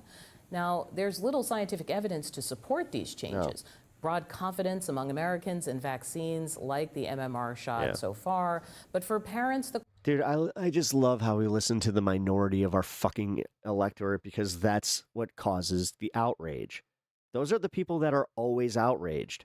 So they're trying to market their outrage to us and sell us on it. question. And then we're not actually afraid of what we should be. Like, I know, guys, climate change, not sexy, but guess what? It's doing a fucking number on the world. This morning, I'm gonna just go out on a limb and say that if I believed in God, I would think that the end of the world was on its way. Is what to believe. For real. Like, Nothing. dude, everything that they talk about in the book of Revelation is like here. I mean, we've got the Antichrist as our fucking president, at least maybe him, or maybe he's not even the Antichrist. I would actually warrant that Benjamin Netanyahu's the actual Antichrist. Has changed. But the science behind vaccines is the same today as it was yesterday. No, like I said, the northern hemisphere is on fire. Southern hemisphere is having earthquakes. Japan just got rocked by an earthquake. Russia got rocked by earthquakes. Fucking Russia and Ukraine are at war. There's wars every fucking where. And I'm supposed to just go like, yeah, this is going to end very well. Security that we have with vaccine safety has not changed. That's a possibility, and you are Christian? I'm no longer a Christian, but I'll just say, man, damn, if you still are, I'd be a little bit afraid. Children in this country face for vaccine Because preventable I was one of those diseases? Christians, I've actually read the Bible and remember the Bible, and I can tell you right now, hey. Has not changed. And when you have people in the United States in positions of authority that are feeding into confusion and fear. It's actually the book of, it's 2 Thessalonians. That's the one that's more so like, that gives us the breakdown for what then you can take into Revelation. That is doing no service Sorry to hear that. to Don't those be. parents. I'm pretty happy. Okay, Dr. Chris Parnell, director of the NAACP Center for Health Equity in Public Chris Parnell? Public Health physician. Thank you so much for being here. So I remember Immediately think of being SNL. a new parent, seeing the tray of Yo, what up, Pons? Yo, Sandbug, what's cracking? needles and being like, do we need to do all of these at once? And then the person would explain and say yes. Help us understand why the recommended schedule is what it is. Sure. Good morning, Audie. I think what's most important When the for world those is of us actually in public collapsing, health the conspiracy theorists are nowhere to be found. Bunch of LARPers. That's kind of what really bothers me. That's why I keep bringing up Alex Jones and like all those conspiracy LARPers. Because for real, they spent the last 20 years telling us, be afraid, the elites, the Rothschilds, the Rockefellers, blah, blah, blah, blah, blah, blah, blah. And then, yeah, here it is, literally happening right in front of them. We exposed the Epstein class, the deep state, nowhere to be found. healthcare is to Very quiet. reassure the public. You know, loud as shit when it's like, you vaccines, Pizzagate. Well, where the fuck are you now? Reassure families and parents that QAnon was a Russian Israeli psyop. Yep, I think so. vaccines are safe, vaccines are effective, and that decisions around vaccines should be made by Pep, we need a breakdown of the end of the world. I had no idea you knew the details. healthcare here. providers, Yeah, we'll talk about and it. scientists, and those decisions The should rapture be is not biblical. informed Not the rapture necessarily. by years, decades of rigorous signs. research and study. And time again, you've heard other physicians say it, and I will say it clearly this morning. This is settled science. There is no new information. Yeah, so this that is from Matthew 24 and 2 Timothy 3. Global natural signs, nations and kingdoms fighting against each other on a massive scale, disasters, frequent famines, and large earthquakes in many places, diseases, sudden outbreaks of severe sickness and plagues, deception, many false prophets, fake messiahs trying to trick the people, social behavior, people becoming cold, selfish, and lacking basic love for others, lawlessness, a large increase in sin, and people rejecting God's rule, persecution, believers facing hatred, arrest, and mistreatment for their faith. Oh, God, that's a self-fulfilling prophecy every fucking time. Final prophetic milestone. The good news of God's kingdom being preached to every nation, and the ultimate return, Jesus appearing on a winged horse in the clouds. suggests we should change the vaccine schedule. The Okay, well, changes let me that we're play for seeing, you what Trump has unfortunately- to say, Chris, because I think Sure. that it's actually quite common to hear this argument that he's making. So let's give people a sample. But the actual battle of Armageddon is actually transcribed in the book of Revelation. And see if they recognize it. Very simply, large amounts of vaccine, large amounts of like vats. Why is she holding her of stomach like vaccine that? Are currently pumped into your child's body. And I saw this early on, and I've seen proof of it, where they have a vaccination thing, looks like the size of a bottle of soda, poured into a little child's body. And your bad problem? things happen in many cases, in too many cases, because this is an explosion. This is an epidemic. Okay, meanwhile, you had Republican Senator Bill Cassidy, who's a doctor, saying this on social media. He says breaking up vaccines will mean children have to get more shots to get the same protection, not fewer shots. Not fewer shots. And that it will increase hesitancy and make children safe. So help me out, because I'm already confused, right? No, it's almost like the government actually wants them to not be safe. Getting a lower number. It's almost like the government wants these kids to actually be more at risk, so they don't have to worry about having them be, you know, a problem. Thanks for the breakdown. Hey, you're welcome. Thank you for the $5. Appreciate that. And Stan is here just in time. And someone says, actually, it's more shots. Like, what is the difference here?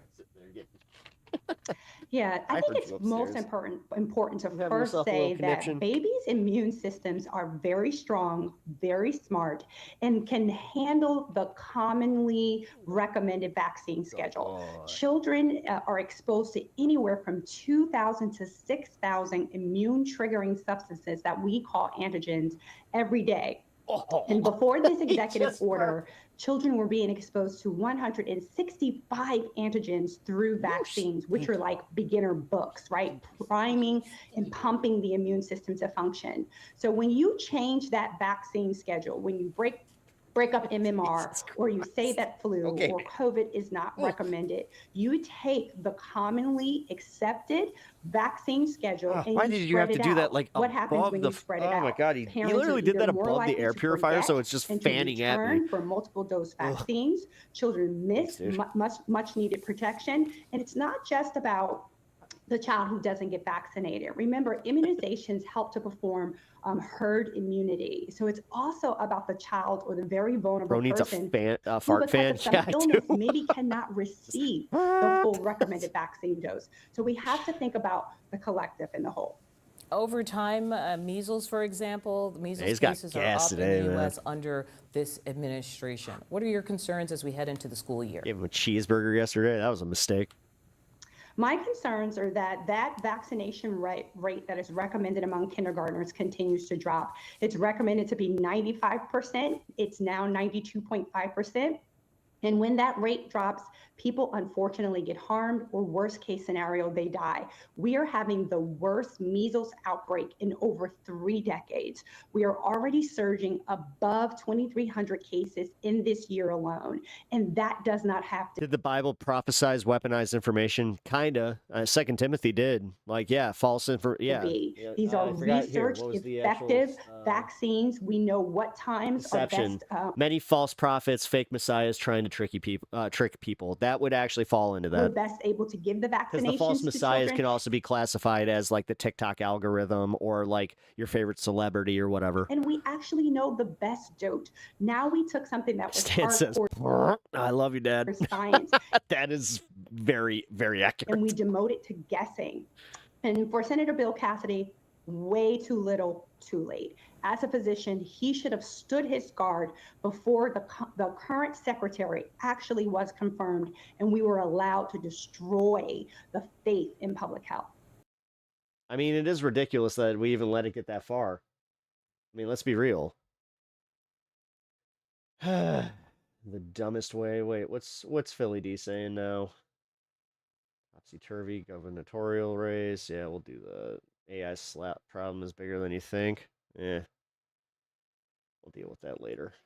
It's getting to be election time. Although I want to cover Trump going to, like, his the way he fled out of Turkey. Let's see, election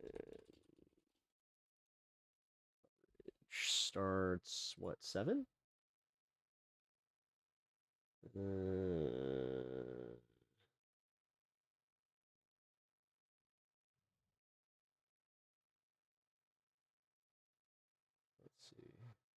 It's outside of those 3 congressional districts I was talking about. It's even outside of that upstate. And I think that's one of the things I was kind of interested in here tonight is this region of the state. There's the Midlands here, so, Columbia, it's suburbs, also some of the, Aiken.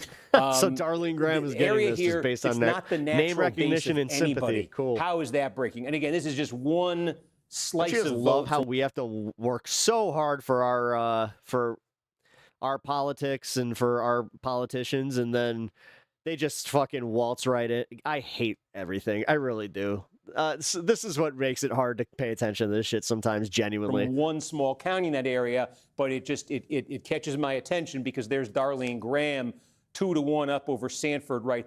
What's interesting, and just take a look here also, Newberry County, and again, Newberry is in that. She loses, it's that'd be not great, in but anybody's, I don't think she will. sort of natural automatic zone here, although it's a little bit more, in Norman leads there, Graham second. What's interesting to me is this. We have, it's early, right? But you had 2 counties here where we got a couple results from Fry's district. Graham is up in one of them by a vote. Graham's running second. We got a county up here, a vote? big one in Norman's district. He's romping, but Graham is in second, right? That's crazy. By Norman's one leading vote? here, Graham's in second. This is sort of that. She's leading in this county here in the long. early vote only. Obviously, Orangeburg, that's but gonna change, again, this but- isn't sort of that contested area. Now we're into Sanford's.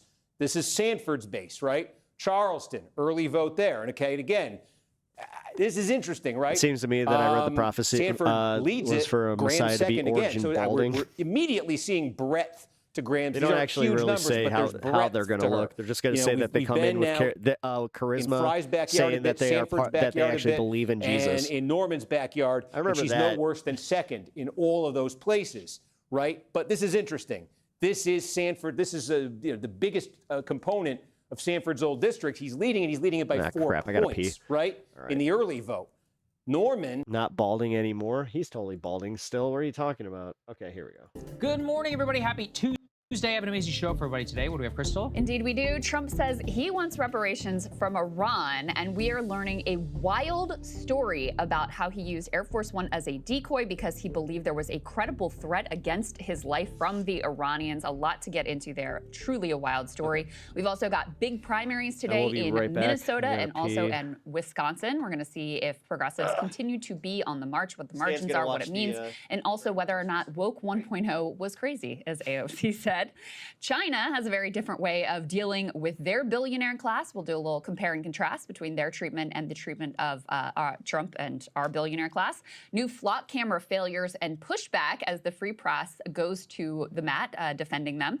And David Dayen joins us to explain how the public bailout of AI might already be baked in. It's a very important story, and we've got a few updates there in terms of the entire financing scheme and whether or not this is, in fact, a bubble. Yes, exactly right. The largest private credit deals in the history of mankind. Surely everything will go swimmingly and none of us will suffer the consequences. Thank you to everybody who's been signing up. BreakingPoints.com. We've got our free trial going on right now. It applies right at checkout. You can select monthly, yearly. You can cancel at absolutely any time beforehand if you want to, so no worries about that. Check it out. You get access to our free newsletter and you get to support our work, including, get the free show, or the full show, delivered straight to your inbox, and the full newsletter as well. If you're watching this on YouTube, please hit subscribe to our YouTube channel. And if you're listening to this podcast, please share an episode with a friend. It really helps other people find the show. But let's go ahead and start with an absolutely insane story that broke last night from one of my friends over at the Washington Post. A11, let's put this up here on the screen. Absolute stunner here from Dan Lamothe, John Hudson, Andrea Brattain, and Joyce Sun Leon Lee, contradicting public statements. Trump took a secret flight from Turkey amid the Iranian threat. So we're going to take a little bit of a step back, and the timeline here actually matters a lot. So what they detail in this story is that, you will recall several weeks ago, Donald Trump flew to Ankara for the I think it was the NATO summit that was taking place there. He's on the ground. While he's on the ground, the United States resumes bombing Iran. Obviously, there were some questions. Turkey, of course, shares border with Iran, and Erdogan himself has been a critical node in some of the negotiations. But there never really was an idea that Trump himself would be in danger, except there was a strange tweet which Trump puts out in the middle of the meeting where he says, so he said, because we need to retrofit, he didn't say these words exactly, but he basically said the Qatari Air Force One, which was gifted to him, he said that will be here, and we're going to be bringing the old Air Force One to Ankara, which I will then fly back to the United States on. He kind of made it some grand show of magnanimity so that people could see the grand old Air Force One. The reality, and what was reported at the time, was the Qatari Air Force One was not equipped with the correct security, infrastructure for some sort of anti-missile threat. Well, as we then learn now from this, an Iranian assassination threat had triggered a new deception operation, which is very rarely seen in the history of the American presidency. So the Qatari gifted Air Force One leaves Turkey first without Trump.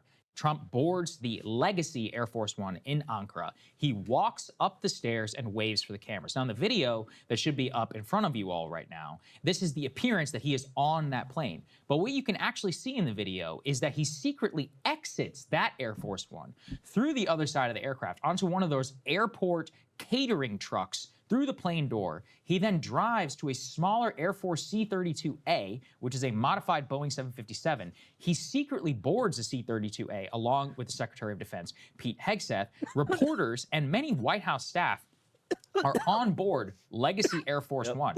They have no idea that Donald Trump is no longer on board the aircraft. They're still on the plane. They're on the that plane. Trump thinks is going to get blown out of the sky. But they think, well, yeah, could potentially get blown out of the sky, and they had to put their windows down at one point, which a lot of reporters said is very, very strange. The Legacy Air Force One takes off, with great fanfare, and eventually uses Air Force One's call sign as it flies to the UK. The actual C-32A secretly departs Ankara slightly afterwards under a nondescript call sign called Reach 18. Its normal flight tracking system is switched off.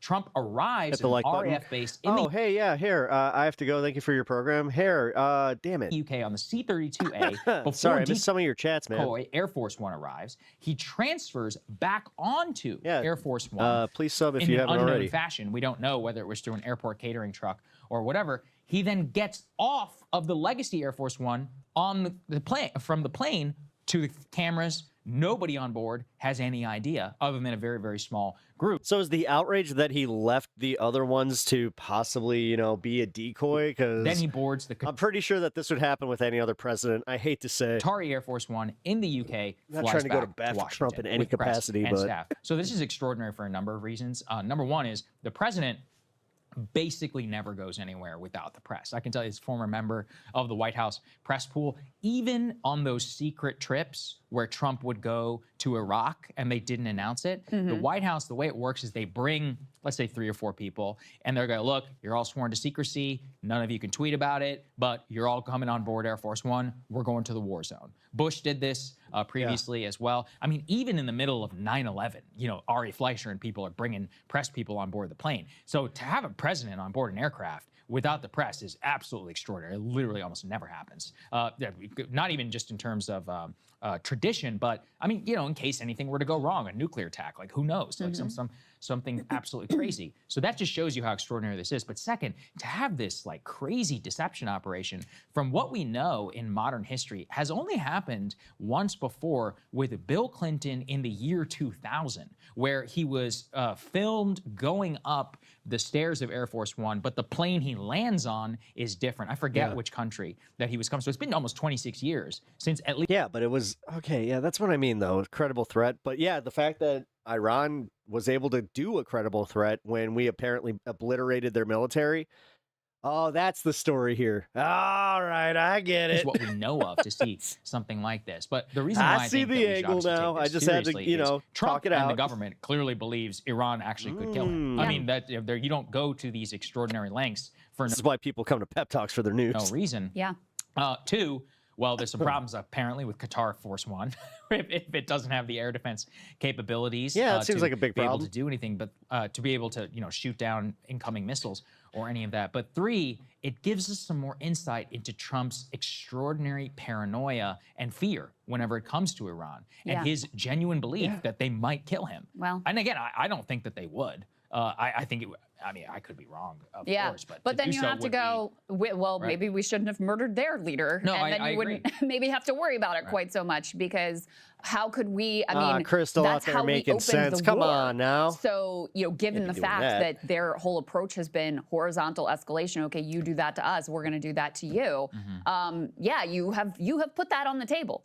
And that's what we talk about. I mean, this is a very specific kind of example of blowback, but that's what we talk about in terms of the way we conduct war it's all well and good when we're doing it to someone else, or we're, you know, our Israeli counterparts are doing it to someone else. But that opens up Pandora's box that can now be done to you. That is now on the table. So there was an extraordinary image yesterday that came out. He was playing golf at Bedminster. We can put this up on the screen next to a short-range air defense system that was deployed there on the grounds. Doesn't look ridiculous at all. When I first saw this, I thought it was AI. It's not. Yeah. It's real. And so, again, just shows you how seriously and how concerned he truly is about the possibility Another reminder of the time we live you know, in. We can't say for sure this was due to an Iranian threat, but that would be the presumption, is that there was some, based on some concern Also about going to go on a limb and Iranian say maybe he shouldn't be playing golf when we're like balls deep in this fucking conflict. Threat on his. We're going to play it low key, which means that I'm going to go play a few rounds of golf. Life. Well, I know that they're terrified of the drone That's threat. me I mean, being this is low key. Putin, you know, and it's hard to say because the press, the Western press, is always trying to make things out bad in Russia. But I do think hold on, that was a hole-in-one. Yes, sir, it was a hole-in-one. I saw it. The obvious from Putin's every single one is a hole-in-one. I got the most hole-in-ones ever. Public movements. He doesn't really go anywhere. He's terrified of being assassinated by Ukrainian drones. I think that's the future. Part is probably not and too you far and I off. talked extensively about this with Maduro. I'm like, do we really want to normalize? Like, we can just go in and get any foreign leader under false pretense. What was Maduro's crime? Remember, he ordered machine guns. He violated the interstate. I'm like, okay. Wait a minute. Like, all right, Trump's going to get indicted in a mullah court in Iran. Like, do they have the right to do so? I mean, the right is only by force. So you open Pandora's box. Well, and especially because of the way that the nature of warfare has changed, and really the playing field has been leveled. I mean, that's what we should have learned from the Ukrainian-Russia example. We didn't. We actually should have learned it from the Hamas-Israel example. And Syria, and the Syrian civil war. It was all right there. Absolutely. Yeah. But we had to learn it the hard way by jumping into this war with Iran, thinking that it was going to be easy peasy, will be done in 3-4 days. Trump literally thought that. And then you look at the landscape of drone warfare, it's not going to be that simple. So, you know, these drones are inexpensive. They're easy to manufacture. Iran is very good at it. China is very good at it. We are less good at it, actually. And so we're behind the 8 ball here.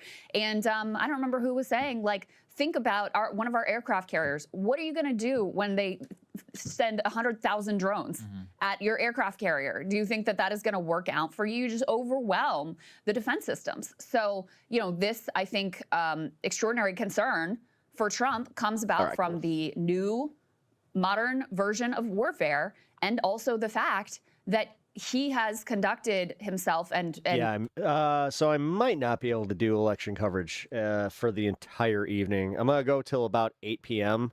But yeah, I got a buddy that put our, you know, our military has conducted itself under his direction in this incredibly barbaric way, that we never checked Israel and allowed all of that barbarism to continue, that we opened this war.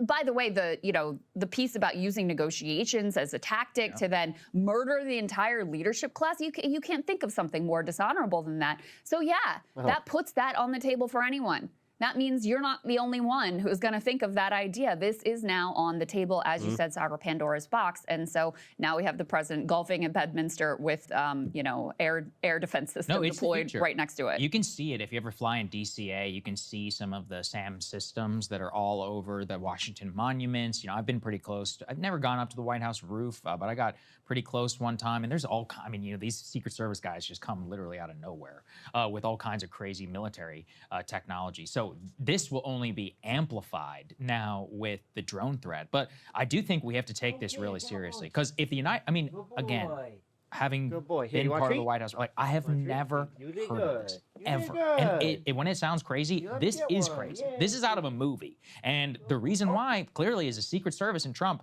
they're afraid. And if they're afraid, I think it is a credible enough threat to undergo some crazy deception operation to actually have this. And remember, they fooled the press. They fooled his own staff. Probably like, oh, he's sleeping or something in his bedroom. Like, their own people, basically, that were left there. Look, and so, I mean, this will be fodder, I think, for future films. But it does demonstrate this will never happen under these. I have to clip my dog's nails literally one at a time per day. It takes me about 2 weeks. Extraordinary lengths. If there is not at least some inkling or an idea of a credible threat, which is scary. It's also incredible that the Washington Post got this story, because presumably there are very few people who were involved, who knew what was going on. As you said, most of his staff what they're doing on the old Air Force. That's why Trump was panicking yesterday too. Like, he really is.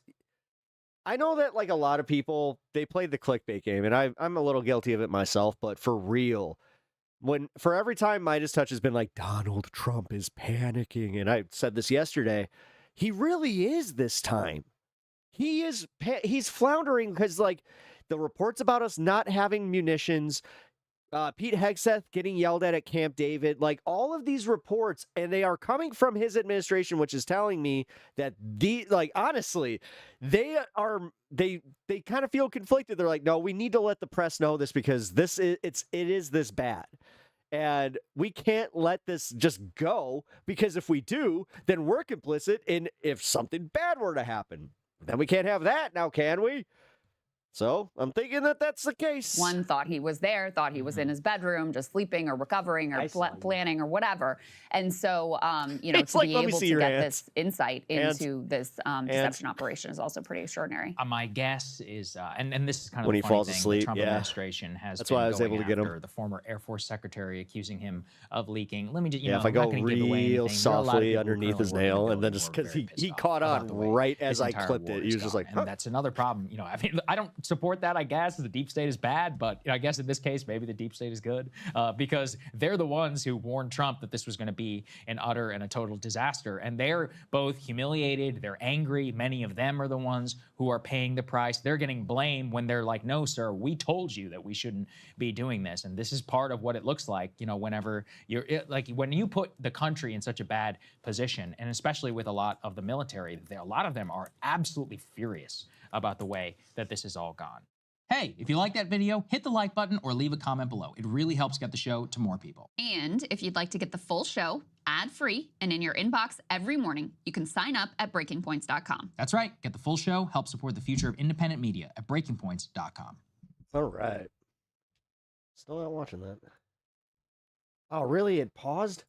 The biggest portion, Stanford. What'll be interesting is when you get this one, Horry County, where Myrtle Beach is. This is the sort of the core areas of their congressional districts. Steve, yes. I do have one piece of news from the decision here. They're looking at this race as well. What they're seeing in the numbers is they're confident that this race is going to go to a runoff at this point based on these numbers. Not ready to say kind of who is advancing yet, but guidance from our decision desk is runoff. Okay, that's great. So, I mean, and I think you could tell right away here. We've seen so much of the map fill in, and the only places I've seen somebody get close to 50% right were kind of these two, which we've already told you are kind of outliers. Adam, could I ask just a facilities question here? At some point, maybe could Josh or somebody come down? This thing just locked, and I want to keep this thing on so I can look at it. Okay, we just got some more from somewhere. I saw something light up, but I don't know where it was. Did you see anything just come in now? Yes. That's big. Greenville. Oh, wow. Okay, so we said this is the biggest. This is the biggie. This is like probably 12% of the vote, something like that, statewide, is coming out of here. And here's Ralph Norman, early vote. The question of does this change as the election day vote takes shape? But boy, look at that. 2-1 almost over Graham, 3-1 essentially over Sanford, almost 4-1 over Fry. Wow. This is a place where there's a lot of votes. It's a place where there's a lot of votes. That's a big, and you could see what that just did in the tally, interesting. Right? A thing we've been seeing is this district fill in here. Fry's district is filled in, and he's been this running isn't ahead as of Norman. cut and dry as we thought Norman it was now gonna has be. caught Fry in the tally for second place. What else just came in was another. It was more in his district. I think that's it. No, was it Cherokee or was that already in? Yeah, no, we just got the early in Cherokee. Again, this is a place where Norman did very well. He ran a distant third statewide in the gubernatorial primary. He got 17% of the vote, but in that gubernatorial primary, he got like 40 here, and he's running at 39% in the early vote here in Cherokee County. So, again, you're seeing a congressional district that kind of goes here. It goes into Spartanburg too. you're seeing that Norman support extend, in the case of Greenville County, quite impressively into the upstate. And if you're a Republican in a primary in South Carolina, the upstate's a very good place to have your support extend to, because it's just there are so many votes there. Again, we say a third of the vote coming from it. So with that, Norman now inches is ahead of Fry in the tally. And again, you can just see here, this is the effect of running at least second place everywhere the way Graham is. Norman's going to have his spots where his numbers really flare up. Fry's going to have his spots where his numbers really flare up. And they're each also going to have spots, as you can see. I mean, Greenville's a great example, right? Here's Fry. His number goes all the way down to 13%, right? He's able to get, in the second biggest county in the state, which is in his district, he's running at 47 in the early vote. Then you go to the biggest county in the state, and his number falls, all the way down to 13%. And here's Norman in the biggest county in the state running at 40%, and you go for him to the second biggest county in the state, and his number falls all the way down to single digits, 9%. Meanwhile, there's Darlene Graham, she's getting 30%, right? It's not great there, 22%, but she's well in the 20s in each of the two biggest counties in the state, the two biggest vote-producing counties for that matter. York's a pretty big one. She's in the 20s there. We say Charleston's about 5-6%. She's nearly at 30% there, right? And meanwhile, in Charleston, there's Norman at 15, right? Fry at 18. So just, that is how Graham right now is. It's continued to build as this early vote is filled in. The breadth's asserted itself. Now it's a 5.2-point margin for her. I see there was something else that just came in small that puts Fry back ahead of Norman in the tally. They're just kind of playing leapfrog right here, and then it's way back. It's almost 10 points back to Sanford in fourth place. Lynch, I imagine he got a decent number here. Was this? He got 8.5%. Yeah, this was, I believe, Lynch's best county in the Senate primary. Yes. The one thing the one of the counties that did just come in, Darlington posted an update, and so we have a little bit of split of the pre-election and election day vote in Darlington. Yeah. So pre-election, a vote ahead of the election was 47-25, Fry over Graham. Yep. And then in the election day in Darlington, Fry 49, Graham 29. Oh, they both went up. Yes. How much of the election day is that? We have that about 15% right now. 15% of the election. Yeah, 400 votes. Yeah. So the share between the two of them, 72. And a good nap. Points, but it's not a huge. I mean, I guess it's telling me not a huge change, although probably most significantly there. Let's keep looking for where else we can find this. I think what may be more significant there is that number for Graham. Because we said we're not quite sure what to make of it as the election day vote comes in. It's the more MAGA vote. Is that going to turn? Well, okay, in Darlington County, maybe it's not representative. We're deep in the heart of Fry country here, but she actually does a little bit better with the election day vote. So that's the big kind of remaining piece already for Graham. Just given, right? Look at this. Now it's up to 6 points, her advantage over her nearest opponent here in the statewide tally. That was is because it's only Darlington. We got to see where else we get election day vote. But that's the biggest question, because in the early vote, we've taken you through what's been working for her. Dude, that's a dope name. And how it's just been sort of buttressing her more and more as the map filled in. And if the election day vote goes the same and even a tick better for her, watching some of the election stuff. This is the polls are and then barely would become the question we said at the polls top. just closed in South Carolina just about 40 minutes ago. Strong first, so we're waiting on. We're looking at a 7 o'clock and then here. 8 o'clock. I don't know if I'm going to be able to cover it. We'll see. Where she's vulnerable. Very worst case, I do know that this space is, and I will make sure no matter what, I'll raid over to this space. Happen to her. No more. Dude, this magnet in my glasses is way too powerful. No, every time that you see me accidentally hit my fucking mic stand here, that's my I have a magnet right here in my glasses. It constantly get them. Yeah, one just did pop in and. That one Horry was County up there in the corner we were looking at before. So in the advanced vote, Fry 46, Graham 30. So I have my sunglasses. In the election day vote, Fry 42, Graham 38. She's doing good on election day. Now, this think is that a that would be very that strong. This is sort of, in some ways, we say the upstate is the most conservative, evangelical, fundamentalist. That's good for you, man. You like Trump a lot. Cool. State politically.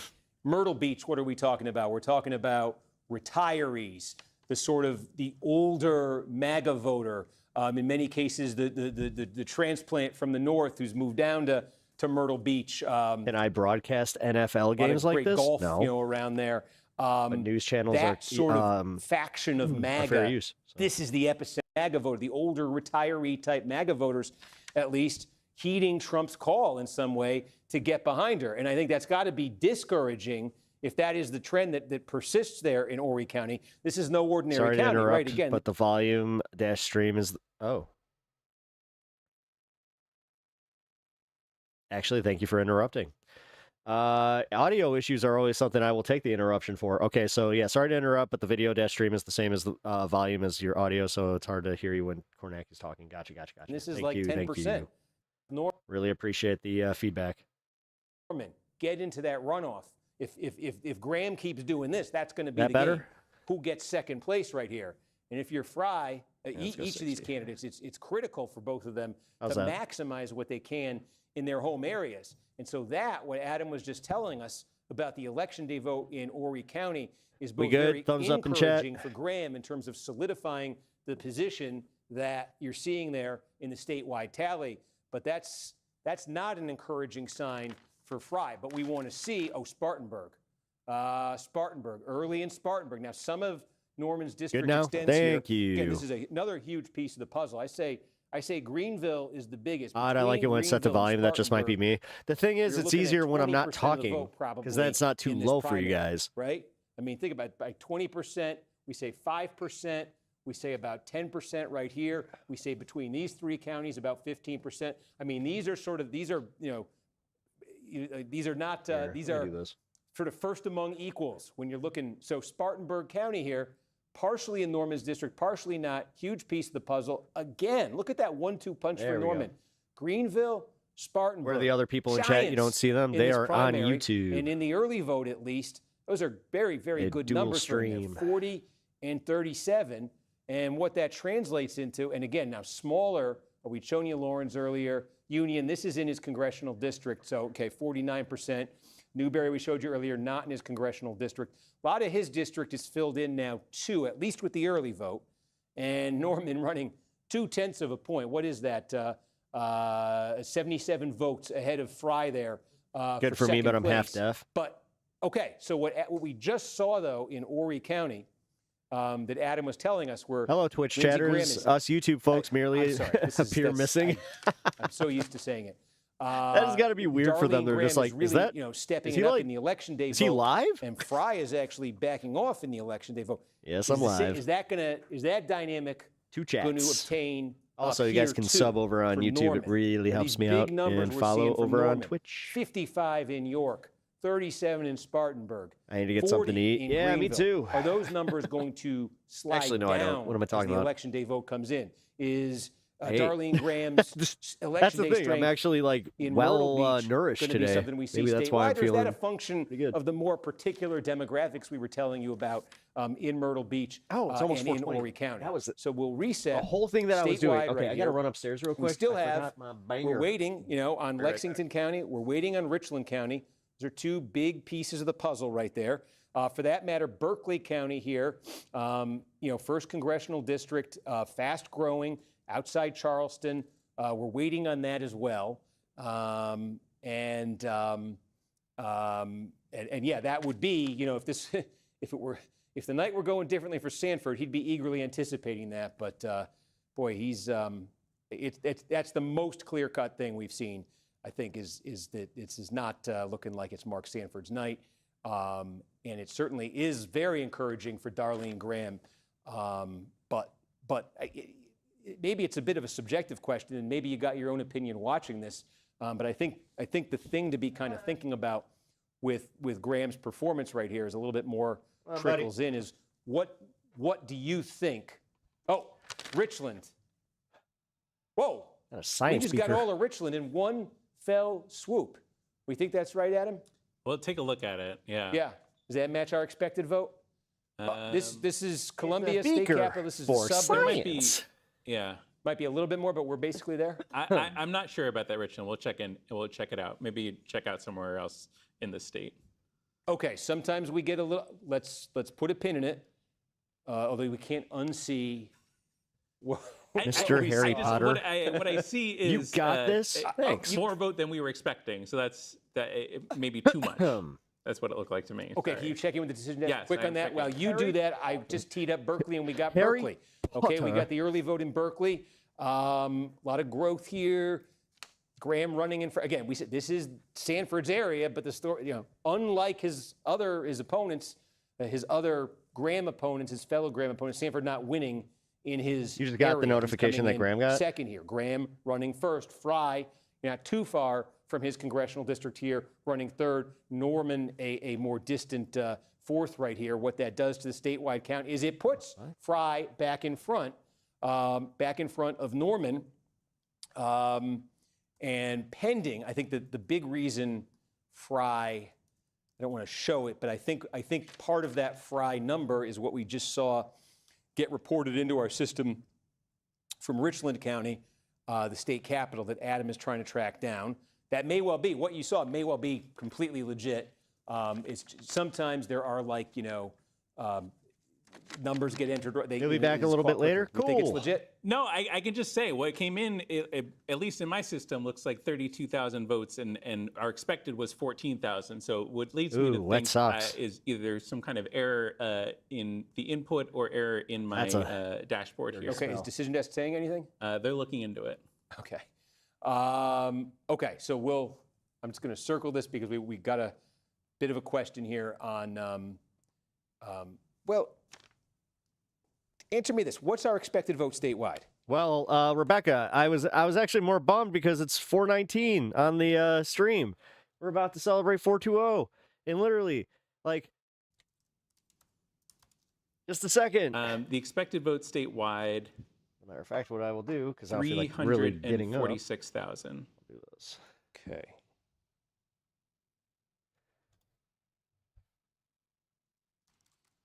I see. Yeah, that would be very high. Richland accounted for 4% of the vote in the gubernatorial primary, in the Republican gubernatorial primary. So that would be high, but I'm gonna turn my camera off for just a second.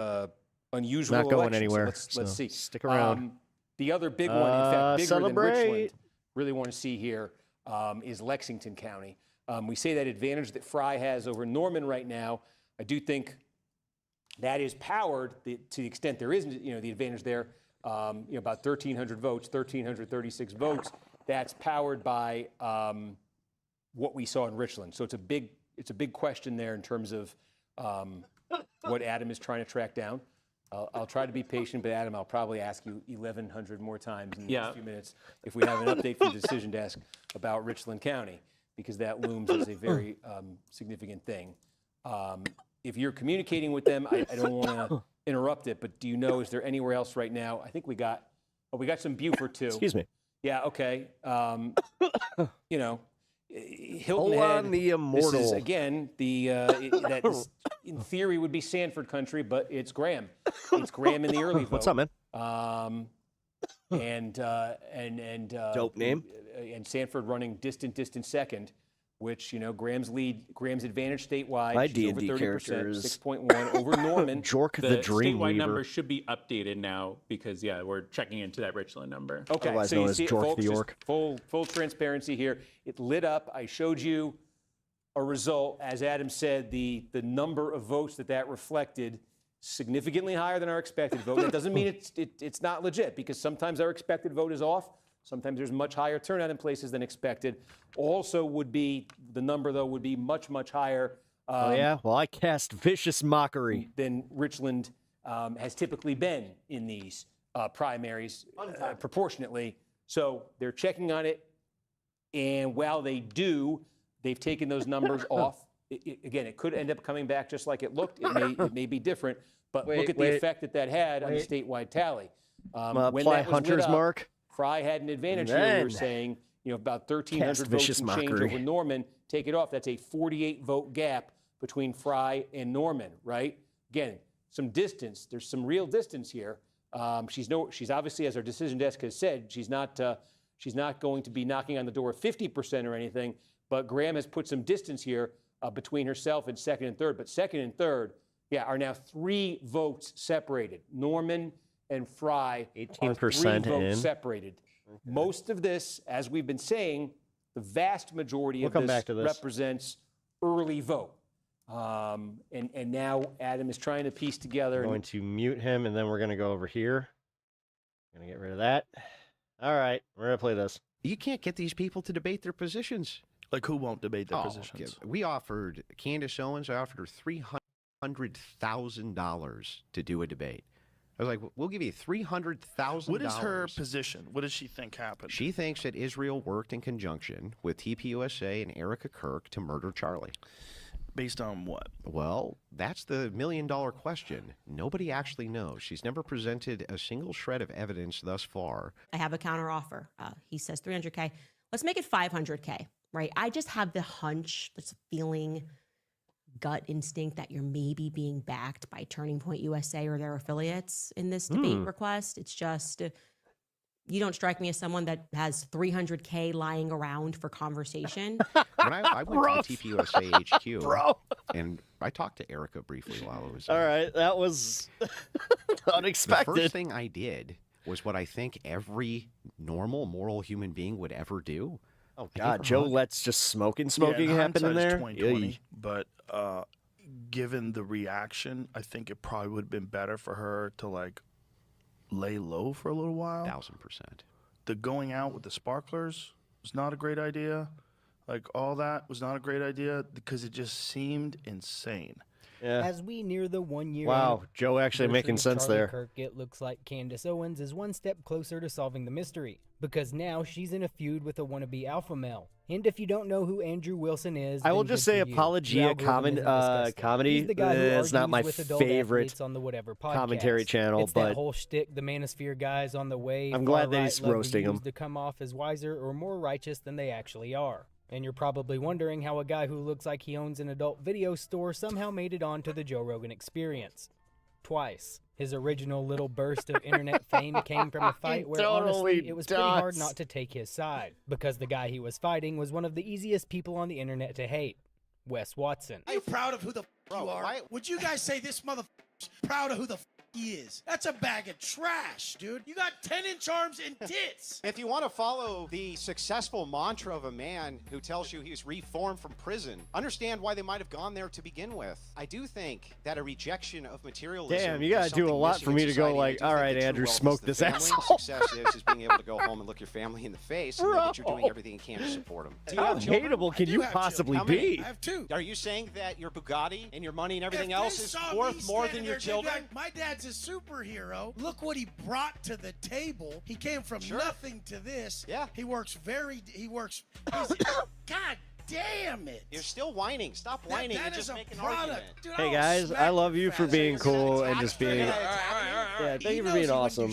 Seriously, you guys rule. You're the one who got hostile for having a difference of opinion. I'm so glad that I don't hang out with people like these assholes. Wilson to squander whatever goodwill he had gained from the Wes Watson situation. I'm pretty sure one of my friends turned out like the bald guy. What may still be one of my friends, one of my ex-friends from like high school. Jar. Right. Oh yeah, the pickle jar. You got this. Here we go. All right, bro, I can't do it. Here. All right. Oh my God. I guess, yeah, Andrew, go ahead. I'm supposed to open the pickle jar? It's like a, yeah. Oh, jeez. I do. This seems a little immature. No. For Hey, the guy $1,000. sent $1,000. Yeah, but it seems slightly immature. It's all fucking it's just slick now. It's a little, See, it little is. I gotta grip it. Uh-oh, Andrew. If you can't open it either. Well, your hand greased the whole top of it. My hand are fine. Here, high five. It My literally, shit is slow. it's like, feel it. Isn't that greasy? It was like that already. Oh my God. No, it wasn't. You greased the top. Use Oh your my shirt. Jesus, Use your Andrew. shirt, If you can't open the olive jar, you cannot Here, blame my while we're doing hand. olive jar. If you're so strong, you should open it. Yeah, I gotta be able to grip it. Okay, we'll grip it. Let's It's go. literally slippery. Uh-oh. Grab me a paper towel so I can dry the top of it off. Okay, once the top is dry, But do we now need to allow her another opportunity with it? Yeah, give her a paper towel. No, I think you should do it, Andrew. You're the big strong man. There you go. Come on. Yes, this is the way to handle it. Get some chats while they're working on that. Red Fox, thank you. Deontology prioritizes intent, but threshold exceptions introduce consequentialist reasoning. I'll let you go first if you want. No, Andrew, I greased it all Someone up. There you donates go. $200 for that? Jesus. Red Fox, thank you for that. Appreciate it. I can't grip the fucker. Uh-oh. Like, I gotta have a way to grip it. Jungle. Andrew, I'm sorry. It's not. My fingers slip What a right off the backfire. lid. My fingers are literally slipping off the lid. I just can't grip it. These things are defective. Olive jars are harder These things are than the defective. pickle jars. They're not hard to open, but I can't grip Oh, the fucking me? thing. Watch this shit. So you can't blame me for my greasy fingers now. Like, God. It's still greasy. The top of it's like, You tried it with like 4 feel minutes it yourself. Tell me I'm wrong. You know what? Is that not greasy and sticky? Yeah, it's pretty fucking greasy. I'm gonna let But it's a top Lulu donated $200. Lulu, thank you for this. Sarah, you've got good morals, but you're not engaging with Andrew on the level in which he's challenging. Oh, he's fine. I think Yeah, you it's not should open. believe in Fucking Fort the Knox. philosophy book. Here, go, go, go. Yeah, just can't grip them. Okay, now I want it to be I got open. this, It's like pissing me Pissing off. me off. Yeah, I know. Should it's we have fine, Jake it's try? fine. You'll see. Nah, you fucker. That was bullshit. Not only that, but Wilson built his whole persona around being a Christian alpha male, who also smokes, cusses, and completely loses his temper the second whoever he's debating successfully By the baits him way, into I know losing that his somebody mind. has And I'm just gonna be totally honest said with this you. in his comments I that will he never sounds be able AI. to I'm not sure if convince he's you my using AI worldview. or You not. won't. So I know. But the reason but is not his because channel I'm not a great orator, says that he's or not, I don't make good points, or I haven't said things which should be compelling to a person. That could get him in But trouble if Charlie, he is. I just think so. honestly, you're too stupid to understand them. So, Andrew, can I sell You you like on my snid. worldview? Yes. Yeah. Your wife has 3 baby daddies and has been married twice before. And you Under you under lick your, you lick sniz. Under your religion. That was the best he got at that moment. But you lick sniz. What is that? You're a fucking. Don't talk shit about my wife, you stupid bitch. You Shut like your mouth. snit. Shut your stupid bitch mouth. Your wife with the What 3 a baby What did I daddies? just say? With the 3 Sorry, baby doll. I'm daddies? sorry. Is she morally Oh, inconsequential man. in comparison to your ditch Hey, licking? we got Sandbag. Do the men that you try to Do the women that you try show to? your hatred Do against? you the women they, that like, you try convince them to? that they shouldn't? You know, like, Charlie, did I pursue bring women? Do they know Charlie? that Did your I bring wife your is 5 family? years older? Did I bring any of your You family called me into fucking anything? stupid. Did I You say called anything me about fucking your stupid. family being stupid, Charlie? could. It's You could because go I'm for it. better than you, Charlie. No, it's because you're embarrassed and you know that the traditional values that you try to sell people Okay. on are bullshit because Let's you go are not through a it. traditional man. Despite what may seem like a D-level podcast I hate that they have a real aggro crag. argument guy, Turning Point USA apparently thought this was the guy they should Something hire I would spend like really dumb money on, where it's just like, eh. to train their new group of I'm going to give to a lot of charities and then buy aggro crag. USA hired me to go down and train its new crop of debaters. What did you grab when your house burnt down? So that's aggro what I crag. did. Which leads us to Wilson's second appearance on JRE. He's so Apparently his sensitive. handlers, Yeah, they for someone that can like that, I got that when I debated him. Like that was the one thing that I got over on him. Even though I was fucking sick as shit, I did not do that great. But just in general, I was able to get that where it's just like, dude, you're just a dick, and he had nothing. someone who knows someone, because I'm still not really sure why Joe thinks this guy warrants a second appearance on the biggest podcast in the world. cares? Just let to him me, it feels like platform one of him. those Who guests Joe cares? is basically told is going to be on the podcast. Because Andrew seemed to show up with a whole list of theories about what happened to Charlie, how people treated Erica after Charlie died, and everything surrounding the whole situation. But more He than straight anything, rages it all the seemed time. like It's his main goal hilarious. was pretty simple: trash Candace Owens. On the other side, though, in this particular conspiracy, you can't get these people to debate their positions. Like who won't debate their Oh, positions? We offered Candace Owens. I offered her $300,000 to do a debate. I was like, we'll give you $300,000. What is her position? What does she think happened? She thinks that Israel worked in conjunction with TPUSA and Erica Kirk to murder Charlie. Based on what? Well, that's the million-dollar question. Nobody actually knows. She's never presented a single shred of evidence thus far that Israel ever worked to murder Kirk. That Erica Kirk certainly didn't. In fact, Oh, now I her know why position this for the ended up longest on time was if Valhalla, Erica Kirk comes out and tells me VFT. to I saw that stop- he was talking to about stop this. to stop the conspiracy on I this. have to I bring will. that up. So Erica did. She went out publicly and she was like, enough, enough. You're just causing more problems than good here as this investigation's going on. And then suddenly Erica's now part of the conspiracy. by the next day, she's trying to cover it up. She's part of the conspiracy too. Yeah, obviously Andrew isn't offering up $300K of his own money. Somebody is, though. And Andrew made a lot of claims during this podcast, like saying Candace believes Erica conspired with TPUSA and Israel to take out Charlie. That's a pretty crazy thing to claim someone said. I know Candace implies a lot of things, but she's not dumb enough to come out and say something like that directly. And honestly, the whole thing is just sad, because if Candace really... Hold on. You're giving her too much credit. ...is uncovering anything that could help expose who is responsible for what happened to Charlie, it doesn't exactly make her look more credible when she's publicly feuding with Pickle Jar Guy. But she did respond, and she responded with some pretty wild demands that there's almost no chance Pickle Jar Guy or whoever is supposedly putting up that money is going to agree to. I have a counter offer. He says 300K. Let's make it 500K, right? I just have the hunch, this feeling, gut instinct that you're maybe being backed by Turning Point USA or their affiliates in this debate request. It's just, you don't strike me as someone that has 300K lying around for conversation. I mean, not with that smoking habit in today's economy, right? And given the fact that Turning Point USA has raised $40 million in one night off of Charlie's blood, literally encasing his bloody microphone at a fundraiser event so that his grieving widow could be captured by the camera standing next to it, I think 500K feels more appropriate. They want to invest in you. Oh, oh my God. Oh my God. You're their guy. Tell them that's what it costs. I can't stand it. If we cannot call out her grief as fucking like performative, then what? Then what? Then who? What? Okay, between old friends. What the fuck, man? She's literally just like, get my good side. Right. And Candace actually makes even more demands that they obviously aren't going to agree to. I guess it's either an attempt to squash this Making me agree with Candace Owens is just whole thing immediately, or at least make sure that if this debate does happen, Didn't see she's that the coming one who today. benefits from it. Because one of her demands is that TPUSA or Erica Kirk publicly acknowledge that they're sending Andrew on their behalf. Which, if they aren't actually behind him, Dude, obviously this isn't going to happen. conspiracy is hilarious. And if they are, well, they're probably not going to say that either. Also, my second counter offer. Fuck. How is this? This is what's on the internet right now. Position point that I'd like you to meet is I'm 7 months pregnant. So if you fancy a debate face to face, you're going to have to travel to me. It's common decency. No time limit in the debates. Don't worry. It will be live. We will bring up any documents or evidence that you mention as a part of this case. We have a team, so you can send links live. We are happy to pause and allow you to search for any evidence that you reference if the team can't find it for some reason. No tricks, as long as you want. Like I said, live, so anybody could see if we were trying to play tricks. As a 2A point here, you're not going to be chain smoking around me, tough guy, okay? So you're just going to have to bring yourself and leave your cigs at home.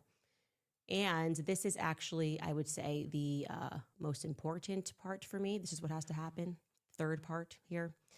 Either Blake Neff or Andrew Colvett or Erica Kirk must publicly claim you first, meaning they must say that they are sending you in to debate on their behalf. There are people who believe this shit Charlie Kirk and who get to vote. I know. If anything is going to bring us closer to actually finding out what happened to Charlie, it's apparently Candace Owens getting in a feud with the whatever podcast Pickle Jar Guy. And you can tell Rogan is like, what is this guy talking about? Because Wilson starts talking about some left-wing counter movement to what Charlie was doing, basically planting the idea that people on the left helped take out Charlie. And those are the same people who are creating the rumors that TPUSA took out Charlie. The whole thing just sounded like a set of pre-scripted talking points he came prepared to unload the second the conversation turned to Charlie. And to Wilson's benefit, he muddied the water fantastically. I'll tell you a story. This is the tale of all tales. Okay. So Charlie Kirk has this huge outreach program that's happening through TPUSA on these college campuses. He's got viral clip after viral clip after viral clip. And they are going wild. He's going campus to campus. He's doing his thing. He's being dogged by a progressive organization. This progressive organization shows up at almost all of these TPUSA events with the stated mission of trying Tell me I'm not this boring when I tell a story. Holy fuck. to create a counter movement to what TPUSA is doing.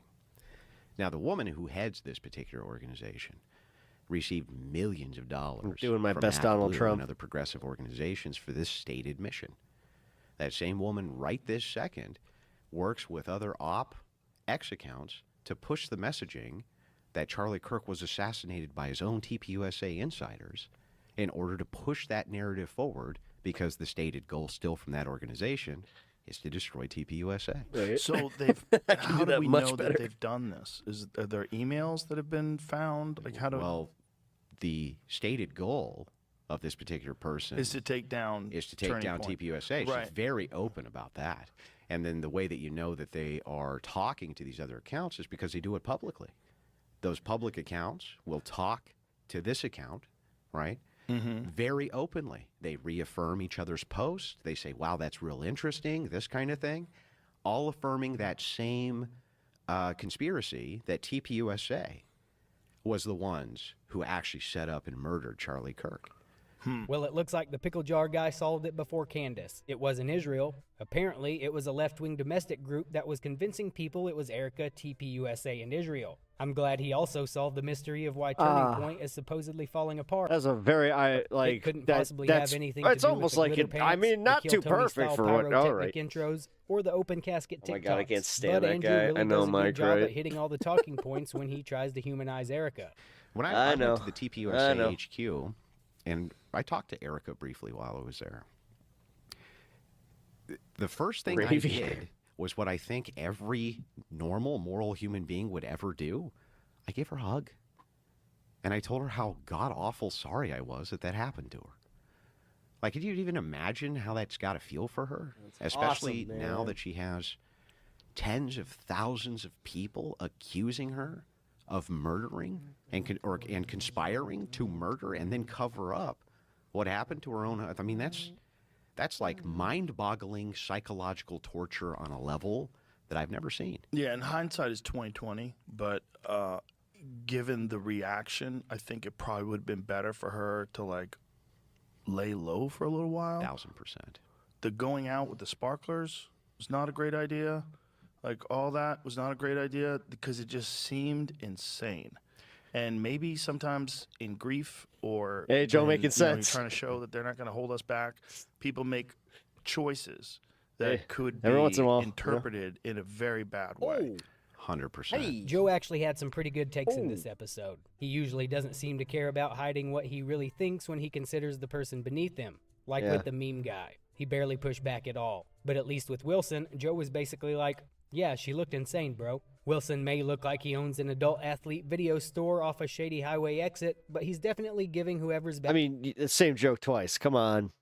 You landed it the first time. backing him their money's worth. Although off the exit, you should have led with that one. Because he makes sure to take a shot at Ian Carroll, too, which probably wasn't the brightest move considering No, it's Pickle Dick. Joe actually seems to really like Carroll. Here's what the theory is. So take Ian Carroll, within 24 hours after Kirk's death, blames Israel. Within 24 hours, he says, Israel killed Kirk.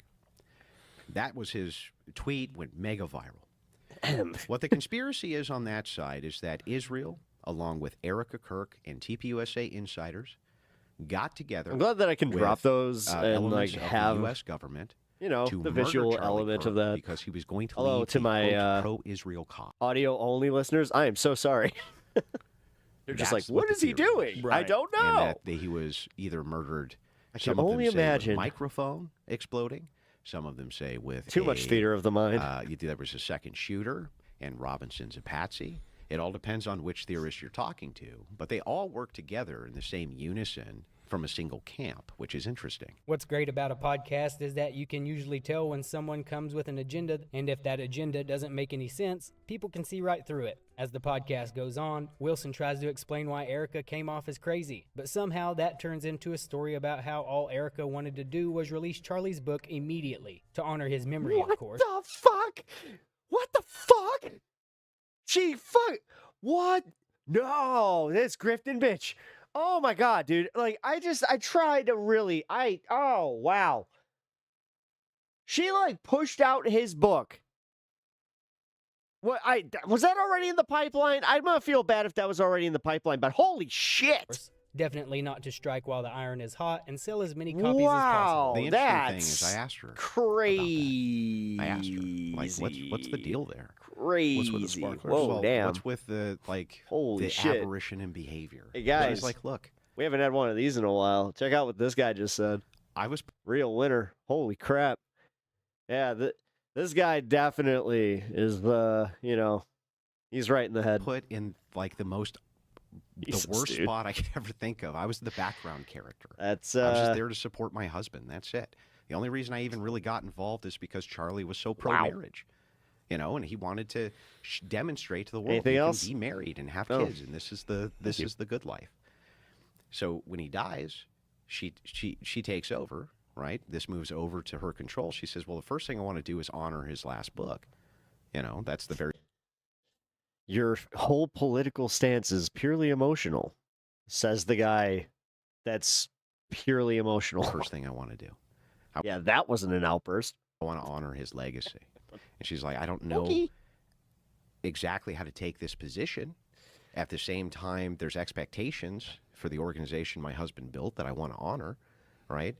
But, I'm also in the middle of grief. And it's like, I don't know how you balance that position. Who's been in that position ever? Right. And especially who's been in that position that's not accustomed to being scrutinized in the public eye. Everything.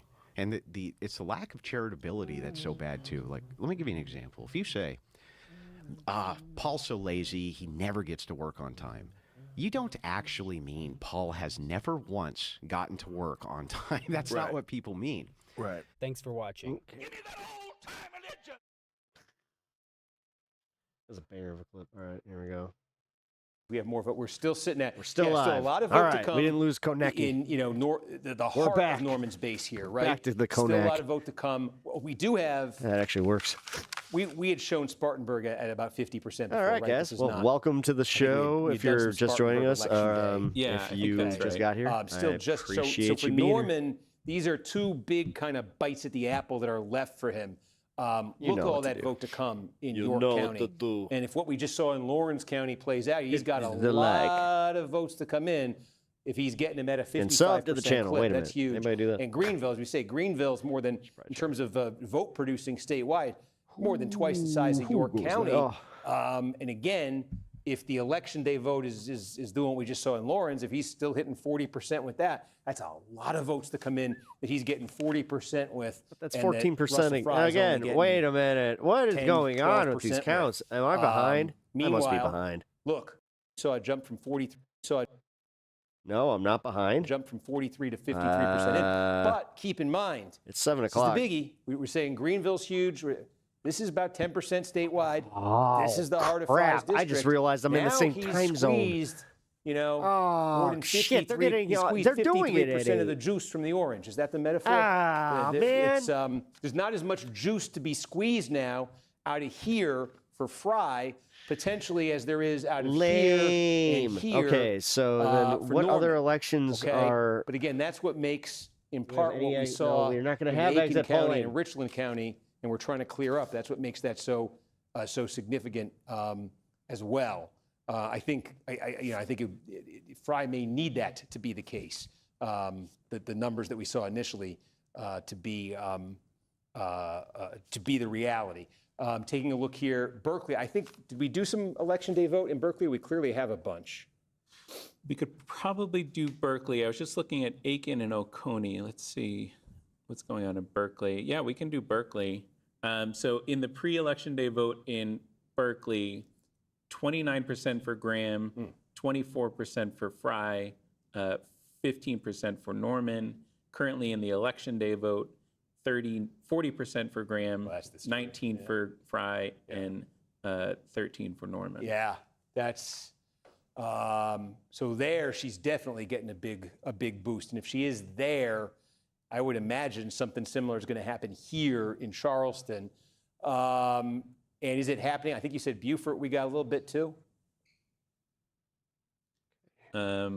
Just taking a look. Sorry, I'm looking for live results here. Only a little bit of election day vote in Beaufort. Okay, because I do want to kind of, we do spend a lot of time on the upstate. I do want the flip side of this is Fry in a place like Berkeley. Yeah, I was running 8 points ahead of Norman. Advancing to runoff. Yeah, he's running, close to 10 points ahead of him.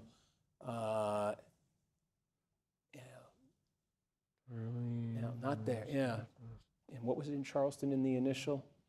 Not that much. So, yeah, there's a chance, too. We're saying, you know, Fry has so far squeezed more out of his base just in terms of its representation in the statewide tally than Norman has. Wisconsin yet.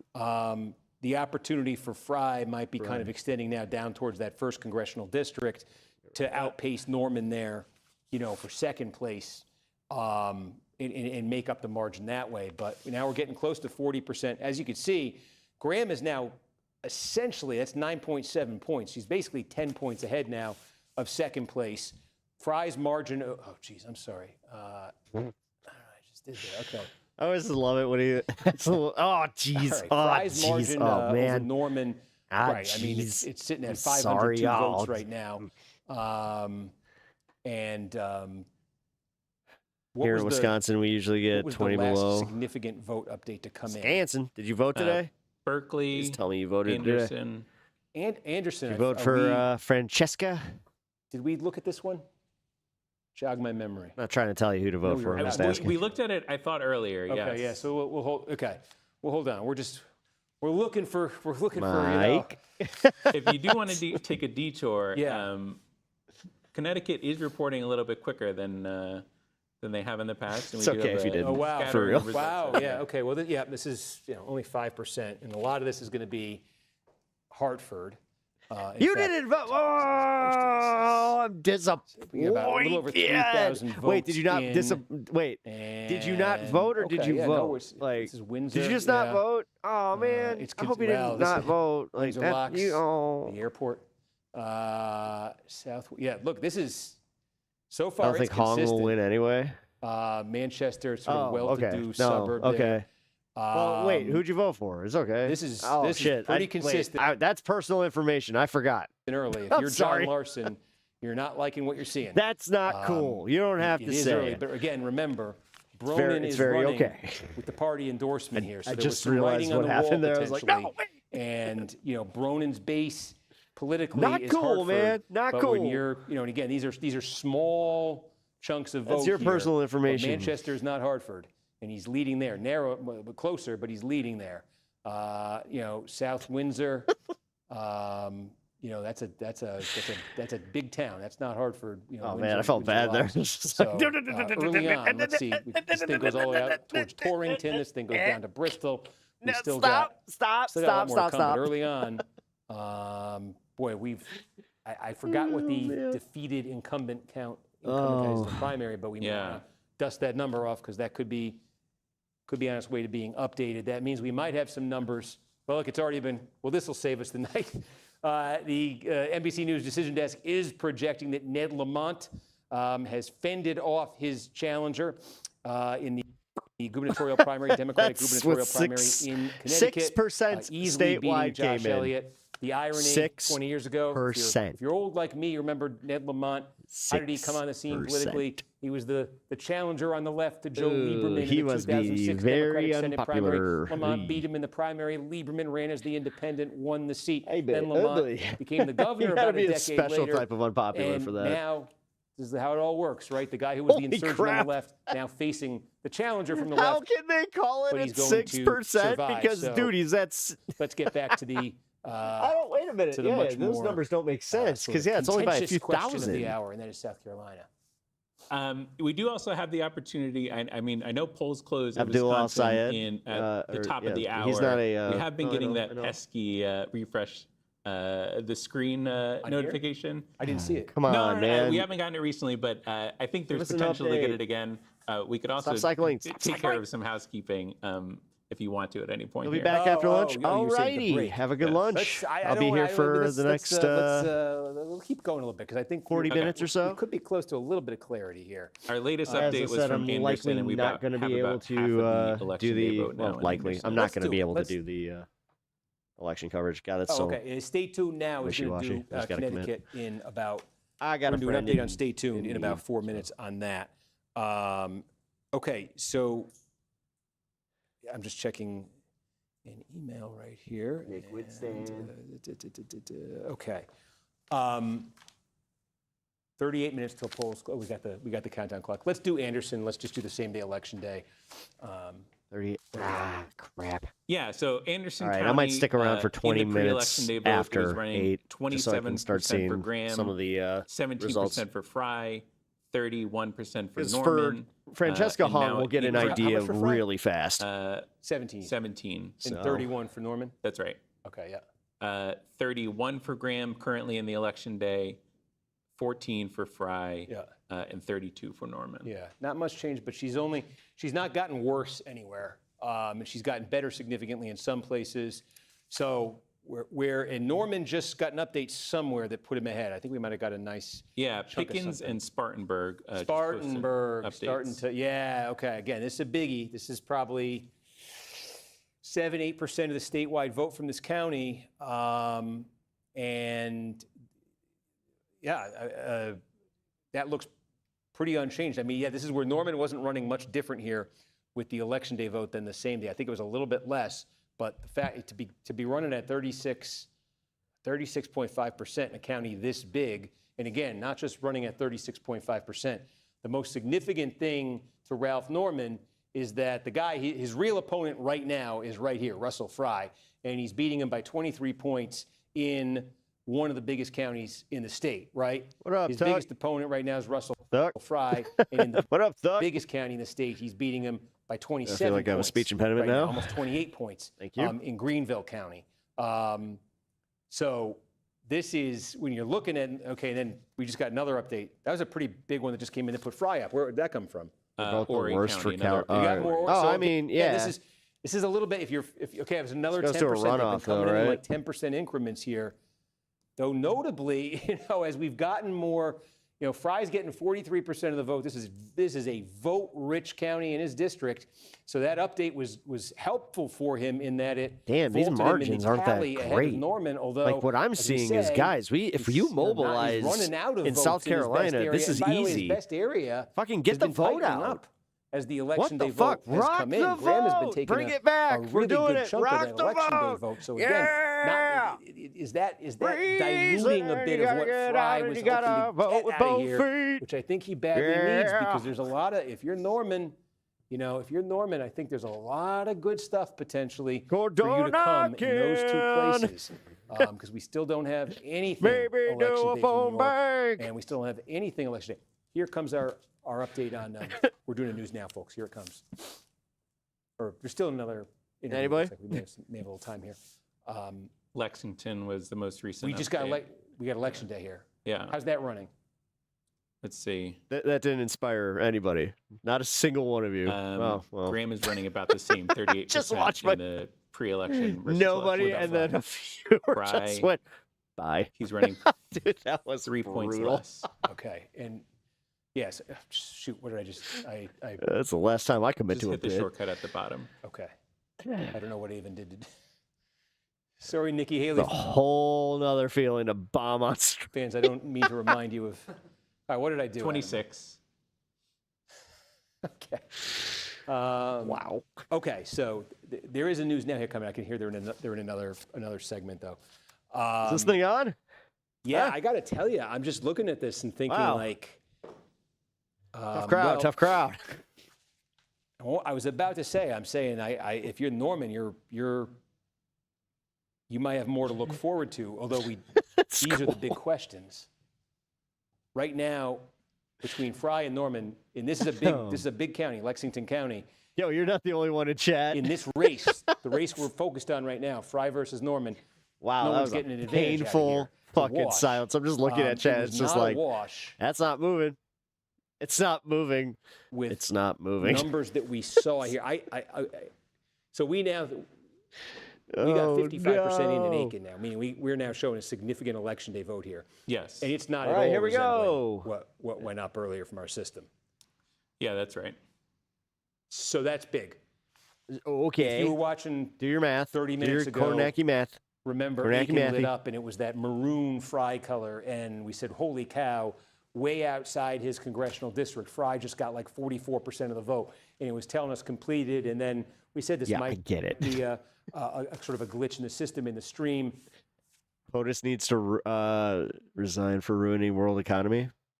Mr. Mundry. That'd be wow, wouldn't that be nice? It's looking like it is. What? Wouldn't it be nice? I'm not going to commit to that bit because you guys didn't appreciate the last one. Because I was going to create a song and everything. we now have a ton of election day vote in here. Fry's running back at 22.6%. He's not getting to 40. I'm that fucking petty. 4% here. We're about to do the hit. Big And some development breaking there. news coming No out of joke for Connecticut. you. NBC News can now project that Ned Lamont is the Maybe winner of the better for me. Democratic governor's primary race, beating out his opponent Josh Elliott. Let's go back to NBC's Steve Kornacki. Steve, is this a surprise? What should we know now? Yeah, no, I think it was pretty expected here. We were saying there's a bit of irony in this for folks with a long memory that Ned Lamont launched his political career as the insurgent candidate of the left against Senator Joe Lieberman. That was 20 years ago in 2006. Oh, God, that was and it's Lieberman's come around district? enough that Lamont, now seeking Wow. another term as governor, faced an insurgent candidate from the left here in this primary. But Lamont really no problem here surviving it, a 2-to-1 margin here. NBC News has already declared him the winner. But within Connecticut, there's another long-tenured incumbent, a I'm much very longer tenured confused incumbent. right now. What is happening here? How does this make sense? If Donald Trump was seeing this, he'd be like, what the fuck are you doing? But who I think is in some serious trouble right 9%? now. And I I'll don't call think that one up on so. the screen. It's right here. John Larson, the congressman from Connecticut's 1st District. It's based in Hartford, although this district sort of has tentacles extending in a bunch of different directions. But Luke Bronin, I'm the former confused. mayor of Hartford, who already secured the endorsement Mr. of the Mundry, Connecticut also, if you haven't Democratic subscribed to the Party channel, in please this do. race. That was a Goes very for ominous sign anybody for that Larson. hasn't subbed. Now the vote is coming in slowly, but it's been coming in consistently. Different parts of this All right. district. No surprise in his political base of Hartford, where he was mayor. Bronin leading there, but I mean, you can get out here, small towns far away from Hartford, suburbs of Hartford, well-to-do suburbs. Across the board, you're seeing Bronin put up very encouraging numbers here. So I think Lamont survives in the governor's race, but essentially a 28-year House incumbent, John Larson, he was a member of the House Democratic leadership from 2006 to 2014, I believe. In big trouble right now, deep trouble. It's funny. Latest from Connecticut there. Steve Kornacki, we'll be checking back with you in a little bit. Thank you so very much. It's legitimately cool that I can. Okay, yeah, that Larson, you know, we said you we can set say the that, and bar low on immediately I'm Connecticut going like, "Where's my cat?" Results, but I think something might be. Well, let's Where is my cat? keep an eye on there in Connecticut because I think something might be on the way if you know what I mean. And if you get tell me. Anything come in significantly in South Carolina? It looks Norman, I see got back in a second. Let's in fact kind of dwell on that. And do we have more? What's the kanji next to your we're getting some rich name? That is your translate thing. It's trying to translate. Me, if I'm wrong, Adam, but was the initial Richland thing that came up like an hour ago also very favorable to Fry? Yeah, it's weird. I think I remember that. I don't have a accurate screenshot in my head, but I think that sounds right. Open border policy, I mean, the they point have is no what's power. there now isn't. From the standpoint of trying to create separation I mean, with they're Norman. definitely These responsible are right big now, county. This and is they're very open big. border, Lexington, that Fry and open Norman are border basically policy. tied. Excuse me, with all Richland, Fry is third, ice but raids it's not and far back. everything. It's a Nothing's 2-point margin changing. there to He's not It's gonna, weird. It's he's not weird how all these create much immigrants are getting separation doing that. rounded up, and then everything's still expensive. Everything's getting more expensive. Everything sucks. But this was big because weird. it hinted at the possibility of a well, breakout success for Fry in a big county far from his district, a big vote-rich county. just the Not open what's border materializing. policy. He does. Yeah, okay. This is giving him a little bit of separation here, 327 votes worth of separation so far from Norman. But what was hinted at with what clearly looks like a glitch of an update earlier, if you Canada. were watching, All right, I'll was blame something Canada. much bigger for him. We'll just do the South Park And so method. now with I half got the you. voting I got you. statewide, you can see it's now a All right there, 1,700 guy. vote. I'm not your 17, buddy. what's that? 1753 is your the buddy, margin for friend. Norman over I'm not your Fry friend, buddy. statewide. I'm not your a full buddy, guy. percentage point. And I think what's standing out to me as I look at this is a couple things. Like I said, Fry not going to get out of Aiken what we were thinking he might get. Fry now with about 2/3 of the vote in the biggest county in his district. This is supposed to be the vote bank for him. He's getting a lot of votes out of here. He'll still get plenty more, but 2/3 of the vote is now in. And oh, by the way, that election day vote, Graham's been doing pretty well here. She's getting actually pretty close to him. Meanwhile, look at his opponent, right? His main opponent right now is Ralph Norman. Is that a threat? All right.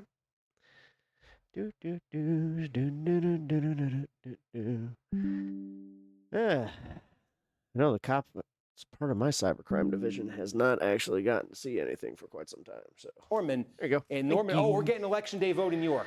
Okay. We'll do this. Can you tell me what the early election split is? Norman versus Graham. This is why Norman just opened up that lead statewide. So Norman was getting 54% in the pre-election day vote. Yeah. And Fry was getting 10%. Well, Graham is the one we want. Graham was getting 24%. Yeah. And the election day vote, Graham is getting 27%. Oh, no, that's Norman funny. is getting 52. Yeah. So it's again, it's that trend where she's doing a few points better. He's off 2, but he's on pace with half the vote still to come in York County to get half of the vote left in York County, maybe a little bit more than half of it, right? Whereas like in Horry County, which is the big part of Fry's district, he's got a third left and he's running, his election day vote's probably what, high 30s here? So he's not squeezing as much out of Horry as Norman is out of York. Now, all right, mods, you guys know what to do. Lots of screenshots, and then we shall report them. In Spartanburg, now Spartanburg is just, okay, this is a big county for Norman, and it's now getting close to complete. He's not going Yeah, people swat you over nothing. Yeah, I know. to get much more out of here, but he's been There running, it is. he's been Thank running in you. the high 30s here. So what Norman has to look forward to. All right, we got This is the big thing that Norman has to look forward to. That was an actual fucking threat. There you go. Can you tell me, Adam, what the expected vote is in Greenville? Greenville, we have it at 47,000. Okay, so, and we're at 45,050. We're about 63, 6,500. Yeah. 6,500. Okay, so we think we got 40,500 left. If we say that Norman runs a tick below, this is just guessing here, based on what we're seeing. You know, if he runs a tick below, say at 37%, right? 37% of the remaining, you know, he could get 15, say he gets 50. Yeah, and guess what? What you just did was absolutely not protected. You dumb motherfucker. You're actually, guys, make sure that you report each and every threat that he just constituted, and then, no, this one just went to the cops. Thanks, buddy. 15,000. Appreciate you. Votes out of here, right? And look at where Fry is. Let's say You want to fucking threaten me? That's fine, bud. Yeah, I'm online. You think that I wasn't prepared for this type of shit? I've already had 2 death threats. So go ahead, bud. Like, this is you playing. All right. Fry got 10% of the remaining, and that might be a little generous. Yeah. So I think. Can you ban him now that we got the screenshots? Yeah. In Greenville, with what's left, Norman over Fry could have a net of like 11,000. A net margin of 11,000. That would be my back of the envelope guess here for what's left in the biggest county in the state. Is that, see this margin, look at this margin between Norman and Fry right now, which sits at 3,002 votes, right? 3,002 statewide. I think it's not crazy. This is 3,002. I think it's not crazy that just here, Norman over Fry could be an additional 11,000. So that's huge, right? Now, what's Fry's answer to that? Because that would put him at a huge, okay? His answer is, well, there's Myrtle Beach. You know, there's still a third of the vote to come in Myrtle Beach. Norman's barely registering here, right? Fry's, so, okay, in fact, Adam, can you tell me what's the remaining vote we think in Horry County? Yes, 11,000 remaining is our estimate. We think there's 11,000 left here, and we think Fry's maybe getting 40% of the election day? Yeah, I have it at 41 right now. Okay, so he gets 4,400, and Norman's probably getting, what, 6% or something? 8%. Okay. Yeah. So he could, yeah, I mean, this could be 3,500 votes. So Fry could, Fry's margin here over in the remaining vote here, Fry's margin over Norman could be 3,500 votes, okay? So, think about it. If Fry, beats Norman by 3,500 here, but Norman beats Fry by 11,000 here, and Norman right now is running nearly 3,000 above Fry in the statewide count already, and we've seen it doesn't look like there's any real separation between the two of them in Richland. Doesn't look like there's any real separation in Lexington. Boy, there's still some to come here. We say, half the vote to come, and Norman's getting about half of that. I mean, look, again, 11, 30, that's a difference there of 7,500. If that nets out to plus 7,500 for Norman, and then how many votes do we think are left in York?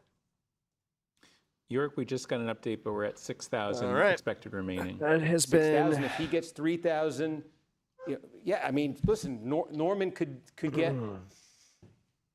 Norman could net 20. He has been reported, and yeah, now it's on. It's on to that. 500 over Fry here. He could net. He could net 11,000 here. He could net 2,500. We're saying Fry could maybe do 3,500 here. And again, that margin is sitting just under 3,000 right now. Still with a little bit in Spartanburg. What's left in Spartanburg? Sorry, I was taking a water break. No, you're allowed. Just don't spill it. All right, more screenshots. 3,800. 3,800 remaining. And Norman getting about 35% of 3,800. So. All right, get to update my email. I think false reports are just as bad. They're actually worse, especially considering that he made threats. Fingers aren't working. You said 3,800? Yes. Sorry, 3,800, right? Okay. Right? I mean, if he got 1,300 and Fry say he could net 1,000. He could net 1,000 over Fry here. Seeing a lot of opportunities for Ralph Norman here. I mean, take a look at a place like Charleston County. A lot to come here. Good-sized county. I don't see, Fry is running level with Norman. Georgetown County, and this is a big one in Fry's district. It's done. Look, Fry got 36 here. He crushed Norman 4-1, but it's done. He's not getting anything else out of it. Berkeley, almost done. Fry's running 30, or he's beating Norman. He's only beating him by 7. Oh. All right, I'll come back to this. We're going to address this. All right, yeah. Fucking terroristic threats on my fucking chat. Yeah, that was probably just a kid, likely. But yeah, I just talked to the cops, and they said that I am 100% to send that to them. I'm also going to send the ban evasion proof here right now. Actually, keep going, dude. Every single fucking comment you make, I'm fucking putting into this list, and you're going to be investigated now. Good job. You can't go around making fucking terroristic threats to people. Not how it fucking works, asshole.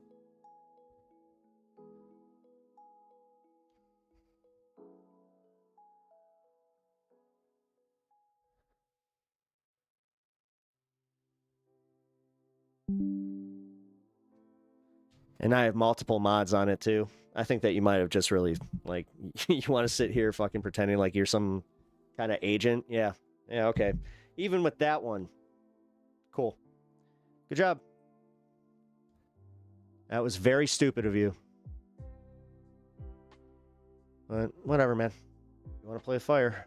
That's how this goes. You did the same? All right, cool. Yeah, because that one actually constituted like a real threat. This is what happens when I leave chat, damn it. Oh, yeah. Yeah, this guy threatening literally me and the chat. I hope every single one of you that could took screenshots of that. And we're going to need it in the Discord. So if you're not part of the mod chat, you guys can actually send that in general. We need all of it. Because I have to send all the proof that I've got that this guy did what he did. And they're going to look into him. So, let's see.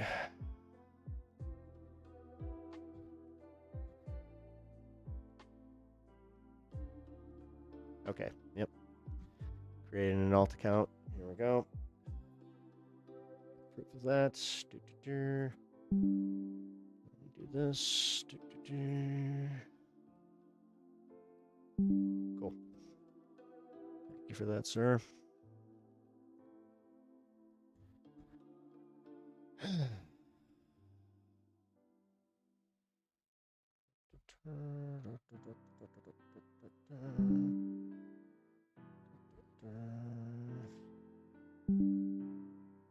Okay.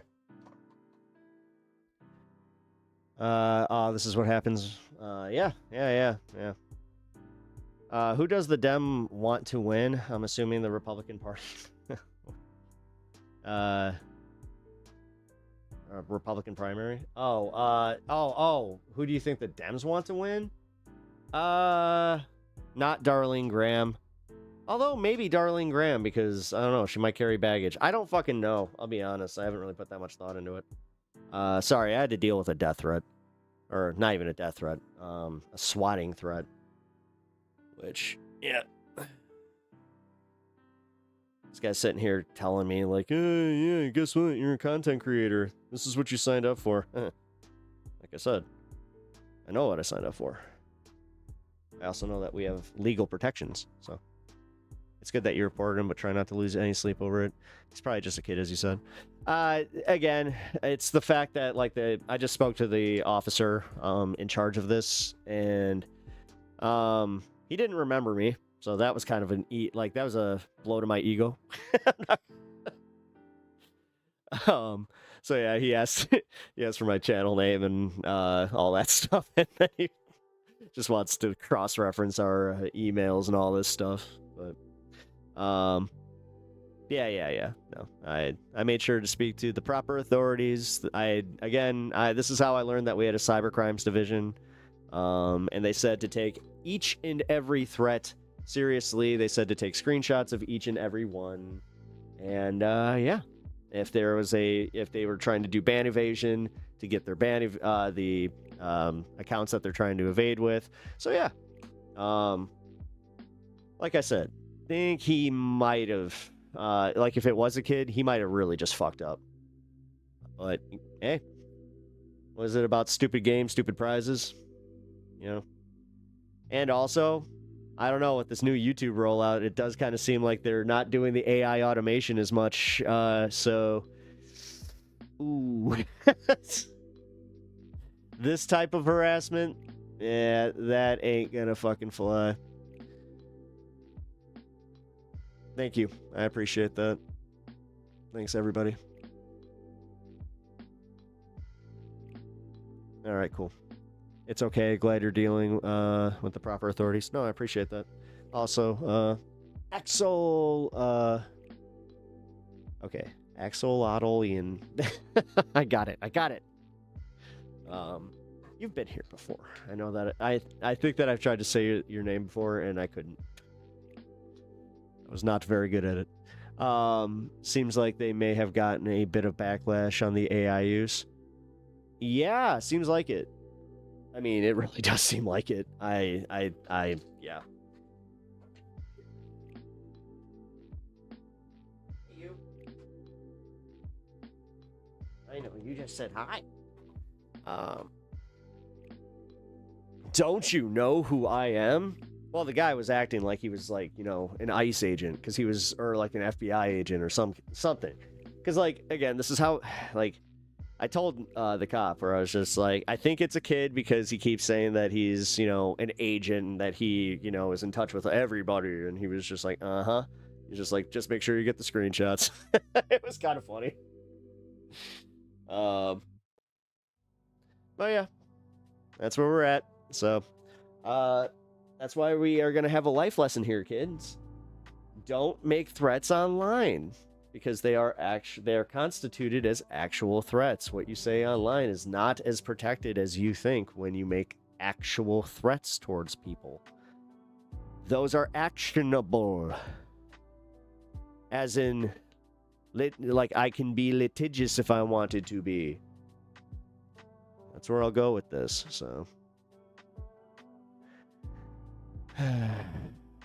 I can finally keep an eye on the elections. Yep, here we go. We're back. Sorry, guys. DJX, if you missed it, like, we just straight up got threatened in chat by some probably 13-year-old fucking, dopey asshole. But I don't know. Seemed more like a adult dopey asshole, though. I don't know. Who cares about politics when you're that young?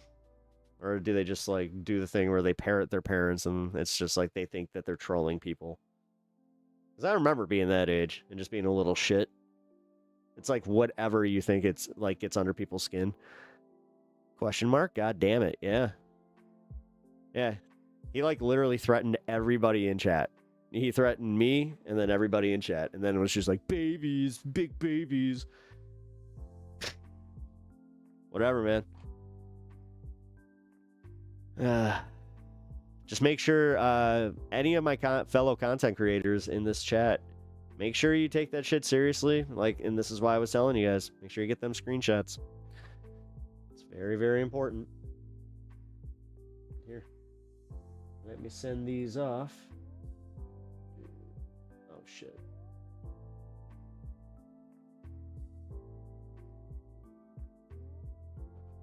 Okay.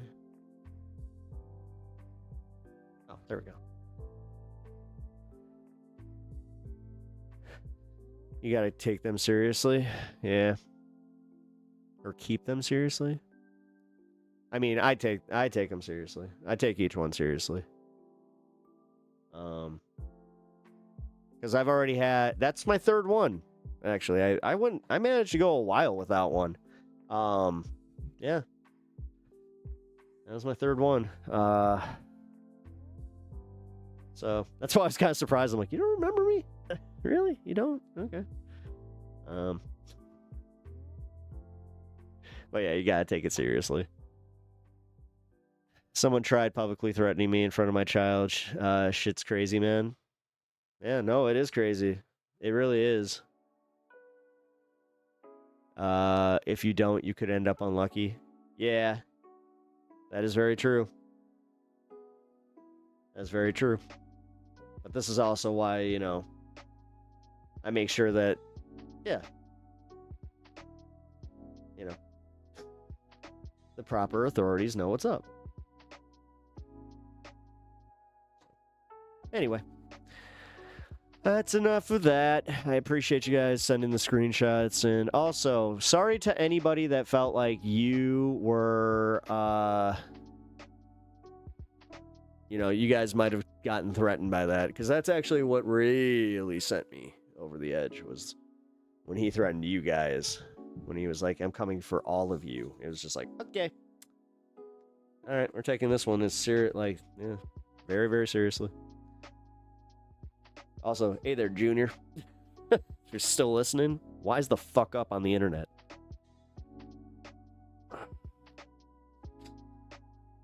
It's the oldest I think I've ever sounded. Oh, imagine how Hassan feels right now. He gets death threats all day, every day. Well, yeah, he has security, though. He literally has security. So, yeah. I'm just a fucking, wee little YouTuber that is just trying to make his way, and yeah. Then I gotta deal with that crap. I mean, this is the stuff that, I'll be honest, like, I know that I try not to do this too much anymore, but that's why, that's shit like that push letter hack out, where it's not worth it. You're getting fucking threatened for trying to have a good time talking fucking politics. Like, it's not, yeah. If you need a good civil lawyer, let me know. Really? Cameron, are you in the Discord?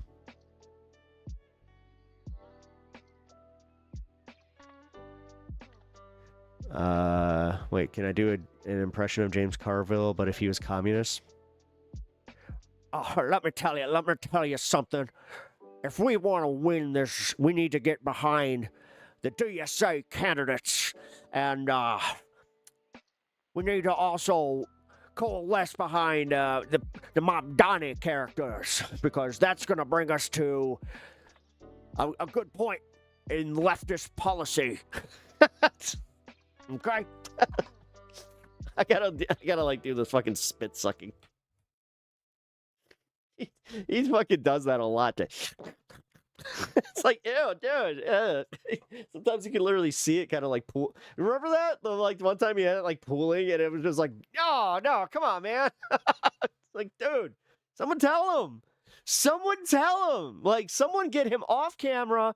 Get a producer to be like, excuse me, James, can you please wipe your mouth? Oh, I'm sorry. I get a little spittle when I get excited about talking about the Democratic Party.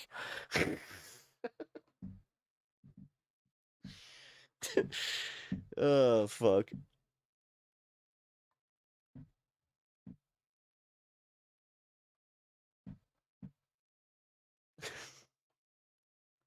Well, that was fun.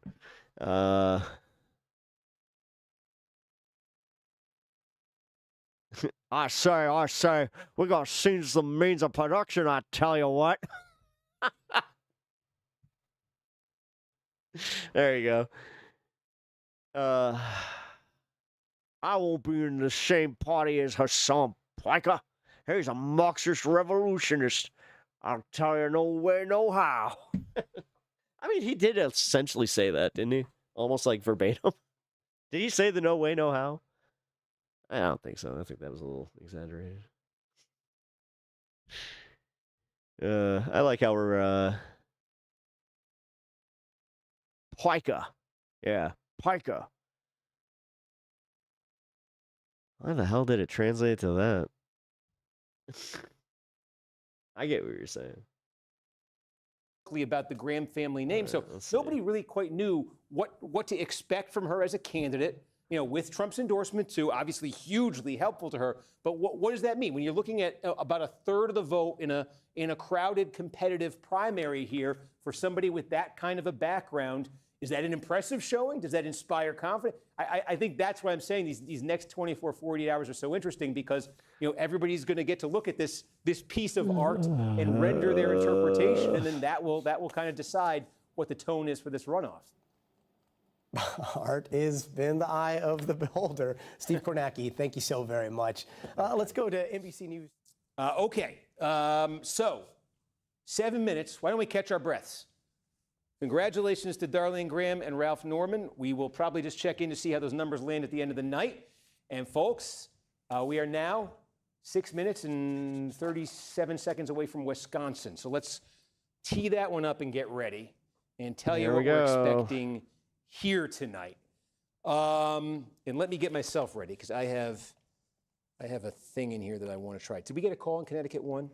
We have not. Okay. But the trend that we looked at earlier is continuing. Okay, so John Larson is in bad shape in Connecticut 1. I want to just look at this, so I'm ready to kind of go here. A couple things I want to point out before when the polls close in Wisconsin, it can be a little slow to get going. Though it will, I think we'll get a pretty good chunk here in the first hour or two. That and again, I think the thing I want to say on Wisconsin is just the range of possibilities here. Nobody really knows what to expect when these polls close. We know the dynamic of the polling that's out there. Francesca Hong, socialist candidate, has been leading, and we know that the fear of a Hong nomination has sparked the establishment, led by Tony Evers, the Democratic governor, in these final week really, to try to consolidate around David Crowley, the Milwaukee County executive, who dropped out of the race at one point this summer and then got back in. And I think that's a very important thing here before the polls close to just go through. You see all these different names on this list here. Sarah Rodriguez, lieutenant governor, dropped out in July. Mandela Barnes, at the beginning of the year, was considered the front runner in this race. Remember, he almost got elected to the United States Senate back in 2022, a former lieutenant governor. He dropped out on, I think, the last day of July, maybe July 30th. That's all you need to be a the string MAGA of events politician. in July No spine. was that Hong was pulling ahead in the polling. Crowley was way down. It looked like he was going nowhere. He's spinning his wheels. So Crowley dropped out of the race, okay? And he endorsed Rodriguez. Then Rodriguez was hit with this campaign finance scandal, and she dropped out of the race. This is in July, okay? When that happened, Crowley got back in the race.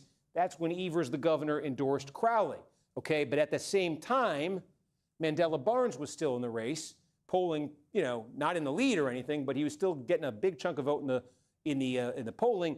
At the very end of July, he dropped out, okay? And only at that point, and then especially, I would say, in the wake of Abdul El Sayed's win in Michigan last week. He rips more the seats focus from on them.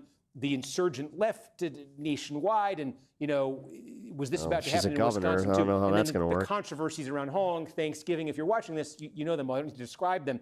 It set off all these alarm bells, really, I think, in the last week among the Democratic establishment in Wisconsin to I get think behind Democrats Crowley. lost over 60 positions so far to the DSA, looking more I like an suspect independent there's party been now. dramatic movement towards him. It's literally MAGA, dude. In the Like, last we week. The thing to MAGA keep our in mind party. is that while all Hey, of that can you not- drama in No, July was playing he's in a out, bad mood. that we just went through, 140,000 vote-by-mail votes were cast and returned.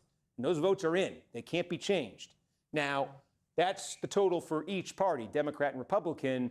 We know Democrats are much more likely to use mail than Republicans. So I think it's safe to say that well over 100,000 votes in this primary were cast before this race was seen as Francesca Hong versus He came in here David like the Crowley Flash. versus Zoom. vote Crowley if you Okay, want to come on stop up. Hong. A lot of these votes were cast when Crowley was either an afterthought in the polls or had actually dropped out of the race. A lot of these votes were cast for Rodriguez. They were cast for Mandela Barnes. They were cast in a totally different environment. How much of the primary electorate is this going to account for? Well, if we said conservatively that about 100,000 of these are Democratic votes, okay, what do we expect for turnout? This is a big question because this weird environment, this sort of panic of the establishment, maybe it goes way high today. Maybe this energy on the left brings it way high today. But if you said 600, that'd be about 15, it'd be a little more than 15%, between 15 and 20%. If that turnout goes higher than 600,000, I think the bottom line is that vote that was cast in July when this race looked totally different, and there was even a little bit of early voting that was done then, you know, could end up being 10, 15% of the total vote that's cast in this primary. So it's a long way of saying if there is a ton of energy behind Crowley, behind that establishment wing to get behind him, okay, and he falls just short, that could be a reason why. But that also, I think, informs the way we got to think about this. All those votes that were cast in July, there are some other lesser-known candidates who are still on the ballot here. I think there's probably going to be, I think it's safe to go into this thinking there's going to be 15% or so of the vote that's not cast for one of these two candidates, right? And if that's the case, then you know, you only need 42.5% or so of the vote to win statewide. Hong probably does not need to get anywhere close to an outright majority tonight to win.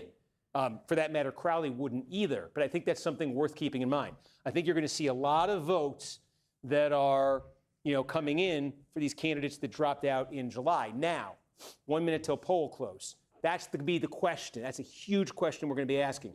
As these vote returns come in, it's handled differently in different places. In most counties here, what you're going to be seeing is a mix of all types of votes. The votes that were cast today in person, we expect those to be the closest between these candidates, right?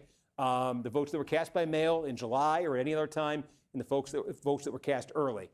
Generally in these counties, it's going to be a mix of those things. There are some big exceptions. The biggest one to tell you about is that the city of Milwaukee takes all of its early vote, counts it up, and releases it generally at the very end of the night. So that could come into play too. But I think if past is prologue, 20 seconds till poll closing, one of the first significant counties to report is going to be Waukesha County. You know Waukesha County and its importance in statewide elections in Wisconsin, big suburban county outside Milwaukee. They reported a big chunk of vote about 15 minutes after poll close in 2024. Polls are now closed in Wisconsin. We wait for this thing to light up. I have here, we're going to just be. Polls are now closed in Wisconsin. All right. I'm all using, right, cool. We can do this. A lot of what I'm using here is the Bernie Sanders, Joe Biden 2020 Democratic primary. A couple other things, but we've basically created benchmarks for both Crowley and for Hong based on getting 45% of the vote statewide. Remember, we said if there's, you say that if 10% of the vote went to all these other candidates, I gotta take this then you phone need call. I will be 45 right back. to win statewide. Okay. Now, if more than 10 to go into these other candidates, you need less than 45. But the benchmarks I've got for both Hong and Crowley here are based on getting 45% statewide. And we may get, I'm going to make sure I'm back on the statewide here, we may get our first significant readout from Waukesha. And by the way, we're not sure. There's so many variables in this. These are rough. So if we start seeing a couple early counties and one candidate's clearing the benchmarks and the other one's missing it, it could mean that there are other counties where the reverse is happening. It may take a little bit for this pattern to come into focus. It may, or a more decisive result here tonight, could give us more decisive result could give us an earlier answer. That's like a circular thing to say. But if it's like, One flag on turnout right now. Yeah. We did raise the total expected vote in Wisconsin statewide, including 40,000 more votes in Dane County based on high turnout. Wow. And what's the total statewide expected now? The total statewide for the governor's race is 703. Can you tell me what Milwaukee is? Milwaukee County? 122,000. So that went up slightly. That's, and that's the other thing to again, anything that, we'll switch over to anything that comes in. Why do I always do this? This is the biggie. 20% or so of the vote is probably coming out of Madison. Probably about that is coming out of Milwaukee, too. What Adam just said is very significant, though. These are typically, recently, Madison, Dane County, this is like, it just gets bluer and bluer. You see it in presidential elections, we're always talking about this. This has become more, this used to be the sort of the heart of the Democratic, of Democratic Milwaukee. Now Dane County is. What Adam just said is like, they're updating significantly the estimated vote in Dane County particularly. The estimate in Dane that Adam just gave me is significantly up from where it was at the start of Election Day. The estimate in Milwaukee County, David Crowley is the Milwaukee County executive, is only up a little bit, suggesting high turnout today, particularly in Dane. Dane is the place. Dane has got to be like the epicenter for Hong, for her campaign. So that is an encouraging tidbit for them before anything, for her campaign, before anything actually comes in terms of results. But keep in mind, I think one theme we'll be stressing as these results come in tonight is keeping in mind what we saw in Michigan last week with Al Sayed, with his victory. Where did it come from, right? Remember, we spent so much time talking about like East Lansing, doing well in places where there were younger populations, younger median ages, colleges, college areas, okay? Remember we were talking about Western Michigan with Al Sayed? We were saying, why was he doing so well there? They were the counties that had the youngest median ages in the state. So we're going to be looking sort of for the same thing here tonight for Francesca Hong. And Dane County, Madison, University of Wisconsin, that looms as just, as just massive for her. But there's going to be other places, that, here too, will look like La Crosse, young median age, in La Crosse, right there on the Mississippi River. We'll look at like, Stevens, University of Wisconsin, Stevens Point, Portage, young median age. There's going to be places that have like branches of the state university, smaller cities with younger median ages, young professionals. Those are places where she needs to be doing really well too. Meanwhile, for Crowley, it's not just Milwaukee County, those wow counties they call them, right? Like, Waukesha, right? Washington, Ozaki, Ozaki, very wealthy, super educated, high income suburbs outside Milwaukee. These are the places where the Stop Hong side wants there to be like flood election day turnout. They're hoping these are the places that in the last week, that alarm that was sounded by the establishment about Hong's electability would resonate in these places. And that's why I said, if Waukesha does give us that first initial update, why I think it's so key. Waukesha is a big puzzle piece. It's not as big in a Democratic primary Sorry, as guys. it is it has been handled in a Republican, but I think this is a county where when you get the number here, this is where Crowley needs to be winning, and I think he needs to be winning by a pretty healthy margin. So that's why I said if we do get a Waukesha update off the bat, and we talked to the clerk in Waukesha County today. Yeah, I'm in anticipation of that possibility to clarify, to make sure that the votes that we see reported. How's that there's my friend? No He's good. Like a batch my wife of is vote by actually mail, talking to him. A batch of election day because it's so important. He's here. Everything I'm saying about what happened They're actually sending an officer out, so I'm going to in July, understanding. I'm gonna have to time this what right. the sequence of the vote returns is. The clerk there told us. She told us today, everything that comes in their office is coming in precinct at a time, voting unit at a time. It's all bundled together. Vote by mail, election day, early vote.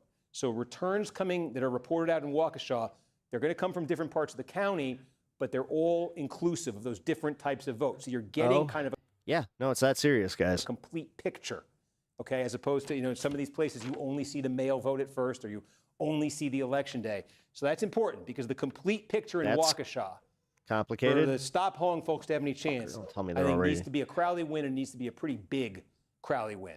So that's why I think that's, if they do, if they do Not give us fucking today, dude. an initial report, other places to keep in mind, just, again, while we're kind of waiting here, that are sort of, potentially, I think swingish here. I think, actually, can I move this map a little bit? We're squeezing out Kenosha. I think like a good bellwether county is going to be right down here.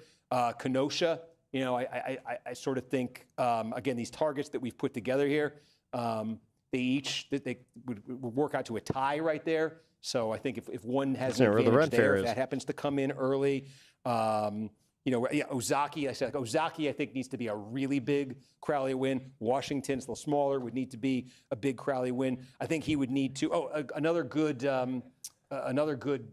bellwether could be right here, where Appleton is out of Gamey County. Yeah, guys. If you got more of the, I think this would need to be Crowley County. Oh, you guys did. Thank you. Thank you. The Bow counties. We got the Wow counties, and we got the Bow County. I always say Wisconsin's where we bark like a dog. Bow Wow. Okay. The sort of the Fox River Valley versus those suburbs right outside of Milwaukee. Milwaukee County. Okay. Here we go. What do we got? Very, very small here. 3% of the votes, like probably a precinct or something. Watertown, Jefferson County, Watertown, Wisconsin's here. I think the thing that jumps they got out 99 people counted. Look how much vote didn't go to either one of these candidates. A quarter of the vote. We're talking. Right? Look at this. I mean, this is it's 3% in, and you have 33% or 33 people. But I think that's just the first thing that just jumps out. Not going to read into that one precinct from Jefferson County, but it is happening. Except to say that's just everywhere. Keep in mind, I said, what if it's 10%? What if it's 15%? What if it's a lot more than that? It's going to those other candidates. And again, I think if you're Hong, and you've got that, we know there is a very big sort of left-wing base. They're very activated left-wing base. We know, we expect certainly young voters few that we're votes. talking about. If that win number is Jefferson County just like 500 people? Yeah, there are a lot of those types of counties that are like from that. Jefferson just coming in. We're getting some more precincts. We're getting 15% in Jefferson, and already, holy cow! Look at how many. This is 2/3 of the vote for these two, and 11 for Kelder Royce. 9. Sarah Rodriguez dropped out of the race. Mandela Barnes dropped out of the race. Missy Hughes out of the race, and yet. Thank you, Dragon Slayer. Appreciate that. Yeah, hit 3K, guys. Go to the other candidates. And if you guys haven't already subscribed, please do. we put benchmarks together to hit Make these, 45% for these two possibly candidates. empty, What did but we possibly what not. did we Brett's think you worth needed it. to see in Jefferson County? Overall, we said Crowley at 45% needed to win it by like 2 points over Hong. He is beating her by 1 vote, but with a much lower. Just much lower vote for the two of them. Again, this is just. Damn, you just we're need to be a looking farmer at, and have 18 you kids know, and control 4% of the vote. town or Yeah, that's how that kind of in goes. Jefferson County, Wisconsin. Nothing much more. So we're gonna need a lot more than this. This is why I was kind of telling you guys. I was like, and no, not every Wisconsin's a little county. I said fucking different than you what think. we see in Waukesha. Also, I should I've know. driven through the entire state. Not every That's county rough. does what Waukesha does. A lot of A nothing. pure mix of all types of Lot votes of at nothing. all times. There are going to be some counties. There's where you are legitimately getting a stretch on one of the discrete highways updates that of it's just the like early there's vote, not a rest stop for as another opposed 45 to- miles. and- It's and like so that's one other thing to keep in mind, the possibility here that you're looking at, because there's so much vote here going to the other candidate. Well, it wouldn't make sense that this is the early vote, because Crowley was doing terribly when that July. Yeah, just looking at the reporting website, it looks like maybe this is about 4 precincts, and it looks like it's, a few precincts scattered around the county. They don't break out vote modes, right? But it does look like, it's a couple precincts around the county. Right. Okay. And another update from Jefferson. We're up to Jefferson. Did they do this in the judicial race too? I think Jefferson was giving us Potentially, yeah. Yeah. Now we're Can't stop, won't okay. stop. It is interesting that what just came in there, Crowley again leading Hong here by a point. Their share just jumped up almost about 8 points. The combined Crowley-Hong share. So again, just in terms of trying to discern, were we looking at more early skewed vote versus election day? Bottom line, though, is, this is the kind of county that between these two candidates, I felt like our benchmarks here were saying when all is counted here, Crowley needs to have a slight advantage over Hong. Crowley does have a slight advantage over Hong with about half the vote in. Okay, Waukesha, here we go. Okay, it's a precinct. It's a precinct, but should we leave it here and see if they quickly add more? Yeah. Let's just, unless anything else lights up, folks, because this hints at the possibility of more to quickly come. And if we get something big from possibility of Waukesha, what? this thing is it's potentially earth-shattering. Not trying to oversell it, but we could be on the cusp of and again, Waukesha, if you're stop Hong, it's got to be Crowley. If you're the Hong side here, and this thing is, you're ever ahead if we had a substantial update, is what I'm saying here. 20% of the vote, something like that. I think this is going to be an important signal here. If we are indeed about to get a Waukesha update. It's another one. Oh, yeah. there it is. Okay. Whoa. Okay. I was about to say, hold on, 1% of the votes not in, a ton, but that's again. Crowley just went up. We're Yeah, I saw seeing. that. I literally saw that happen we're live. That was seeing, crazy. Communities in Me Waukesha County. and my wife been today. We were transmitting good. vote, and we, Despite the we said this shenanigans needs to that be, if he's going to make it happened in again, chat this needs today, to which, be yay, a Crowley I get to deal with police. Thanks, asshole. win, and it needs to be a pretty decisive one. I don't want to say too much at 2%, but I just say if you are looking at something like this at 20%, Looking forward to is that. certainly in the realm of what I'm describing. But this is 2%. And one thing we saw when we broke down the Waukesha returns from November was it was sort Wait, of what these the fuck outlying- happened? Someone literally threatened me and chat with Small swatting. outlying And I'll just say, I've dealt with the police before. We have a cyber crimes unit that handles this shit. And every time that this fucking shit happens, I get to do this, but they take it very seriously and they make sure that, YouTube outlying is on towns top and of this villages stuff. that were kind of reporting early. And what was the No, report? it I don't wasn't want you. to get off Waukesha. It was another Jefferson report. No, we just got a little bit. Sorry, the wood humor's not just there to for me show- right now. Not with that, at least. Yeah, Wood here For fuck's needs sake, to be fucking a Crowley morons. win. Oh, We yeah. think- Like I said, had it it's at likely just a, 10-point Crowley win for 45-45. a stupid kid. Okay. We'll see. I think the city of Waukesha came a little bit later in 24. Been doing this long enough to know how to handle this. And we like I have more in said, Jefferson. I'll just not toggle exactly back thrilled. and I get see. to talk to the fucking We're cops landing at tonight. something close to, yeah, we're at 2/3 here.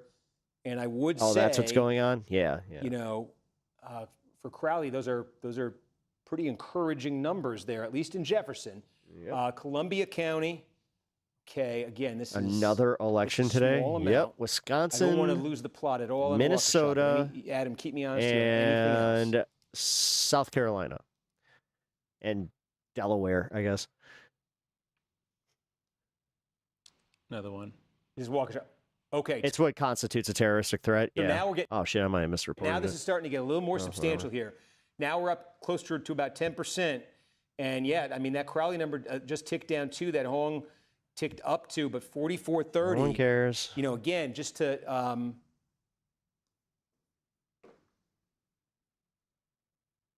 you know what we kind of felt here was Yeah, that you know in a race to 45, Not even doing timeouts today. These guys can get fucked.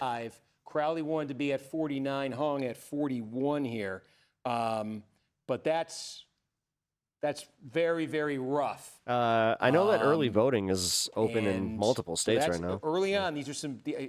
I think from the standpoint early on here of can Crowley make this? A lot of us have had our game, primaries done or is for a this going to while. be a Hong runaway?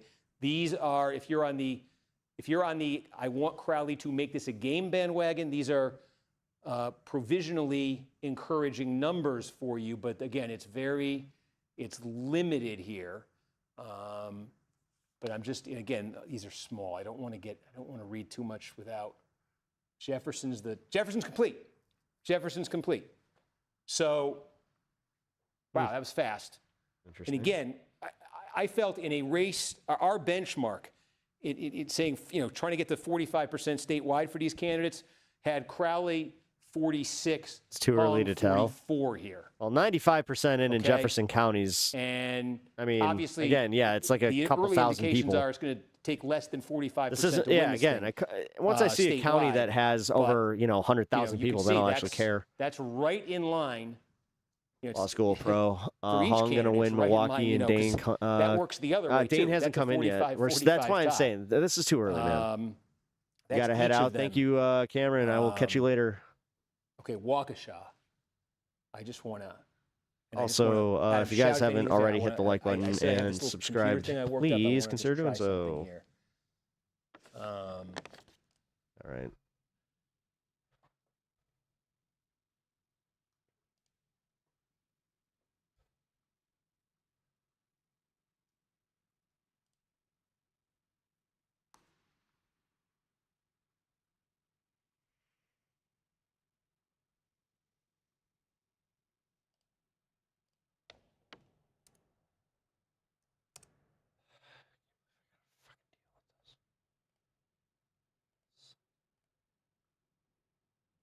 We may get another Waukesha update in a minute. Okay, yeah, I'm just trying to. I have this new thing I'm trying to complete. In 2 keystrokes, I've completely ruined it.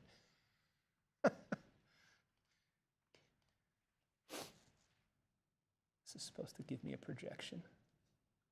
Oh, I just ruined it. All right, we got another Waukesha update. Unbelievably, just ruined it. Now you know how I feel. Okay. Now you know how I feel. I just ruined it. That was. All right, we're at about, yeah. I mean, look. He was just like, Crowley, oops. we thought to get That to was on camera. 45% statewide, okay? Come on, Hong, yeah. Rough thing. We were saying Crowley wanted to get out of here was go. 49% of the vote. He's running 46.6. Oh, thank you, man. At Bandit and 11 $5. This furniture store keeps emailing me. All I wanted was one nightstand. Oh, Stan, you sad. I know. All right, thank you, Okay, Bandit. with about a fifth of the vote in. Really Hong appreciate to that, be man. getting, to 45% statewide. We said wanted to be at 41 here. She's running well south of that. I want to say though that if Hong misses her numbers in the WOW counties, she can make up for it with bigger than expected turnout and bigger than expected numbers in Dane County. And we've already seen our estimated vote for Dane County rise pretty dramatically, okay, in the advance of tonight. And so that's already one piece of it for her. Really? And if hate that.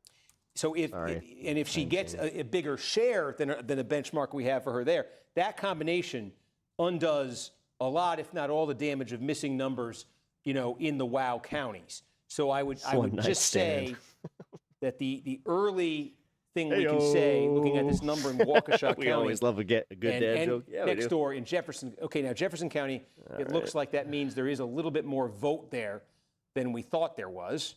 So you can see that was at 95%. We thought that was complete. I should always say when it hits 95, it's potentially complete. That's when our decision desk goes and looks and makes sure that the estimate matches up and that there's not remaining vote. There was actually remaining vote. But it's our most complete county that we have, So between that and the early here in Waukesha, Crowley is putting up numbers here that suggest he could make this a game, but he's going to have to do this in a lot of other places. It's very... Come on, get to it. Now, in La Crosse County, we got a third of the vote in La Crosse, and we said this is one of those places where you expect La Crosse Hong gets to be doing wild. much better. Again, I'm immediately struck by how much of the vote here is going to other candidates. But we felt that, again, I'm going to have to abandon these 45% benchmarks. That's what I was trying to go and fix there a second ago. But we felt this would be basically Hong could win this thing narrowly, could win La Crosse narrowly by about 2 points and be on pace for that 45%.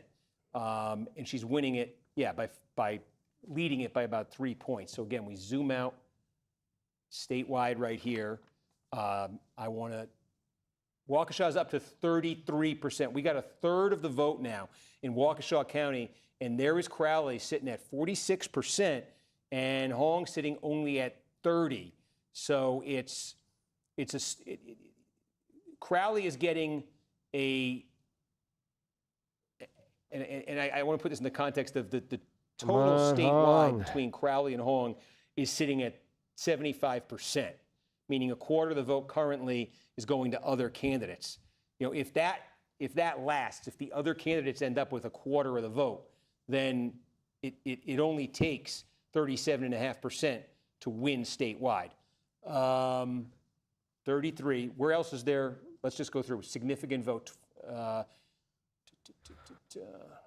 Washara only 7. We're going way up north here. Hello, cute dog. Thank you. Okay, again, this Eau Claire County. Now this is interesting because I would put this in the. This is a county Hong should be winning, and she should be winning this thing by a pretty convincing margin over Crowley. Sorry. Again, this is just a little 12% spaced out of the vote. because I'm waiting for a phone call here. The University of Wisconsin Eau Claire is here. When I get that phone call, again, this could be a geographic thing, but this is a county where when this number gets up, when this 12% gets up, Hong probably needs to be winning here. So you continue to see early on here, in La Crosse, she's sort of just about where she'd want to be, I think. She'd want to step it up there. She's running low here in Waukesha, and Crowley getting a big number there. Sook County, what do we have here? We have about half the vote. Again, this is a county that Crowley wants to be winning. Too close for comfort. He wants to be winning. I know Sauk County. Look like this. He'd want it to look like this. That's our Prairie du Sauk, Sauk City. Columbia. He'd want to be. This is only 7%. I don't want to. It's 7%. It's a small county. There's about 5,000. So we about say 10,000 people there. 6% of the vote is in statewide, and it's nothing. Yeah, yeah. Everything that was kind of funny for him to fucking reconcile with that. Says that question of was it too far gone for the establishment nothing. to make this a game and have a shot, or could the establishment consolidate and make this a real contest tonight? So far, 6%. It's spotty, and I'm trying to qualify this, but so far everything is saying they're making this a game tonight. Crowley is making this a game tonight over Hong. And there really has been some serious consolidation here behind him in a very short period of time. I really, the thing I'm the thing that's in my head a little bit as I'm saying he's hitting numbers here, is what happens in Dane County. Again, with that. There we go. Dane County is the one that I'm waiting for. Turnout, apparently. And Dane County is pretty big. That we have in our, that we have in our system here. Janesville. If you give me 2 minutes, maybe even less, and Adam, shout if anything else comes in. I'll drop what I'm doing. I want to try to get this right. This thing that I screwed up. So I'll be honest, this is a little too close. This is way closer than I thought it would be. This is nuts.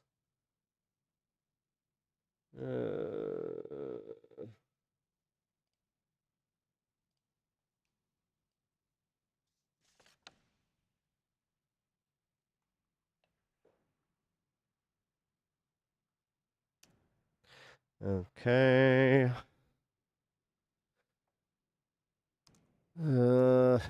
Crap.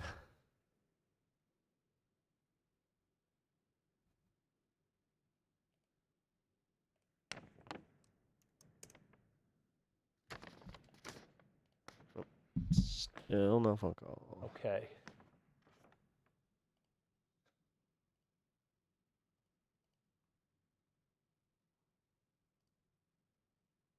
Oh shit! Really?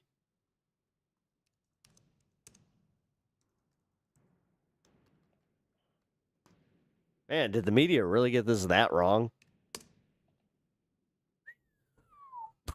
Holy shit! Okay, I think that Klobuchar is gonna win that one. Anything else? Small updates. Gonna go out on a limb.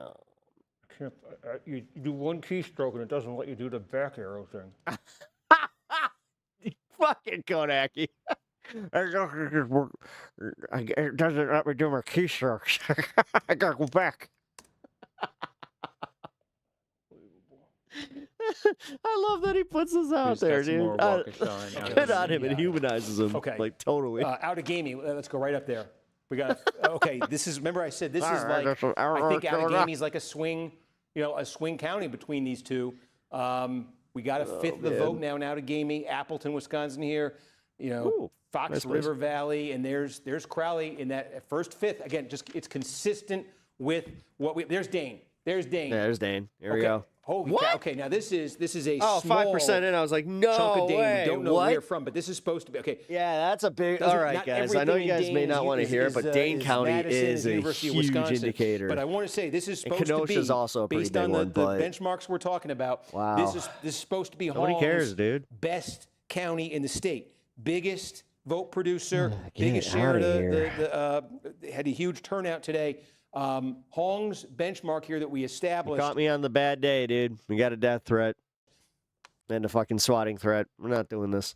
For a higher vote share. You can blame your other fucking children that inhabit your fucking side of the internet. Was 53. Let me put it this way.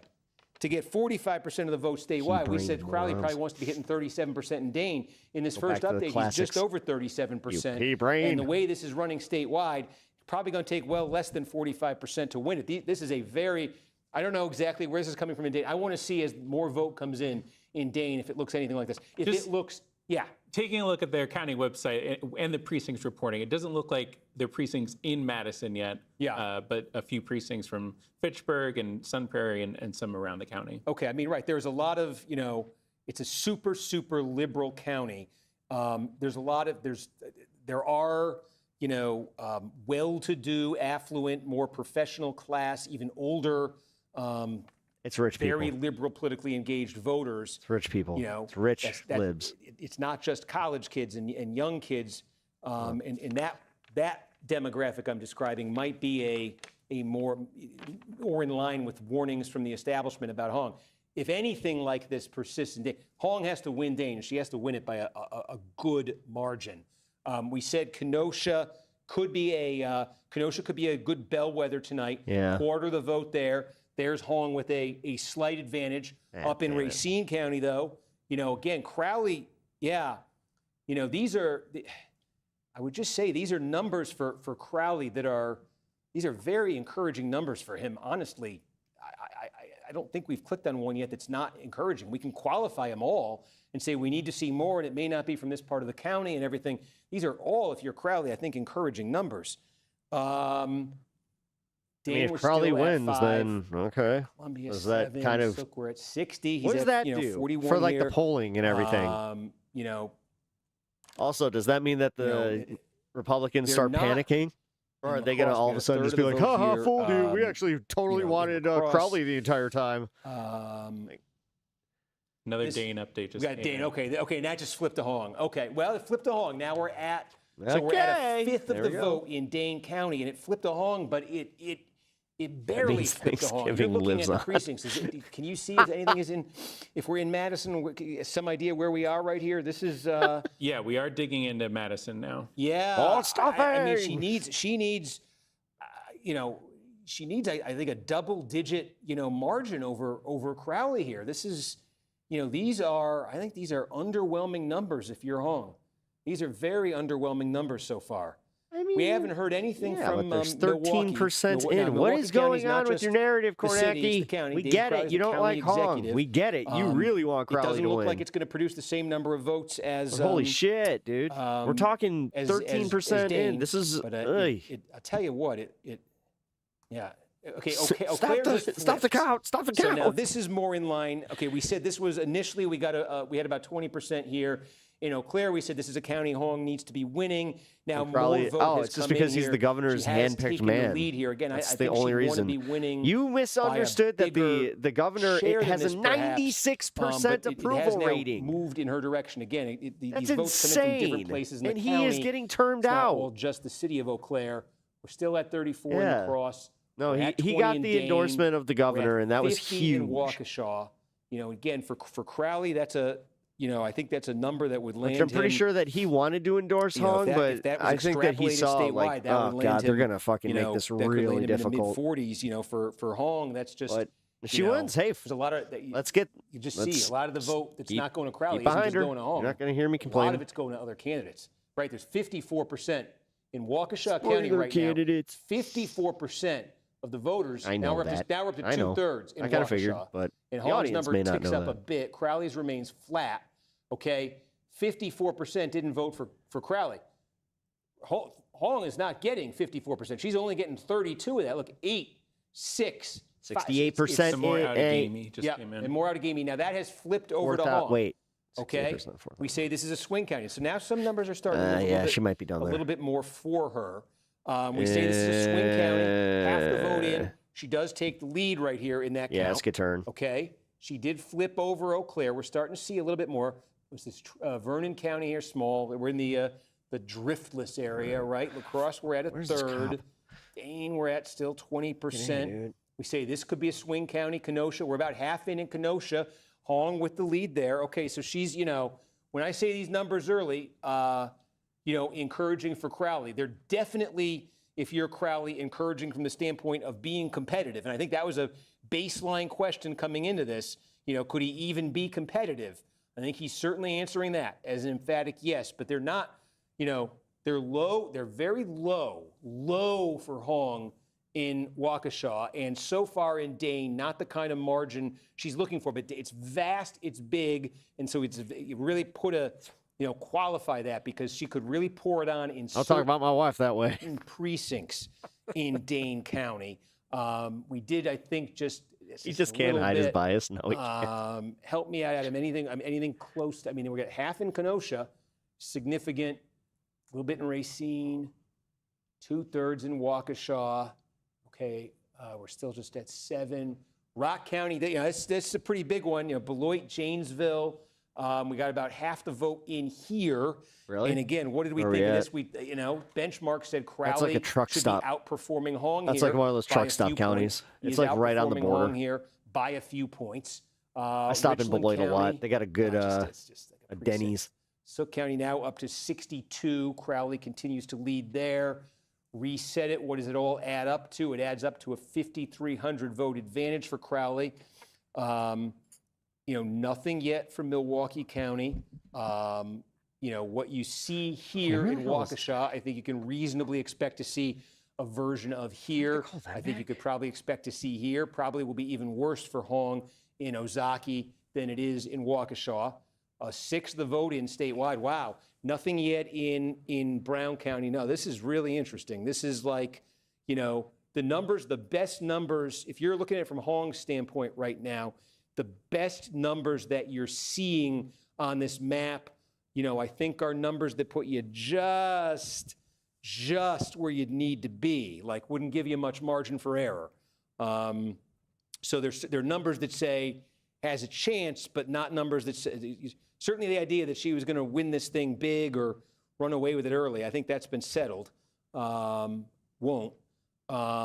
But again, if she's at that, like just what she needs level slash missing only slightly Get a few a places. 96% chance of fucking winning. Depending on what. But that's where I think that they might be pumping the poly market odds with this shit. In parts of Dane I don't think that this is where poly market kind of shows its ass. The sky could be because the they limit might on what have she gets they out might of spike there, that and that can to show, and then undo Crowley a lot. coming in when Crowley Milwaukee, I actually think Milwaukee had County good polling. looms as a real X factor here. Because this is the problem with saying the poly market bets are in, and they're also here's how they're influencing the polling. It's like that shouldn't be a thing. Win. These are Who are we rough voting for? benchmarks, as I Francesca say, Hong. But this is Crowley's home. This is Crowley's county. He's the county executive. Yeah, he's going to win his own county. And I expected that. You know, so Another that's Dane update. We got a big Dane update. Oh, we knew it was going to be closer than projected. Fuck yeah. So we went from 20%. But this is where I'm saying this is the reason why. It's because it's all poly market bets and shit. Up.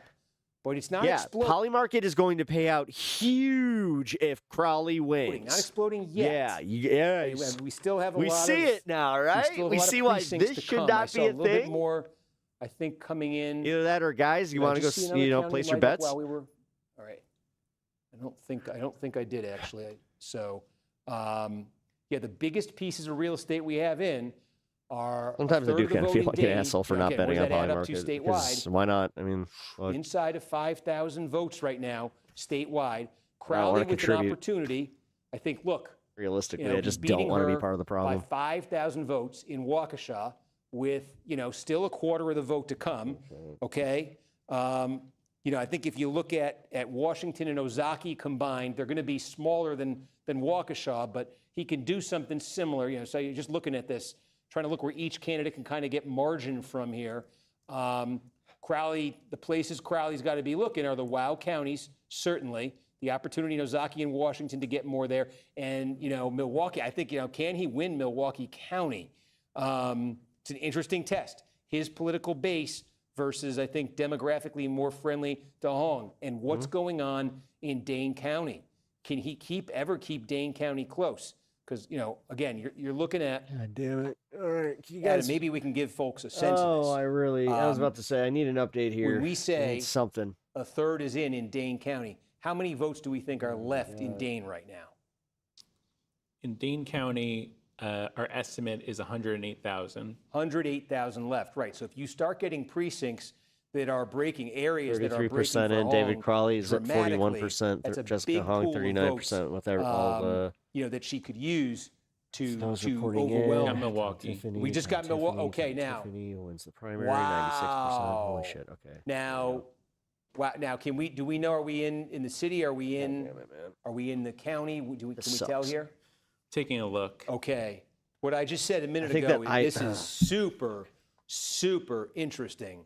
Because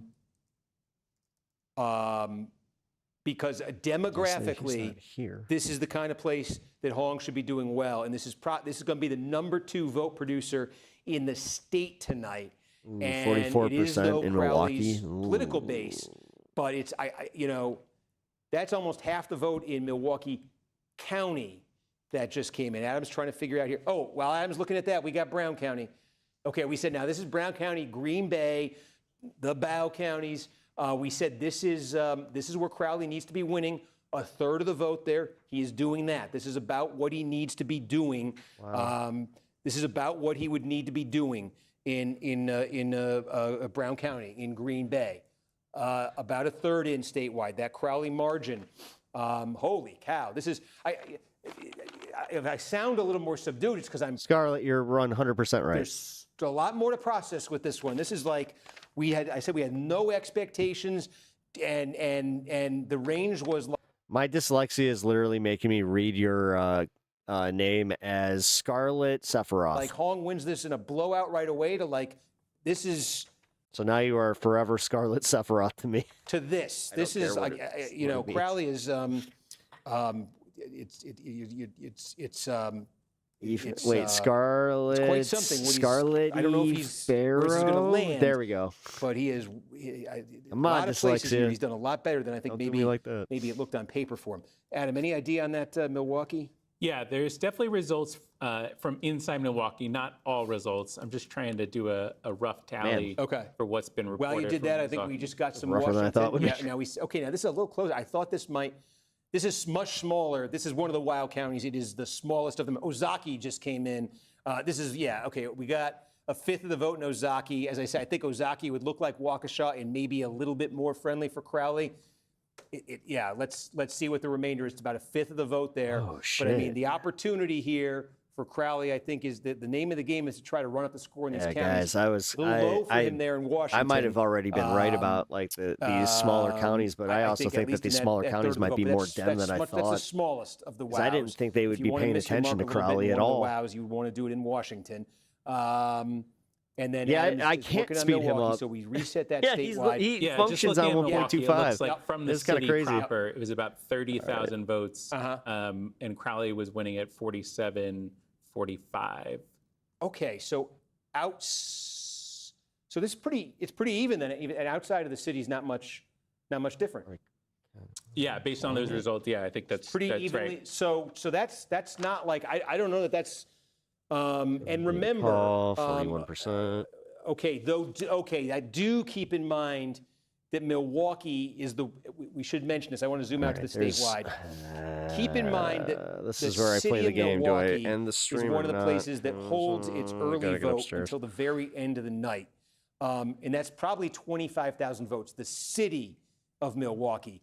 That's a vote that's probably not that great for Crowley. Because again, so much of that was done, that early vote was done when he wasn't a candidate. How much? Shit, the mail-in ballot actually, or the mail-in stuff might really screw him. I didn't even think about that. Votes yeah, because he wasn't on the ballot at that time. Margin now 43-69. Did more just come in from Dane? Yes. Okay, yes it did. And again, Hong is not opening up here. I think this is the big story. We're closing in on half the vote. What do you get when you cross an insomniac with an agnostic and a dyslexic? A person who stays up at night wondering if there's a dog? In Dane County. And Crowley is not even, but darn close to it. All right, with that's Hong pretty here. funny. And this is the kind of place where, when I was looking at what it would take here to just get there for each candidate statewide, Crowley's at that number. This number, this is a number that I think with everything else your that we're bias, seeing, bro. Hong, meanwhile, I think I like to see the wind knocked out of his sails. I think this is much lower than the number Hong wants to get out of Dane County. I'll put it that way. I'm still waiting, holding the possibility in my head that there's deeply,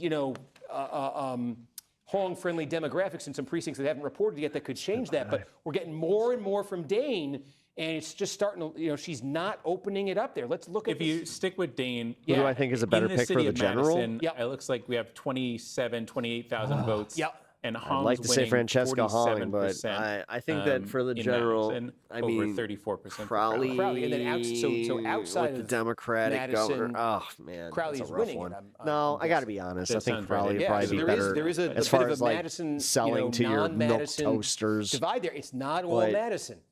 5,300 is his margin. Crowley, I want to see her win though. I want to, over Hong statewide. 37% of it. Wow, we got a.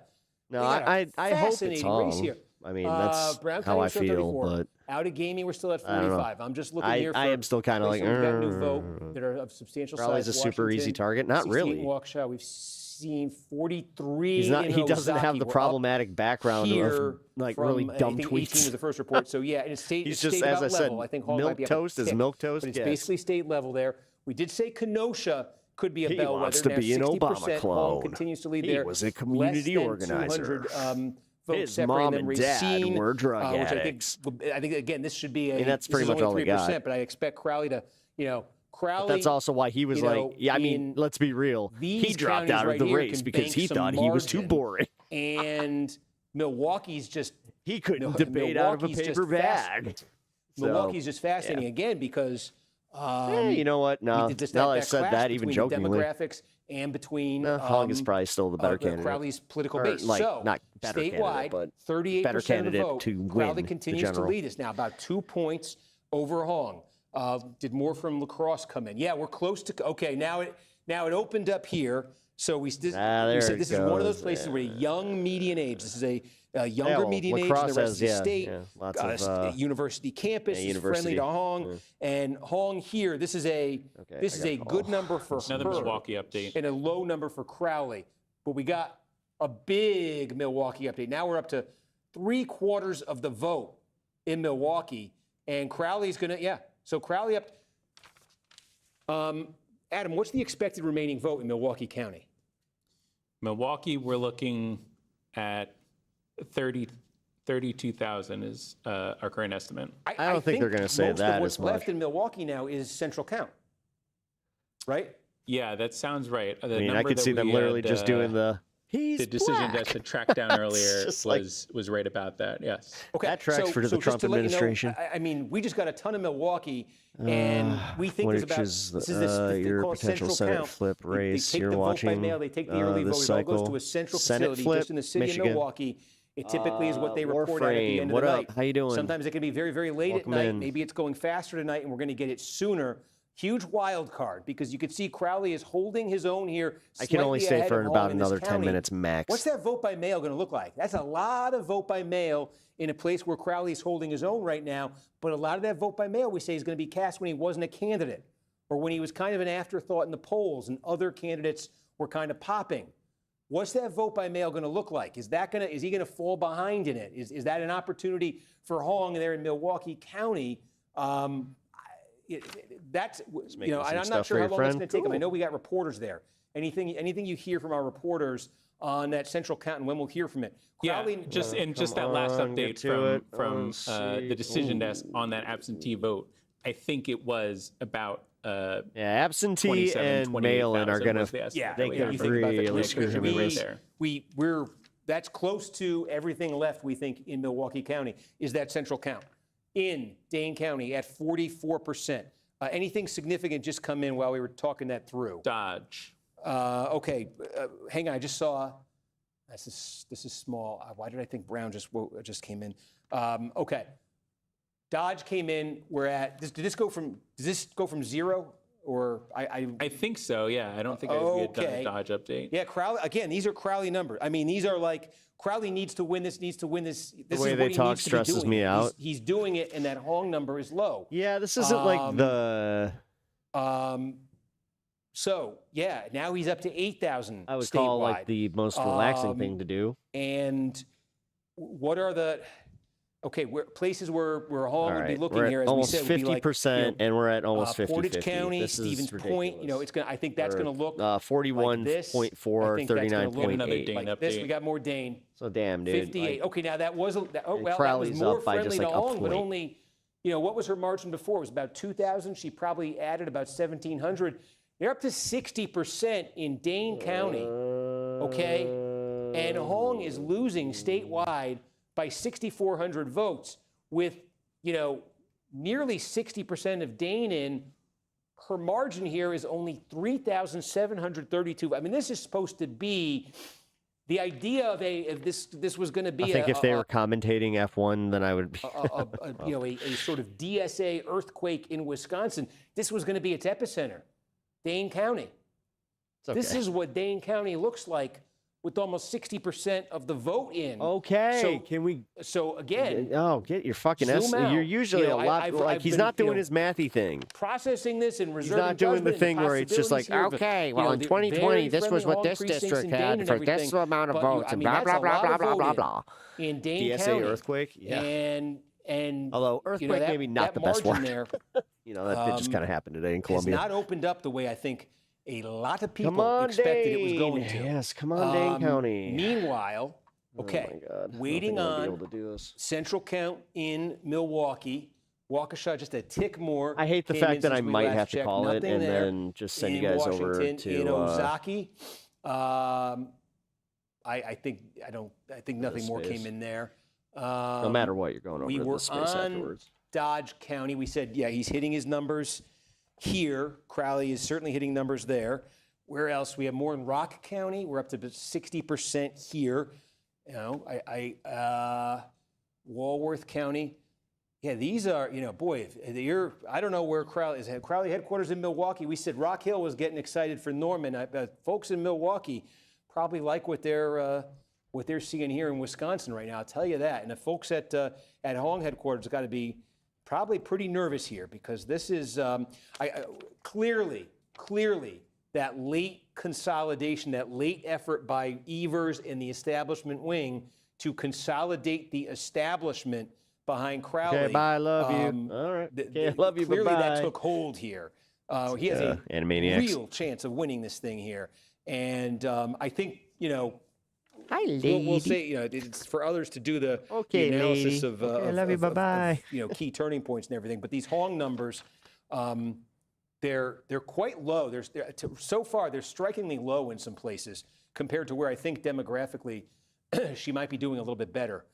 Which is not to say she's out of this, because, you know, the range of possibilities at the start of the night was get to like, the 55% and see a decent... Crowley wins this thing narrowly. Yeah, I just want to see 55% come in. You know, so, like 55, 60%, then I can kind of comfortably be like, all right, we have an idea of where this is going. I think her folks were expecting, you know, you're still in that realm where each candidate I don't has care a shot about what here. you were expecting. You were very wrong about At this. best, this is pointing to, if you're Crowley, at best, this is pointing to you winning narrowly. At she best, actually lost a you know, if point. you're Hong, She this lost is 2 pointing to you points. still winning narrowly. So, nothing more in Dane since 58. Brown still 34. I'm just kind of poking around, but Adam, tell me if anything substantial. Oh, I'm not leaving Warframe. Wait a minute. I'm not ending the show yet. I'm just saying when I do.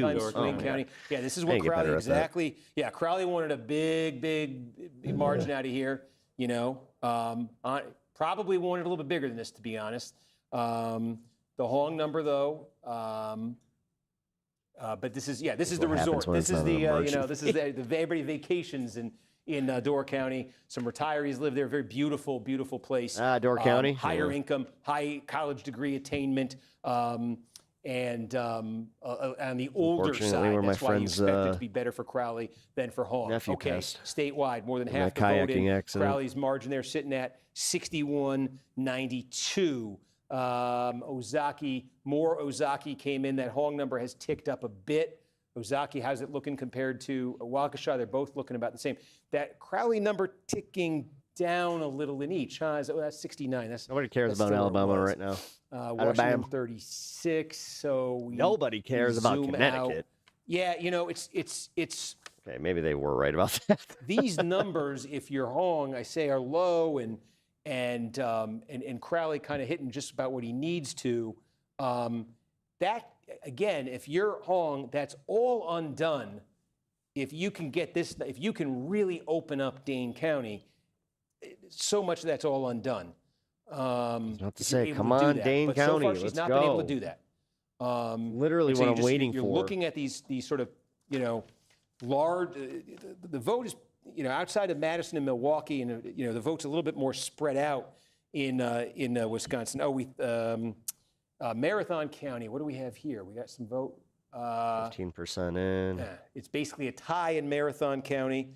Yeah, this is one our benchmark would have said Crowley needs to, you know, would like to win. Strikingly low, It's bad that I want Muth to win, but at the same time, I think, like, if I want somebody to win that one, Mike Pillow. Because I don't think he could beat Klobuchar in the slightest. Some more, just go through you these can counties. debate her. Okay, here we go. This is near Superior, Although, you know what? Wisconsin I don't want to be that guy. I got to be careful. Okay, this is one Weird things have where, happened. Yeah, this is one we had as a benchmark. Crowley would like to be winning Douglas County. Crowley would like to be getting a good number out of Douglas County. Most of the vote is in, and he's not going to get that. This is better for Hong than it is for Crowley in Douglas County. This isn't that big, but this is Superior. Duluth, Minnesota's up here. For this section of Wisconsin, this is it's pretty good size. At this point. Come on, man. Now you're the go John Madden of fucking see election. what else we have. That's might be not as good for her for Crowley as it is for Hong. You know, she got bigger numbers. Taylor, 23, 54. Trempalou. We're in the driftless area. I love saying that. This would need to be Crowley would want to win here. He's doing that. Lacrosse. We got most. Now we're pretty much done in lacrosse, huh?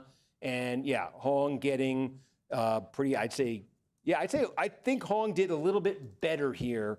And more to the point, the Crowley number is on the lower end here. Hong's getting a number I think that she wants to see, but Crowley, it just means more of the vote, more of the non-Hong vote went to other candidates here as opposed to attaching itself to Crowley. So he wanted his own number to be higher here. And so that's a place where I think that factor we're talking about of votes being cast early, the chaotic nature of the race might have hurt him. We have yet to hear from Winnebago County. Oshkosh is here. I'm likely not going to be able to see the end of this. 2/3 in Outagamie now. We said this could be a swing county. Okay, we said this could be a swing county. Definitely not the end, but I was hoping to get like a projected winner. I'll keep you posted on Wisconsin results. If you want to take a quick detour to Minnesota, we are getting about 12% of the vote there total overall, incling Dakota County has reported. I'll be right back. We said we expected to be a very slow night in Minnesota. Peggy Flanagan, the Lieutenant Governor, running on the left. Angie Craig, the Congresswoman from the Twin Cities area. And yeah, as Adam says, basically, how much of the vote is just that? Okay, that's about half the vote is from Dakota County. Okay, and it's essentially a tie right there. So if more keeps coming in, we'll keep me posted. I'm expecting this to be super slow. Yeah, I'll keep you posted for large counties there. I want to get back here. Anything happen here while we were just checking that? We got 177 votes from Jackson. Okay, so we didn't get to it. Okay, so we're still sitting here in Dane at about 60 in. Crowley's leading this thing by 6,600 votes statewide.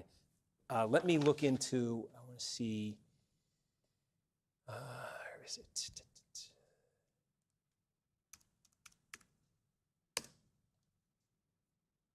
Oh, shoot. Is Josh going to be able to get me into neat? Yeah, he can get you in. We'll get him down here. Fond du Lac just got to post an update as well. Okay, and something else ticked in. It caught my eye right there. Yeah, that was what it was. Oh, whoa. Wait a minute. What's happening here? I think we got a little 42, 45, 48. Something's off here. Oh yeah. Okay. I see the error. Yeah. That's what it was. That's, folks. This happened in South Carolina too. We just sometimes there's these glitches, data entry glitches. I think that's what just happened there. Let's run out the vote. Brown still 34. Again, I'm just looking to see if we got any more vote from these places.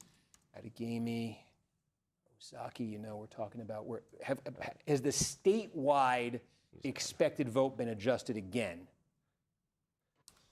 Yeah, our current estimate is 743,000 total. So it's going up again. Yep. What's our Dane?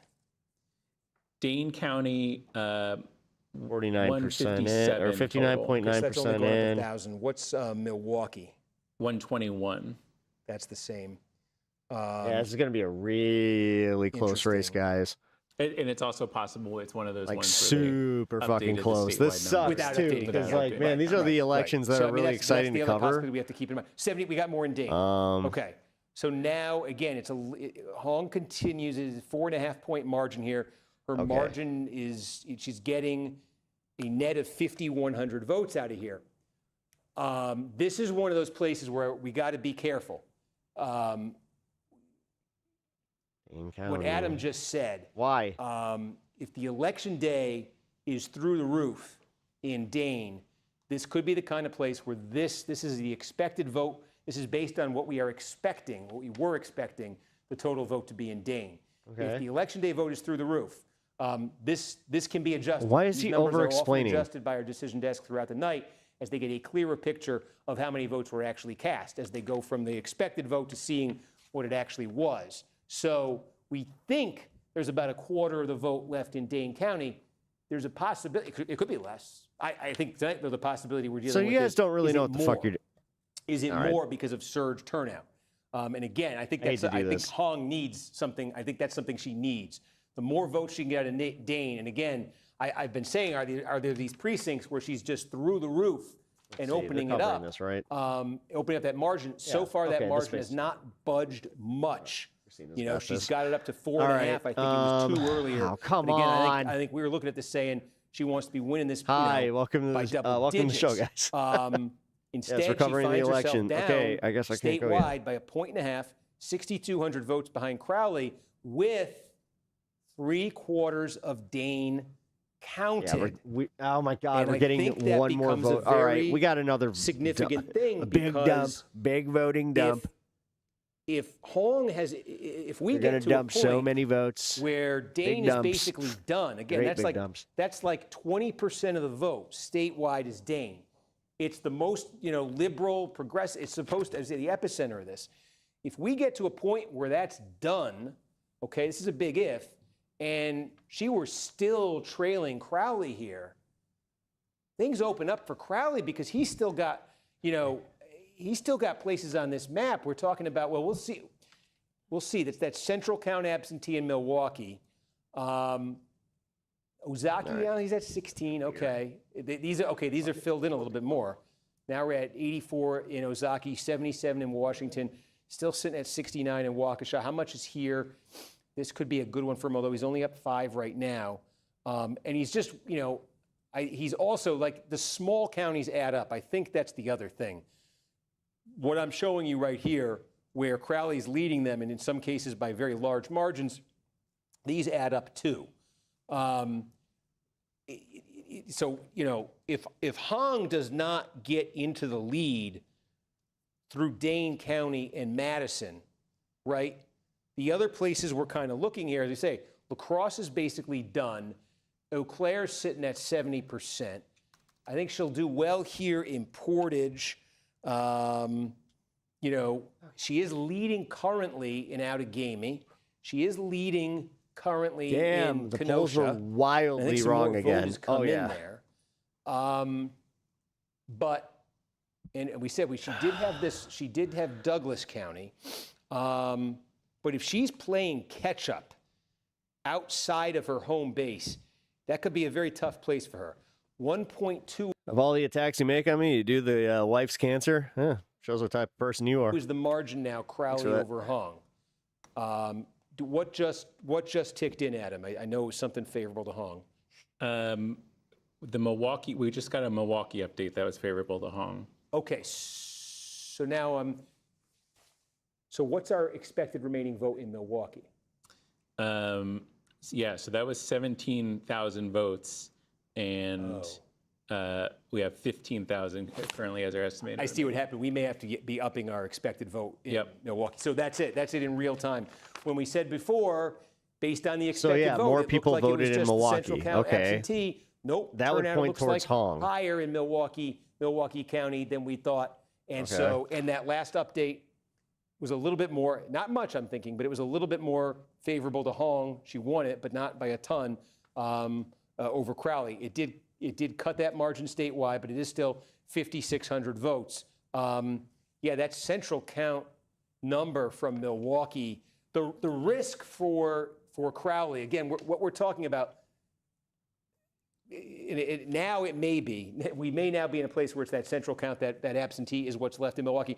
The risk for Crowley is this: if it's 25,000 votes, right? Now this is absentee by mail. Get fucking to it, dude. Some of us got to go do other things. Not all of it was cast, before this became a Crowley-Hong race. By the way, if you guys haven't liked and subscribed yet, please do. City is in hit that, Milwaukee, his home county. Double tap that screen. I think that doesn't pause the stream, right? These votes, a chunk of this 25,000 was cast when Crowley was not a candidate in July. Oh, damn. And a chunk of it was cast in July when he was a candidate, but he was like an afterthought in the polls, okay? And a chunk of it was cast when other candidates Sarah Rodriguez, Mandela Barnes were still active candidates and presumably attracting a significant portion of this.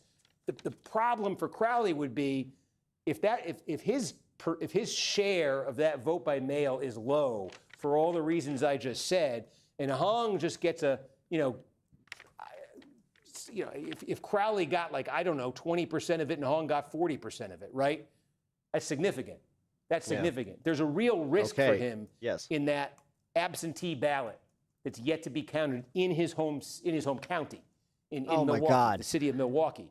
That doesn't matter as much. We kind of established because a lot of that vote is coming from a time in this campaign that he literally went from not a candidate this could really hurt Crowley to this could really help Crowley. So that's a significant that is significant Ridiculous. there. That's not the only city, by the way, in Milwaukee that does it. Milwaukee's the biggest city, and they do the Central Count. Milwaukee, Central Count is also done in Green Bay. So you can expect a final update there where we're kind of asking the same question. Central Count is also done actually up here. Yeah, what we're seeing, by the way, is a lot of these counties, remember we were just looking up here at Douglas County, and it looked like a lot more of the vote was in. We're adjusting the expected vote now in a lot of these counties. It's coming down. The percentage is coming down. Yeah. So just looking at the numbers in Dane a little bit more, it looks like 50% of what we have in there is from the city of Madison. Yep. And Hong is leading that 47-34. Of the 50% outside of Madison, Crowley is leading 42-37. Okay, yeah. Dang. So, and we've got, and what I'm seeing in other counties too is making me wonder if this number is going to be adjusted as well. This expected vote in Dane. So we'll just zoom out. 60% is in statewide. Let me. Come on.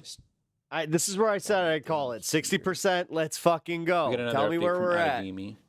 Okay. We say this could be a bellwether. Oh, wow, that was if you're for that's fuck's a very sake. good update. Whatever just came in there. This election sucks. Now, in fact, can you oh believe my I did God. not memorize Every single time he flips that screen, it's just like, Hong, Crowley, Hong, Crowley, Hong, Crowley. So that brought, so that, for Hong, that knocked the margin inside of 5,000. She's exactly 1 point behind. She's doing quite well in Outagamie County. She's doing pretty well in Kenosha. Again, we identified two of these as potentially bellwethers, and so it's significant that she is ahead in both of them. I really would like to see Winnebago County. We have nothing there yet. Still a lot more, as we say, in Brown, and that includes that vote by mail in. That's statewide, 61%, 41-40. Oh my God, it's a single percent statewide. Sorry, I'm with just 61% in. Checking. Come on, this couldn't be any uglier for me to have to hop off here. I am so mad. I know, Brandon, if you're listening, I know you ain't interested in this shit. So Milwaukee, we're sitting at now. By the way, shout out Brandon. Expected I'll be vote up there was in a just minute. dialed. The expected vote just went up in Milwaukee because remember we were shout out 88% Uni in, for hanging now out. 80% in. So more votes. Adam, what's the statewide expected vote now? 757,000. Okay, good. And I can now see Let's it. go, Brandon. Thank you, Josh. Thank you, Josh Braun, master of all things technology. He just got me in here. Okay, so now I can finally see this and I can spare you some of these. What'd questions. you miss? It's literally 1 point away with Crowley up 41-40. Statewide, they have about 61% of the vote tallied. So yeah. So we still. It's going to be interesting, man. 6 counties. It's not actually him. 7 counties where there's more than 10,000. There are 7 counties right now where there's more than 10,000 outstanding votes. Milwaukee is one of them. Madison is one of them. So are both Racine and Kenosha? Just Racine. Waukesha. Where else here? Portage, yeah. But we have Let's get one more. Come on. 1, 2, 3, 4, 5, 6. What am I missing? Portage, What is this claim experience via YouTube? Winnipeg, right. You can send Okay. like little. These are the counties where there's more than 10,000 fun remaining things votes. in chat. They usually cost money, so there could be a lot it's more. essentially in free Madison. stuff Madison's that you the build biggest through single watching source my right now. my channel. It's loyalty Dane, points. 43,000. Currently, we think 43,000 votes remain in Dane County. Remember, these things are subject to being updated. Okay, this man. expected vote has really kept going up as we've gotten a clearer picture of what the election of Like what how I'm the getting impatient with this, electorate where looks it's like right here. We think about 27,000 in Milwaukee. Again, that would be that central count absentee vote that we've been talking about. Again, possibility there's Don't more care. election day vote out there as well too. That's true in all these places. 19,000 or so votes here in Racine County. Got another Dane update. We think. There Okay, we go, let's Dane. Let's There go we into go. Dane. And now that was if you're hung, that was a positive. That was a positive one. That was a much better update for her. She upped her margin in Dane now to 7,500 raw votes. There you That's go. 6 points with You figured out the 83% points. in. Do you give just her the- have the breakout of golden what that poo. update was? She just won it Appreciate by? that. Yeah, in Dane, she won that 49 to 33. So, okay, those are now we're getting into the kind of stuff that we were saying. This is the kind of stuff she needs out of Dane. And that just brought the Crowley number down close to 3,000. And if that kind of clip continues for Hung, there's still a lot of votes to come in Dane County. We got it. That was a big update, about 15,000 votes. Yeah. It was about There we go. 15,000 That's votes. kinda So what I that was did hoping bring for. it down. All right. We still have just under 30,000. We think currently about 30,000 that are left there. Again, subject to some adjustment. Man, it's 'cause this it has close. kept going up. But if she won that, we've had an if she hour won the to get remaining these tallied. 30,000, Come on, man. Let's say by what she just won that last update by, it would net out This to is about painful 45, because it's like, 4,600 votes. She I gotta would go. just overtake Crowley in the statewide vote. That would then the next biggest source. We're saying 27,000. Is she really going to possibly win by like we're saying points 27,000 remaining in Milwaukee. like, Again, on the that's percentage? mail, Like mostly vote by mail, early vote. that would be That's a huge insane. wild Could you card for imagine if she reasons only we won by like discussed. 0.5? We're saying 19,000 Or just if south. either of them won That's a by that margin, that'd be 19,000 insane. In Racine County. Racine County so far is a good, it's a tiny bit that's in. The tiny bit that's in has been good for Crowley, and we think that's going to be a good one for Crowley. Winnebago has absolutely nothing in. I keep saying Winnebago, look, I said maybe Kenosha, maybe Outagamie, maybe Winnebago as a bit of a bellwether. I think if, be a little bit better perhaps for Hong, maybe a little bit better than it is for Crowley, but that looks kind of like a toss-up between the two of them. We think there's about 17,000 votes there in Winnebago County. We still have, we think, about 11K to come right here in Waukesha County. Those have clearly been good for This is insane. For Crowley. I can't believe how close this and is. we think we have, and in Brown County, Green Bay, we think about 17,000. 0.6. Currently, Crowley They're leading there. 0.6 But away from again, each other with you're gonna have the same 63% issue counted. in Green Bay. That's that exists crazy. in Milwaukee, where a lot of that remaining vote is going to be a vote by mail.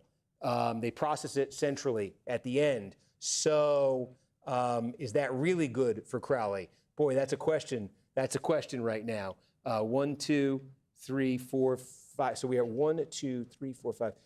Where else am I missing here? Brown, Winnebago. We said 17,000 in Winnebago.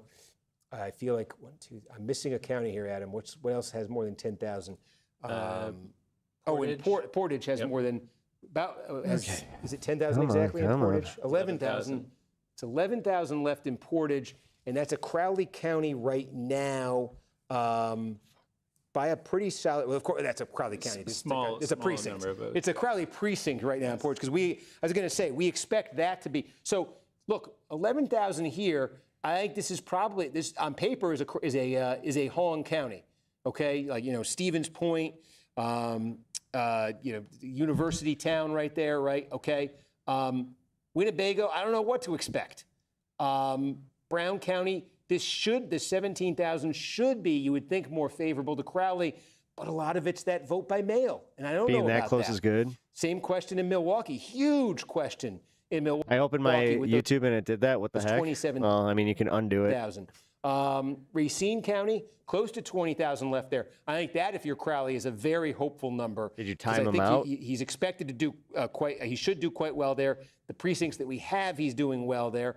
11,000 left in Waukesha. So if you're Crowley, those two places right now, a combined 30,000 votes between Amazing Asian, that was an accident. Racine and Waukesha County, where I think there's some reasonable expectation he could net some votes out of that. His margin does actually. 3,200 it's silly. statewide. So he could get some out of Racine and Waukesha, certainly. I think Hong is looking up here at Portage County and thinking she can net some votes there. I said we don't know what to expect. I still can't believe it's this close. We were supposed to. This is the reason I was confident about my timing on this. I was like, oh my God, that's not all they're going to call this early. There could be some other areas of Brown County there that are favorable to Crowley. Well, and then we got 27,000 at least, right, left in Madison. I keep saying Madison. It is Dane County. Oh, Sylvie accidentally banned you, or not banned you, but the most recent update broke sharply towards Hong. It was a total accident. And if it continued to break that way towards her, she could net, still, I think, 4,000 or 5,000 more votes over Crowley out of there. Again, she is trailing Crowley by 3,200 statewide. So if you're Hong, you want to close with a huge kick in Dane County. You want there to be, that turnout number perhaps to go up again and be big, oh my God, big, just give us the last big count, number for her. That's her biggest, or just tell her biggest us, like, opportunity. hey, we're getting closer here. She wants to squeeze everything she can out of Portage.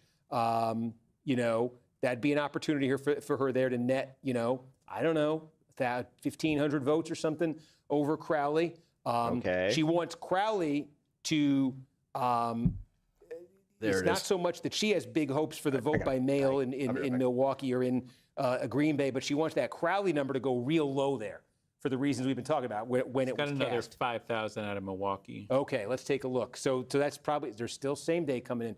How did that break? Is a tighter margin on that one. Let's see. She wins 41-38.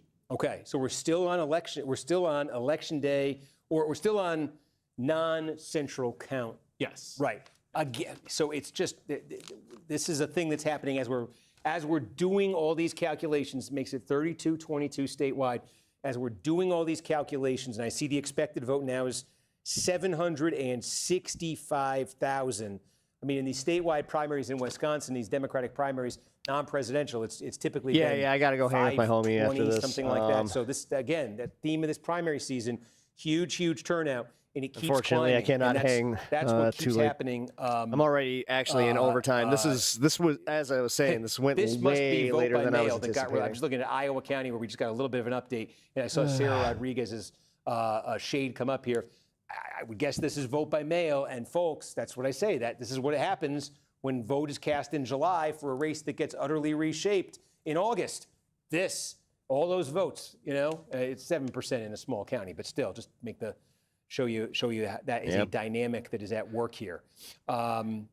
So as we calculate the relative strengths of each candidate with what's left here, it's also kind of a redirected moving to this space thing because the expected this space is vote doing keeps going up in a lot election of places. coverage. We're just finding out that this election is a lot bigger. We keep finding out that it's a lot bigger than we had been expected going in. There it is. Clearly something just came in Portage County. Christina basically Forrest all of Portage County, or maybe all of Portage County new. just came in. Again, Chris this number can be adjusted, but it Jackson, means we may be getting close. And we said this should be a Hong County. Stevens Point. Like I've done it is. Something she ends up netting she ends up netting just under 1,000 votes over Crowley. What that does statewide is it knocks that number, that Crowley margin over Hong statewide, now falls below 2,500. It takes, finally. We said those counties have more than 10,000 left. Cross Portage off the list. Hong got a good number out of there. It moves her within a half a point statewide. Oh my God! Of Crowley. It's getting even closer. No, boy, this one. I'd love my to see God. Winnebago. This is out one of of the Gamey worst case sitting at scenarios for me right 81,000. She's doing It's just well like, there. So how again, can this is it when be I say this like close? Racine, we think there's close to 20,000 votes left here. Could be more. This thing about Okay, the 20,000 election day votes vote is being a higher. Early precincts, look what it Yeah, looks that's like. And it's major based right on the now. sort of demographic benchmarks. She's only that we down set. by We expected something like this for Crowley and Racine. So he could squeeze a lot 2,000? out of here. About 2,000 There's votes? still vote to come here out of Waukesha County, a big one. You see what he's Yeah, doing just there. about. Although it's gotten a little bit closer. I think, the city of Waukesha, Hong might be doing better in that one. It's like you're watching a team in the final minute. That's what it really feels like. This feels like, this feels like the NBA Finals, and I'm like, I gotta go, guys. May benefit Crowley more, though Hong is doing a little better there than expected. Getting close to done in Ozaki County. Still a little bit left there. There are places. There are places where Crowley can still move this the number craziest up. election results I've ever seen. Like covering and this. Racine comes to mind at maybe the top You of were that list at this expecting it to point. be for. And So there's I was, places where Hong I thought can make Crowley big was jumps. gonna just This be nothing. I thought is that top of the list. Dane the polls County. put What's the Francesca next Hong up by update we're 4. gonna It was get, and 44 what to does it look 22 like? points. The last update we got from here. Obviously, was these like polls don't matter 15,000 anymore. votes, Dude, a and 20 Hong won the update. How could they fuck by that up 15 that points? I think bad? 16 points.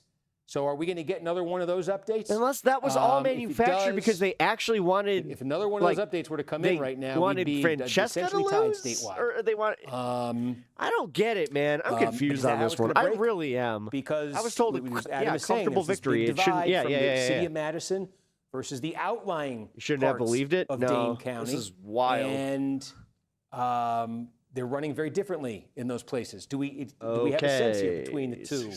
What the breakdown is? Of Oh what's my left? God.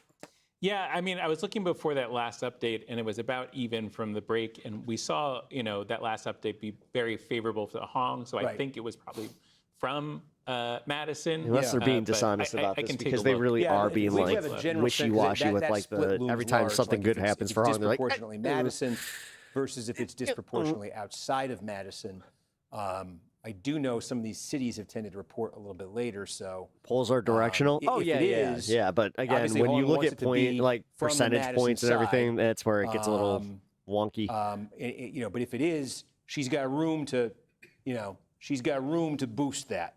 Yeah. We were saying kind of going in, she wants double digits out of Dane.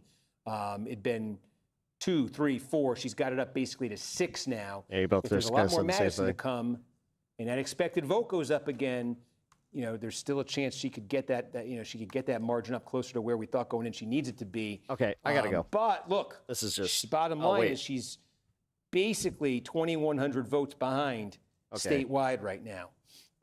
6 and minutes again, hard we're out. Giving There you a we go. sense here of That's how I'm gonna set the, this.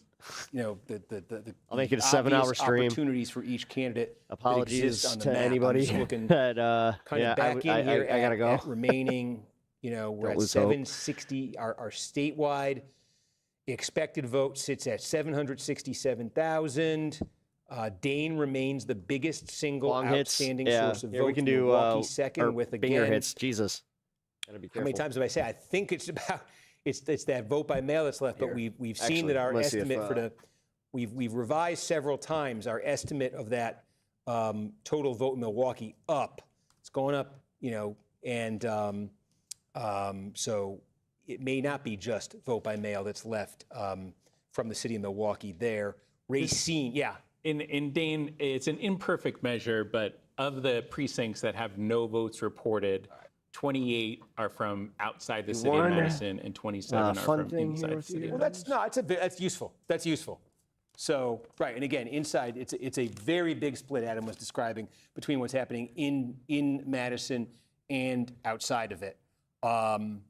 So, what just came in? Something ticked Crowley up a couple hundred. Was it anything? Oneida was the most recent one. Okay, but nothing from. So yeah, again, this is happening to. Yeah. They don't Small. no, I know. He's I not know. even sweeping like. That's why I'm saying though. Small share. This is the problem with 13. people reading the polls and going, "Oh, this person's comfortably in the lead." Blah blah blah. This was. We thought that we earlier we thought they were basically done in Douglas, and I was saying, All right. boy, what a I'm gonna good cheers number with that you is guys. for Hong. Give me a second. There's still a lot to come here now. It turns out as that expected vote's been revised, and so it creates the possibility in a place like this, if that remaining vote is good for Crowley, there's room for him there to end up getting making this county look a lot different than it did when we checked in 20 minutes ago. What I'm kind of getting at here is, the small northern Wisconsin counties that add up, if they become kind of a uniform Crowley block. I know you're seeing the Hong shade here in some of these counties, but in a lot of them, it's 13% in Ashland. It's 6 votes. It's 100 votes in Polk. So, it does add up if these all fill in, and Crowley. We're talking about a race right now where Crowley is leading by 2,200 votes statewide. So if these northern counties are small, but collectively, if this becomes a block for Crowley and, he's winning them by, I don't know, so we have more of the vote in Lincoln. He's winning it by 8. We have, he's winning it by 10. If he could sweep across northern Wisconsin, beating her by 10 points, it could be a not at all meaningless boost to that number for him. It wouldn't be on the, whoa. Got another Dane Dane, update. I guess. Oh, God, there it What is. just happened. All right. So how many votes just came in Dane? All right. 10,600. What was the break? 43.6%. For Hong. Then she had what in 33. Milwaukee? Another, it got to be Madison. Another one. Yeah, or of those not big Milwaukee, Madison, my bad. Updates for her. I think it puts her up 6.5 county-wide, but more importantly, look at that. Look what that does statewide. 575 votes is David Crowley's lead in the tally my over God. Francesca Hong. We have a 500 vote differential right now. Huge variable here. It says 90. How many in? We are trying to. These can be moving targets, and if there's 69.7% there could in. be more. Thank you, And Mitch, that's for the a gold coin, huge man. question right Appreciate now. that. Because if there's more, and it's coming from Madison, which is what we just saw. Appreciate in that you guys last being here update, for we election saw night what that did coverage. statewide, what that If you meant guys are statewide. new here, And what we saw in the consider update before subscribing that, and sticking those around for 2 updates future have taken streams. We have a what lot had of been fun here, pretty man. steady Crowley Pretty lead chill in place the to 4,000 talk some 5,000 politics. range and brought it down to this. So if we know there's more vote to come from Madison. We know not all of it is from from Dane. I may have said Madison a million times for Dane County. I've never made that mistake. I usually don't make that mistake. What I see on the Dane County website is they report 78% of their precincts reported. So still 60-something precincts with vote to come. Yeah, but a lot of those precincts, we're seeing hundreds of voters between each could one. Go up. I mean, I feel we've seen this in elections in Wisconsin before, where Dane, there's just more and more. You get to the end of the night and you think there's X number of votes left, and it turns out turnout was even higher. And so I keep that in mind here. We are up to 768,000. By the way, Peach Creek Media, sorry if I missed your stuff from our last update. over in the horizontal chat. So, we're saying had an issue earlier with chats. System here is now saying 17,000 expected left out of Dane, but I say take that under advisement. There could be more, but if there is 17,000 left in Dane, and if Hong won it by the margin she just won that last update by, it would amount to. Please just give us a projected winner. Give us a projected winner. Please give me that's all I need. She would net over Crowley close to 3,000 votes. Now I don't know that it's all going to look like that because again, some of this is outside of Madison, God, this is painful. There certainly looks like there's enough there. What I'm kind of getting at here is, hey, Rebecca, welcome back. I think what's left you just caught me right before I got to head out. Can Hong give herself some kind of a pad coming out of Dane? Because there's clear places on this painful, map you can man. point to where I think it's like walking out of a game. This is the when top of the they list. are just about to call, like when you're just about to this is a miss place the where Crowley final is like gonna, 2 minutes. If Racine came in right now, I think that goes up. Oh, this is not nuts. Insubstantially. Still some to come in Waukesha, right? If that came in right now, okay, Washington, I think Ozaki, there's even some there in Ozaki. As we say, I think there's much more. Okay, again, here's another place that's been updated. If you've been watching in Brown County, the percent of the vote that's in looked much higher earlier. That means our decision desk has looked at it and said, no, turnout was higher in Brown County. So, you know, and again, it's not a huge margin here, but Crowley's leading here. He could get, you know, he could get more of a pad out of Brown County. As I say, if in these small kind of rural counties in northern Wisconsin, you know, even, I'm just going to look kind of through the driftless, I should go to a county that actually has votes in, through kind of the driftless area, you know, he's putting up some margins there. St. Croix. Now, this is the suburbs of Minneapolis, St. Paul here. And there we go. Could be all the vote here. Hong wins this one, could win this one. Speaking of Minneapolis, our decision desk is flagging that they do expect a Hennepin County update in a minute. Oh, okay. And I'll flag you when that comes in.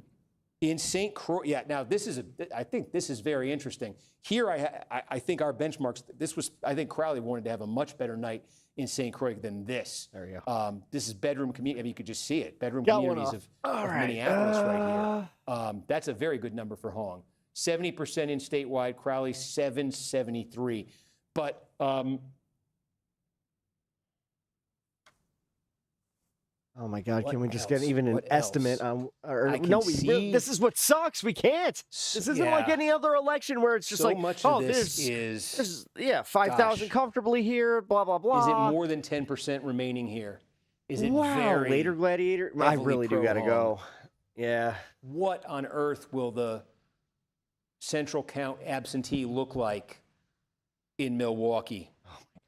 How well? And each time we're just Crowley like, boom, do boom, boom. here? Oh, wait, there's only 3%. Does he win Racine County by double digits? Oh, Racine, we let's think see. 20,000 votes, something like that in Racine.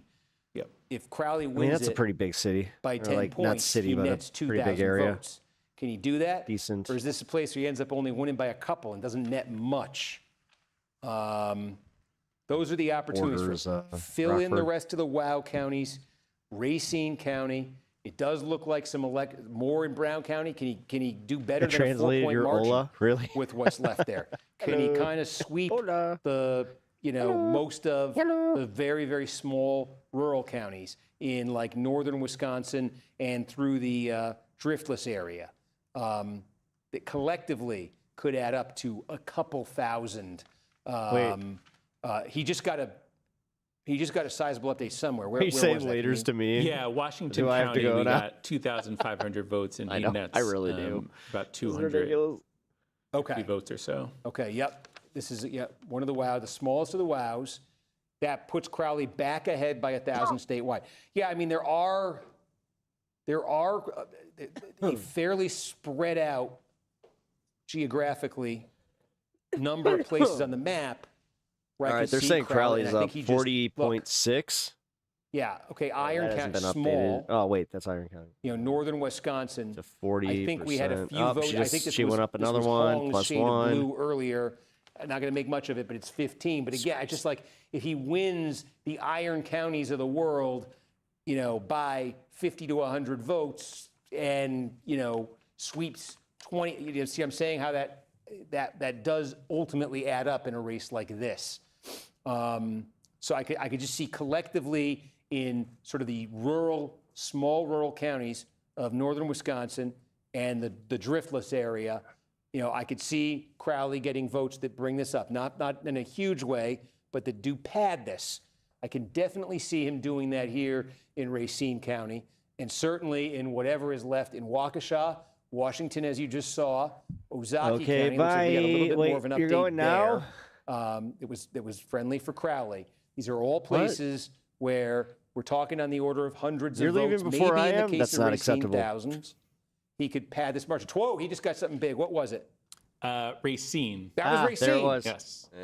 Okay, whoa, okay. What did I say? We said he could maybe get 2,000, right? Okay. And he gets 1,763. You got shocking. Yeah, the thing is, I gotta go. Not necessarily. I've already all done of it. overtime. This is where we check, we find out is it higher, but this is a lot of it. This is probably most of sucks. it. And so there it is. That's exactly.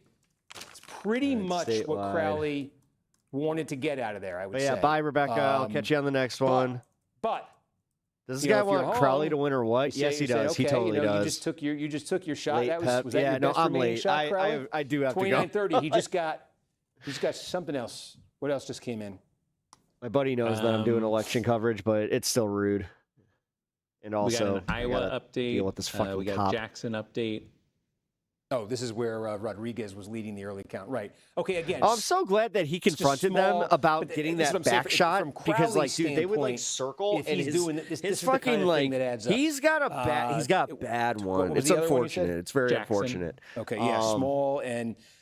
Well, it's just like you guys did not have to do our boy like that. Right. All right. He is. I mean, but it is like he gained some votes here, gained some votes up here. Come on. Gained some votes down here. Just the opportunities all right, for fuck it. home. You guys are just gonna have to are watch much, the much outcome more on this space. concentrated, This is right? like, oh my god, I have to end on a cliffhanger. She is Oh, leading. this is so fucked. In Kenosha now. Oh, don't you dare! Don't you dare! Kenosha, and we should say, how ridiculous. City of Kenosha is central count. So that vote by mail, that in fact is perhaps what is left. That is probably what is left in Kenosha County. And I think why that number's been there for a while. The central count of absentee. We got another out-of-gamey update. Early in person. They just want to talk. I know they do, but at the same time, it is just like. What did she win that update by? 38, 36. How many votes roughly? 1,500. There were 50. Right, she won by then dozens. This is of insane. votes. I think this might be the first election that I've ever had to like at this point, call. it's not. I'm looking for raw votes because it's just before I had to go. Like but this he just got is something else because it crazy. went from 29 to 3,100. What else? Just Yes, Wapaka, he got. I know it's all good. I know you guys are all good. You guys are going to see it on 6 votes. This space. Yeah. So I mean, this is what I mean about these small counties, right? This is oh my god! But the small counties are. This is where they start to add up.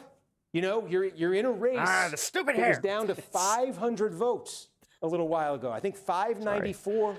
Was that as close as it got? And a hair that was getting like stuck in between my glasses and my Crowley, what just came in eyebrow. now? See how it just ticks up like this?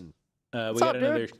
We got a Dane up. We got be a bunch there in a of minute. updates. Okay. But we got Dane. I did. Dane. Okay, let's not belabor Oh, that. nice. What was the update? I like how you're using So we the got 3,800 Mecha votes. Chameleon. Hong 1,868. Crowley 1,278. So I'm guessing we might have been in suburban Dane at that point because that's not. Which give us the final tally.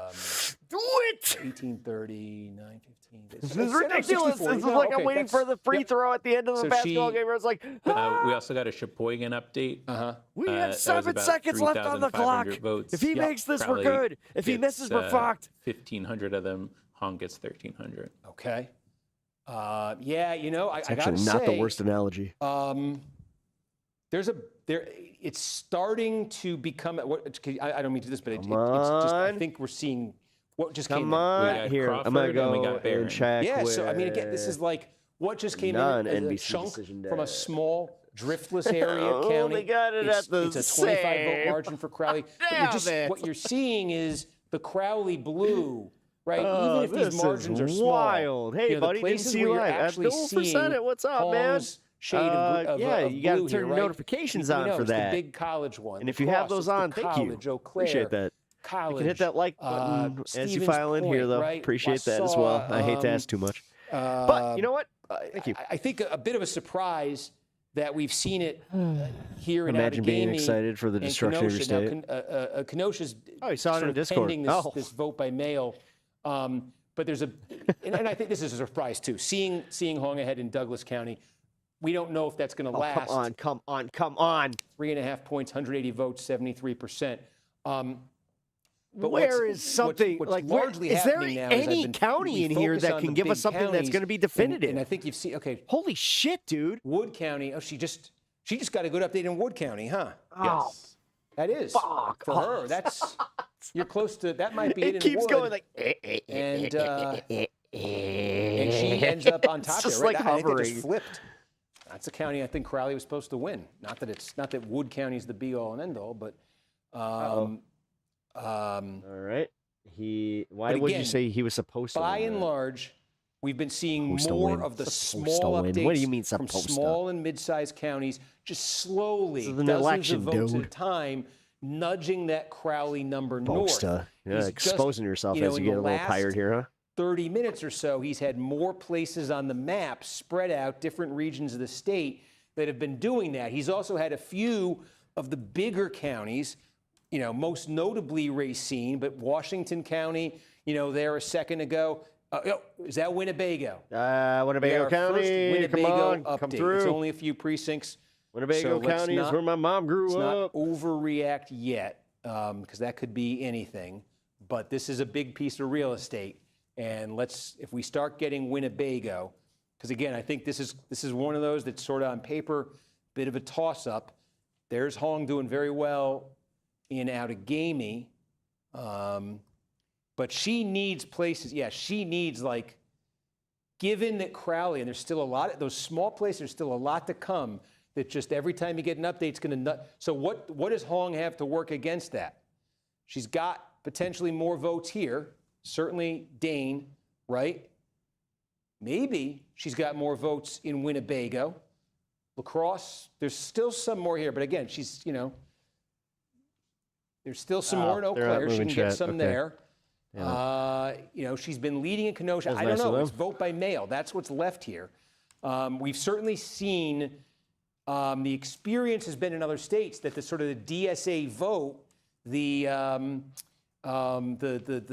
very sort of left progressive vote is more election day than vote by mail. Okay. Right, but yeah, you guys are going over to vote by mail left this space in Milwaukee. We're at 3/4 of the vote statewide. Crowley 27-10 is his margin.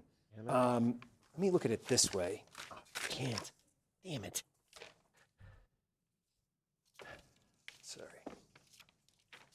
But the Thanksgiving comments were fucking ridiculous. Our expected vote looks like it ticked up. Okay, here we go. Here we go. Here we go. We're at basically. Let's go. Come on. 772,000 It's like the horse statewide. race. Come on. Our current estimate. Let's go. Is that there are 4 counties with more than 10,000 votes outstanding.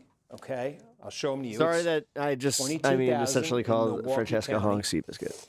It's 17,000 Let's go, Seabiscuit! 17,000 in Winnebago Come County. on! It's 14,000 here in Brown County, Green Bay. And currently, it's 13,000 in Dane. Going with it. As I say, the numbers may be higher than this in these places. That has been a trend we've been seeing tonight. But that's our current thinking in those places. We also think a little bit less, but we think there's 8,000 left for right fuck's there sake. in Waukesha County. This is literally I can't oversell it or undersell it. I can't even talk. Columbia's got, we think there's like 6,500 votes that are left. This is too fat. The closest election I have ever seen. So, what do we think of how that vote is going to break? In the count. What is happening? Of what's left?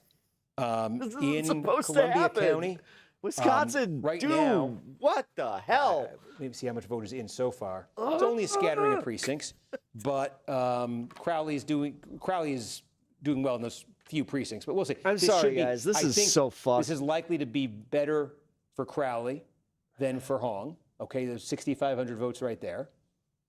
This is interesting because did anything else come in We'll have to Winnebago, wait until Adam, we or get the just those few forensic precincts? breakdown. Not in Winnebago. We got. You think that Hong wins by a nose? That's what I'm feeling. Hong Or the gets tongue. a couple votes. Did you see the horse that did the thing? Only a couple. He did on the cross? Lightning McQueen where he's just and he won. Okay. What's the? Yeah, it's like that. What's the expected vote in?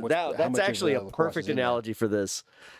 Lacrosse. This is. We have about 2 This precincts was remaining. no matter what, guys. This was a nail biter. This was fire to watch. This was I've got straight up adrenaline. That vote by mail in Green Bay. That vote by mail in Milwaukee. But I really do have to go. I have my friends waiting for me. On paper, and these are. If you told me there were just. Again, thank you. I know you're. Thank you for watching. We didn't have number that one. wrinkle. We say with that vote by mail being from a time when Crowley was just not much of a factor. No, I know. I gotta go. Vote by It mail sucks. Green Bay, but that would be. This is like the last primary we watched. Holy shit! This is even. No, this is crazy. This is more is favorable to way Crowley crazier than Hong. I'm gonna just say The last one we had an idea by 60%. Even with those with the state, questions, where we were like, okay, we're getting an idea that he's got this. He's got this. Well, let's see the rest of Winnebago. Okay, good night. I can't go yet. I surprise. can't go yet. That's the thing. Don't leave. I'm going to stay things here that Hong is looking for right until now are for. Oh my God! I don't think it's going to look anything like this overall. But yeah, for was fuck's that sake, like the city of Green Bay, or was that like Central County? I think that would be if we could find that out, would be great. So Crowley's lead with that is slashed down to 1,300. That's just fucking. But you see what I'm getting at, right? Because it's like there is now okay, I going to wasn't be that more far vote behind. here. Election day, which is going to be more total vote here. Okay. Than, we were a little bit behind than we thought. So it just keeps going up. Milwaukee's been raised now to 150,000. Milwaukee County has been raised to 150,000. 77% in. Let me tell you, at the start of the night, This that is was fucking exciting. much I know. lower. And now it's just south of the Dane number. The Dane number. I Is haven't sitting at had about FOMO on my own stream like this. It's 157 right bothering now. me. But again, wondering if that could still go up as well. Those are now the only two counties left in Wisconsin where there's more. Currently, there's more than 10,000 votes expected left. Oh, fuck off. Or no, excuse me. Tonight has been a weird night. There's also. It's been fun though. You know what? It's been fun. Also Winnebago. This one was Winnebago, definitely one for the books. Okay, you so know, we're after my starting to get a little bit more here. Remember that anniversary first- show, this is I would just actually precincts, argue that's that the why. first show That after my first update was anniversary home by show for it to be 26, this. Now it's down Pretty to good. 11. So let's let this one fill in a little bit. But it's a huge, in the scheme of things, it's a huge piece of real estate. He had to roll up the sleeves. He usually does. We Okay, did just get can we some just- more. All right. Something else just came in that was friendly to Crowley. can't. Yeah, Marinette County. All right. Yeah, I was gonna 1,200 votes. That's it. And he We're wins wrapping. about 300.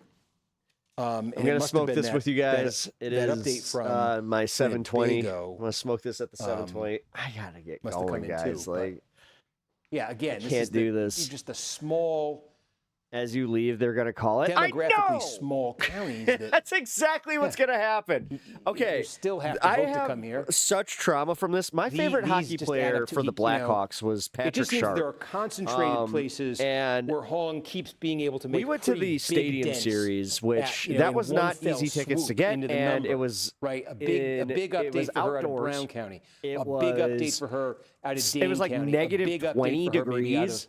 out of Lacrosse And it was County. crazy. Like it was a crazy It just ass seems game. like clearly, as you can see on the map, so just I by got- the I had to distribution of piss the- so bad. I was like, I have to go. Support here. I was waiting There are in line to more piss, and all of a places sudden I heard the where fucking he's able to, far the more horn places where he's able to do go, and I what saw he it was just Patrick did Sharp. here I in Marinette almost County. fucking cried. Right? We saw him do it. We were talking about Iowa County a minute ago. You know, there's a That lot of fucking really places bothered me. like this. We saw it in Crawford. That's the most not bitter as piss much, I've but, ever taken. you Where know, I was and mad at my so dick, he just like, he come takes on. one fell swoop. I sort of fucking hate you. Brings Just- it back Oh, up with why those, did the you Marinette have- counties. my of the bladder, world, actually. The Iowa Not my dick. counties. And then it just comes down again. Where did it just come down? The bladder's what sucked in that one. Marathon County. Okay. 4,300 votes. Hong wins 1,906. Exactly like that. And Crowley gets 1,400. Okay. Sorry, I'm having like a little adrenaline rush here. And this also. I have one of these in a and this is minute. a good, this is one I think on paper Crowley probably wanted to win. This is a good number. This ends up being a good number for Hong. 0.2 of a point. You know, so it's not. There's a. I say there's more breadth God, to this, it but got there are even places like closer. that. This is that's unreal. The sort of. It's not totally straightforward here, where it's like she's just doing it in the college towns or the the youngest places. You Have know, stories. we said we thought like this would be bellwether, and she's winning it. We thought Kenosha be bellwether, and she's winning it. So that's why this is, you know. Well, then bellwether. I'm very confused. And we just don't know. Dude, I'm with Konaki. He's just like, I want to go home. Is it really only 13,000? Like, well, I want to go. But I also like I literally I feel And this if like it's the more- biggest and those FOMO right now more where I'm are like, oh my from God. The city of Madison.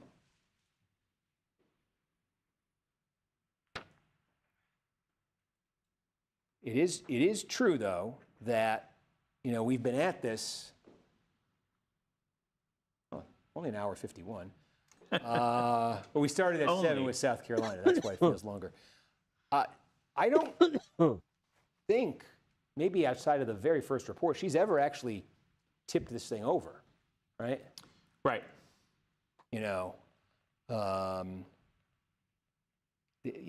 That might be the thing that's kind of 77% of the vote counted statewide, and she, as I say, she gets these big updates.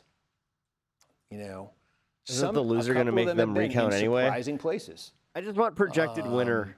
I literally, that's I think all the I'm looking Madison for right number, now is projected honestly, going winner. into the This night, is you would've thought unreal. this number was a lot better for her. All right, that's it. Still could get better. I'm gonna send you guys to this I think there's space. I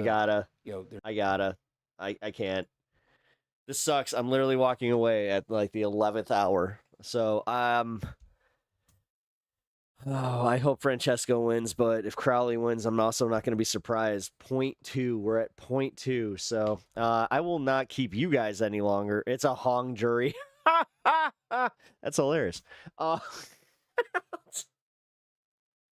Sorry. All right. No, Mitch, that was legit.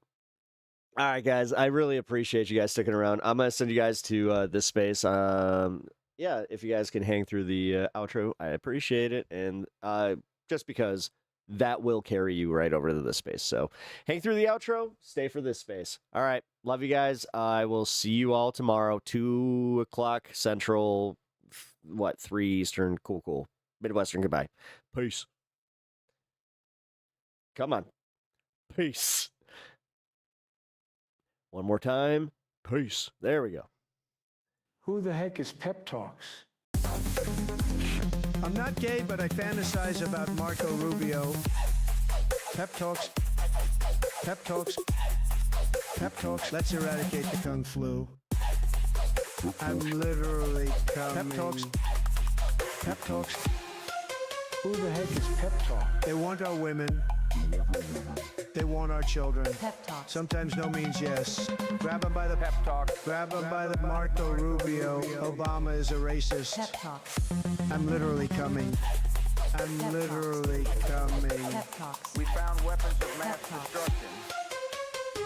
My fellow Americans, it has been confirmed today from PepTalks that we are indeed all high on politics.